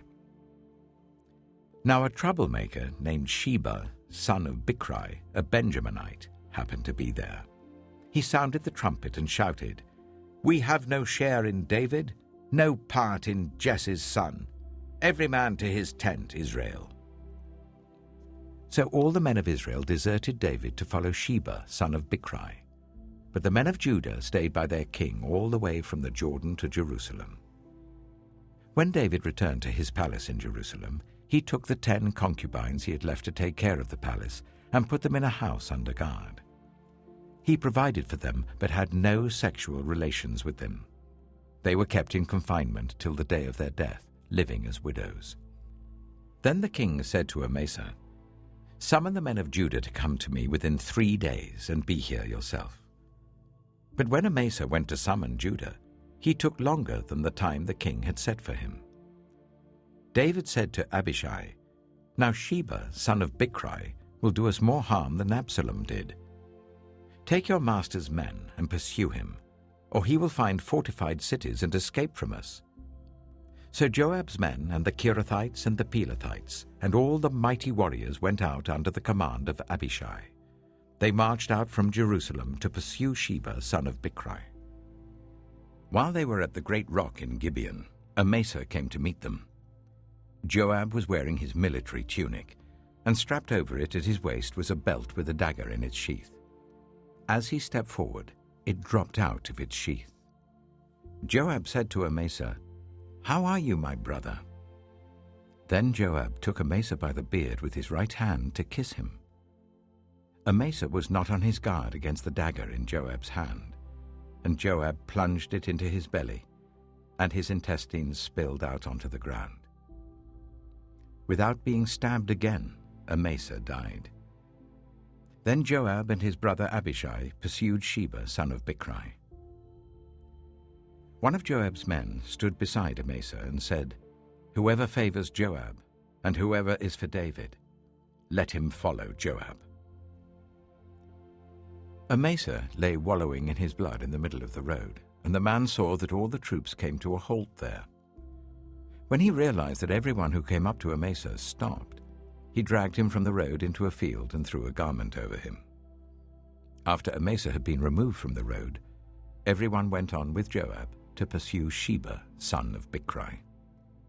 Sheba passed through all the tribes of Israel to Abel-Beth-Maachah, and through the entire region of the Bichrites, who gathered together and followed him. All the troops with Joab came and besieged Sheba in Abel-Beth-Maachah.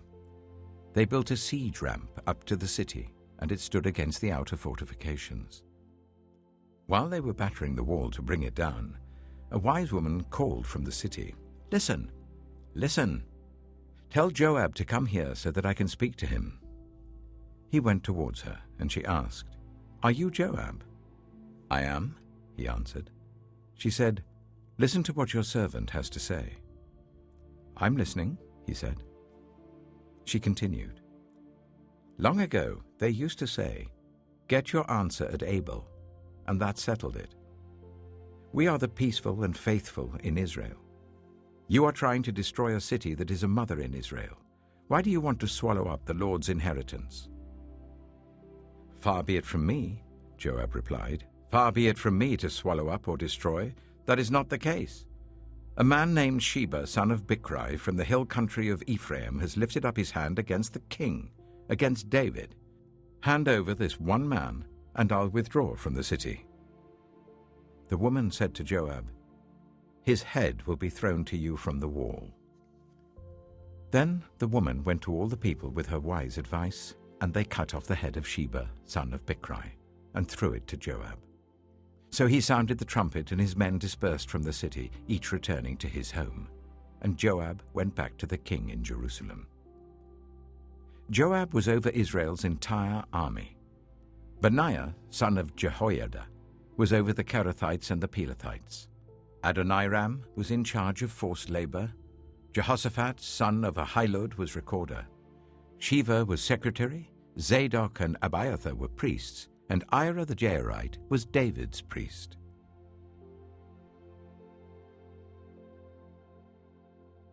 (2 Samuel chapter 21). During the reign of David, there was a famine for 3 successive years. So David sought the face of the Lord. The Lord said, "It is on account of Saul and his blood-stained house. It is because he put the Gibeonites to death." The king summoned the Gibeonites and spoke to them. Now the Gibeonites were not a part of Israel, but were survivors of the Amorites. The Israelites had sworn to spare them, but Saul, in his zeal for Israel and Judah, had tried to annihilate them. David asked the Gibeonites, "What shall I do for you? How shall I make atonement so that you will bless the Lord's inheritance?" The Gibeonites answered him, "We have no right to demand silver or gold from Saul or his family, nor do we have the right to put anyone in Israel to death. What do you want me to do for you?" David asked. They answered the king, "As for the man who destroyed us and plotted against us, so that we have been decimated and have no place anywhere in Israel, let 7 of his male descendants be given to us to be killed, and their bodies exposed before the Lord at Gibeah of Saul, the Lord's chosen one." So the king said, "I will give them to you." The king spared Mephibosheth, son of Jonathan, the son of Saul, because of the oath before the Lord between David and Jonathan, son of Saul. But the king took Armoni and Mephibosheth, the 2 sons of Aiah's daughter Rizpah, whom she had borne to Saul, together with the 5 sons of Saul's daughter Merab, whom she had borne to Adriel, son of Barzillai, the Maholathite. He handed them over to the Gibeonites, who killed them and exposed their bodies on a hill before the Lord. All 7 of them fell together. They were put to death during the first days of harvest, just as the barley harvest was beginning. Rizpah, daughter of Aiah, took sackcloth and spread it out for herself on a rock. From the beginning of the harvest till the rain poured down from the heavens on the bodies, she did not let the birds touch them by day or the wild animals by night. When David was told what Aiah's daughter Rizpah, Saul's concubine, had done, he went and took the bones of Saul and his son Jonathan from the citizens of Jabesh Gilead. They had stolen their bodies from the public square at Bethshan, where the Philistines had hung them after they struck Saul down on Gilboa. David brought the bones of Saul and his son Jonathan from there, and the bones of those who had been killed and exposed were gathered up. They buried the bones of Saul and his son Jonathan in the tomb of Saul's father Kish, at Zelah in Benjamin, and did everything the king commanded. After that, God answered prayer on behalf of the land. Once again, there was a battle between the Philistines and Israel. David went down with his men to fight against the Philistines, and he became exhausted. And Ishbi-Benob, one of the descendants of Rapha, whose bronze spearhead weighed 300 shekels, and who was armed with a new sword, said he would kill David.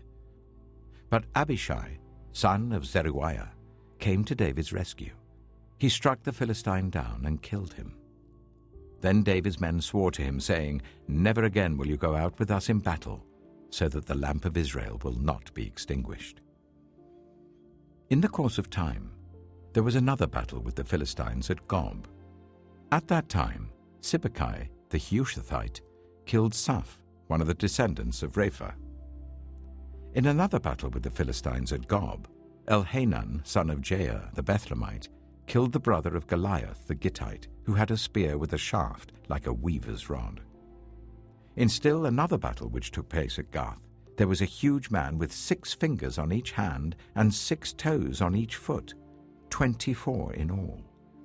He also was descended from Rapha. When he taunted Israel, Jonathan, son of Shimeah, David's brother, killed him. There were 4 descendants of Rapha in Gath, and they fell at the hands of David and his men.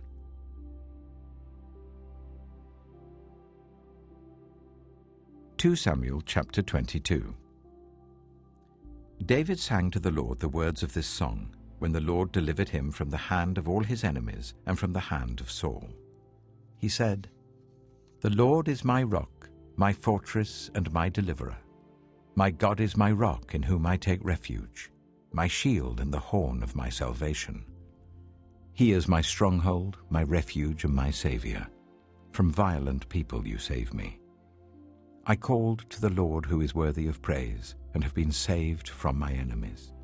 The waves of death swirled about me, the torrents of destruction overwhelmed me. The cords of the grave coiled around me, the snares of death confronted me. In my distress I called to the Lord. I called out to my God. From his temple he heard my voice. My cry came to his ears. The earth trembled and quaked. The foundations of the heavens shook. They trembled because he was angry. Smoke rose from his nostrils. Consuming fire came from his mouth. Burning coals blazed out of it. He parted the heavens and came down. Dark clouds were under his feet. He mounted the cherubim and flew. He soared on the wings of the wind. He made darkness his canopy around him, the dark rain clouds of the sky.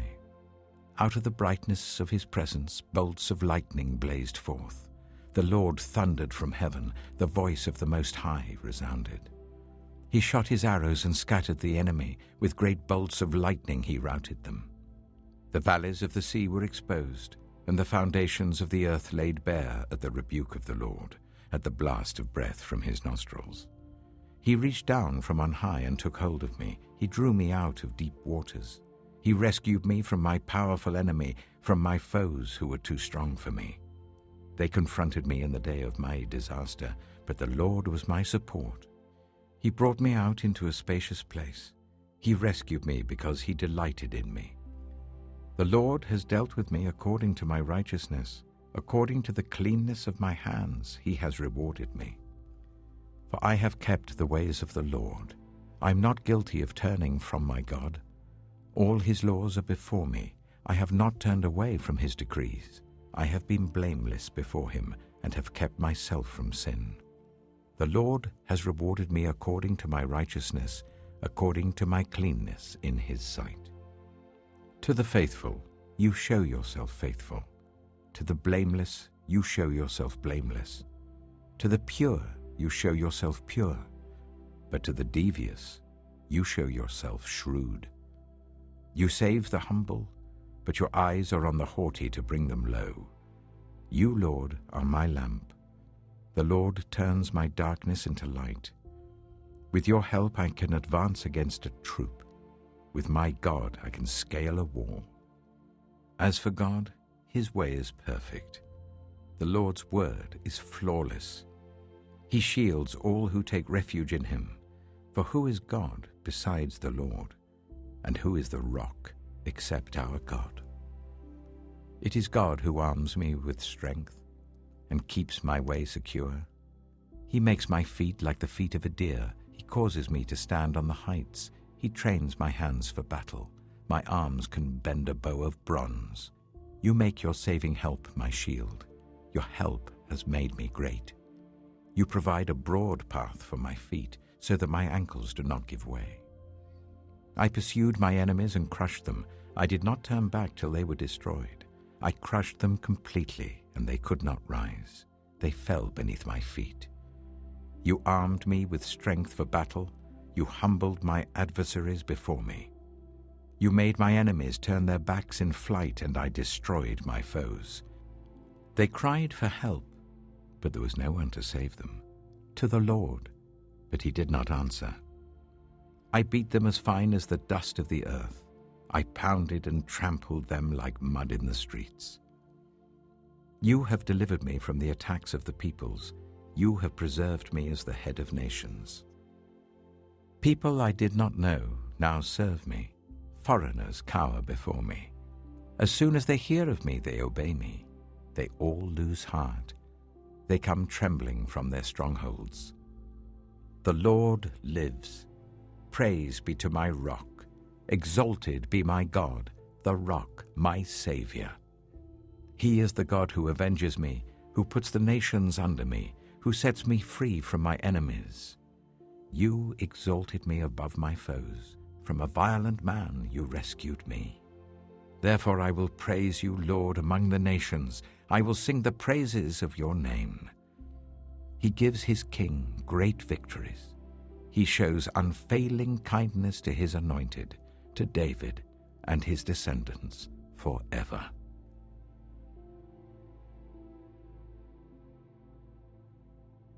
Samuel chapter 23. These are the last words of David. The inspired utterance of David, son of Jesse, the utterance of the man exalted by the Most High, the man anointed by the God of Jacob, the hero of Israel's songs. The Spirit of the Lord spoke through me. His word was on my tongue. The God of Israel spoke. The Rock of Israel said to me, when one rules over people in righteousness, when he rules in the fear of God, he is like the light of morning at sunrise on a cloudless morning, like the brightness after rain that brings grass from the earth. If my house were not right with God, surely he would not have made with me an everlasting covenant, arranged and secured in every part. Surely he would not bring to fruition my salvation and grant me my every desire. But evil men are all to be cast aside like thorns, which are not gathered with the hand. Whoever touches thorns uses a tool of iron or the shaft of a spear. They are burned up where they lie. These are the names of David's mighty warriors. Josheb-Bashebeth, a Tachimonite, was chief of the three. He raised his spear against 800 men whom he killed in one encounter. Next to him was Eleazar, son of Dodai the Ahohite. As one of the three mighty warriors, he was with David when they taunted the Philistines gathered at Pasdammim for battle. Then the Israelites retreated, but Eleazar stood his ground and struck down the Philistines till his hand grew tired and froze to the sword. The Lord brought about a great victory that day. The troops returned to Eleazar, but only to strip the dead. Next to him was Shammah, son of Agi, the Hararite. When the Philistines banded together at a place where there was a field full of lentils, Israel's troops fled from them. But Shammah took his stand in the middle of the field. He defended it and struck the Philistines down, and the Lord brought about a great victory.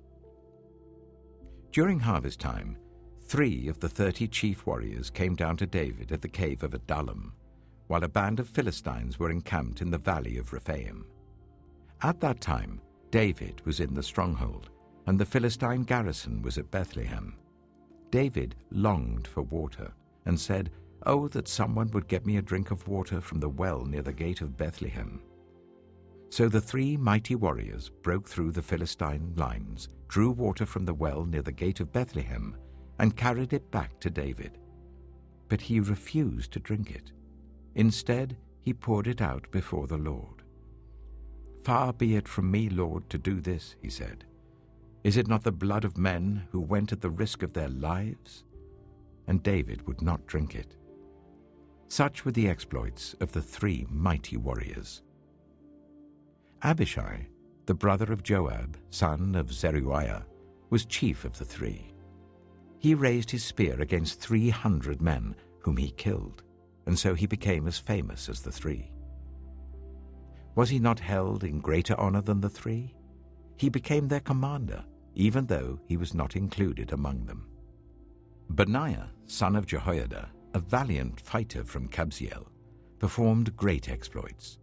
He struck down Moab's 2 mightiest warriors. He also went down into a pit on a snowy day and killed a lion. And he struck down a huge Egyptian. Although the Egyptian had a spear in his hand, Benaiah went against him with a club. He snatched the spear from the Egyptian's hand and killed him with his own spear. Such were the exploits of Benaiah, son of Jehoiada. He too was as famous as the 3 mighty warriors. He was held in greater honor than any of the 30, but he was not included among the 3. And David put him in charge of his bodyguard.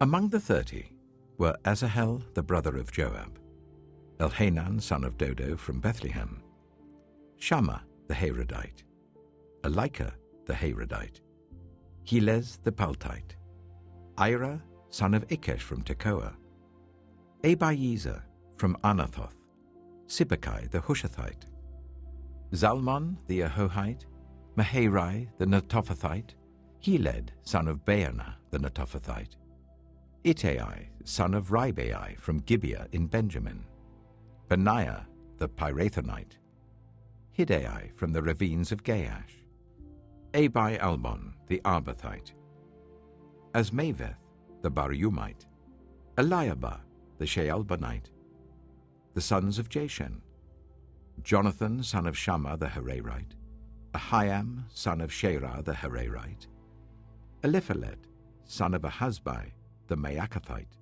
Eliam son of Ahithophel the Gilonite, Hezro the Carmelite, Peorai the Arbite, Igal son of Nathan from Zobah, the son of Hagrai, Zelek the Ammonite, Naharai the Beerothite, the armor-bearer of Joab son of Zeruiah, Ira the Ithrite, Gareb the Ithrite, and Uriah the Hittite. There were 37 in all.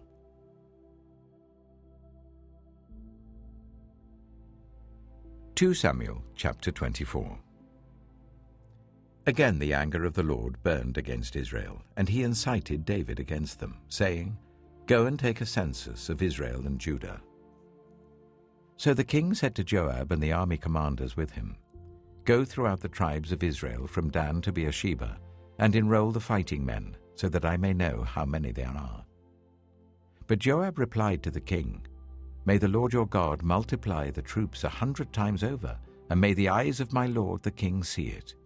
But why does my lord the king want to do such a thing?" The king's word, however, overruled Joab and the army commanders, so they left the presence of the king to enroll the fighting men of Israel. After crossing the Jordan, they camped near Aroer, south of the town and the gorge, and then went through Gad and on to Jazer. They went to Gilead and the region of Tatim Hodshai, and on to Dan Jair, and around towards Sidon. Then they went towards the fortress of Tyre, and all the towns of the Hivites and Canaanites. Finally, they went on to Beersheba in the Negev of Judah. After they had gone through the entire land, they came back to Jerusalem at the end of 9 months and 20 days. Joab reported the number of the fighting men to the king. In Israel, there were 800,000 able-bodied men who could handle a sword, and in Judah, 500,000. David was conscience-stricken after he had counted the fighting men, and he said to the Lord, "I have sinned greatly in what I have done. Now, Lord, I beg you, take away the guilt of your servant. I've done a very foolish thing." Before David got up the next morning, the word of the Lord had come to Gad, the prophet, David's seer. "Go and tell David, this is what the Lord says. I'm giving you 3 options. Choose one of them for me to carry out against you." So Gad went to David and said to him, "Shall there come on you 3 years of famine in your land, or 3 months of fleeing from your enemies while they pursue you, or 3 days of plague in your land? Now then, think it over and decide how I should answer the one who sent me." David said to Gad, "I am in deep distress. Let us fall into the hands of the Lord, for his mercy is great, but do not let me fall into human hands." So the Lord sent a plague on Israel from that morning until the end of the time designated, and 70,000 of the people from Dan to Beersheba died. When the angel stretched out his hand to destroy Jerusalem, the Lord relented concerning the disaster, and said to the angel who was afflicting the people, "Enough, withdraw your hand." The angel of the Lord was then at the threshing floor of Araunah the Jebusite.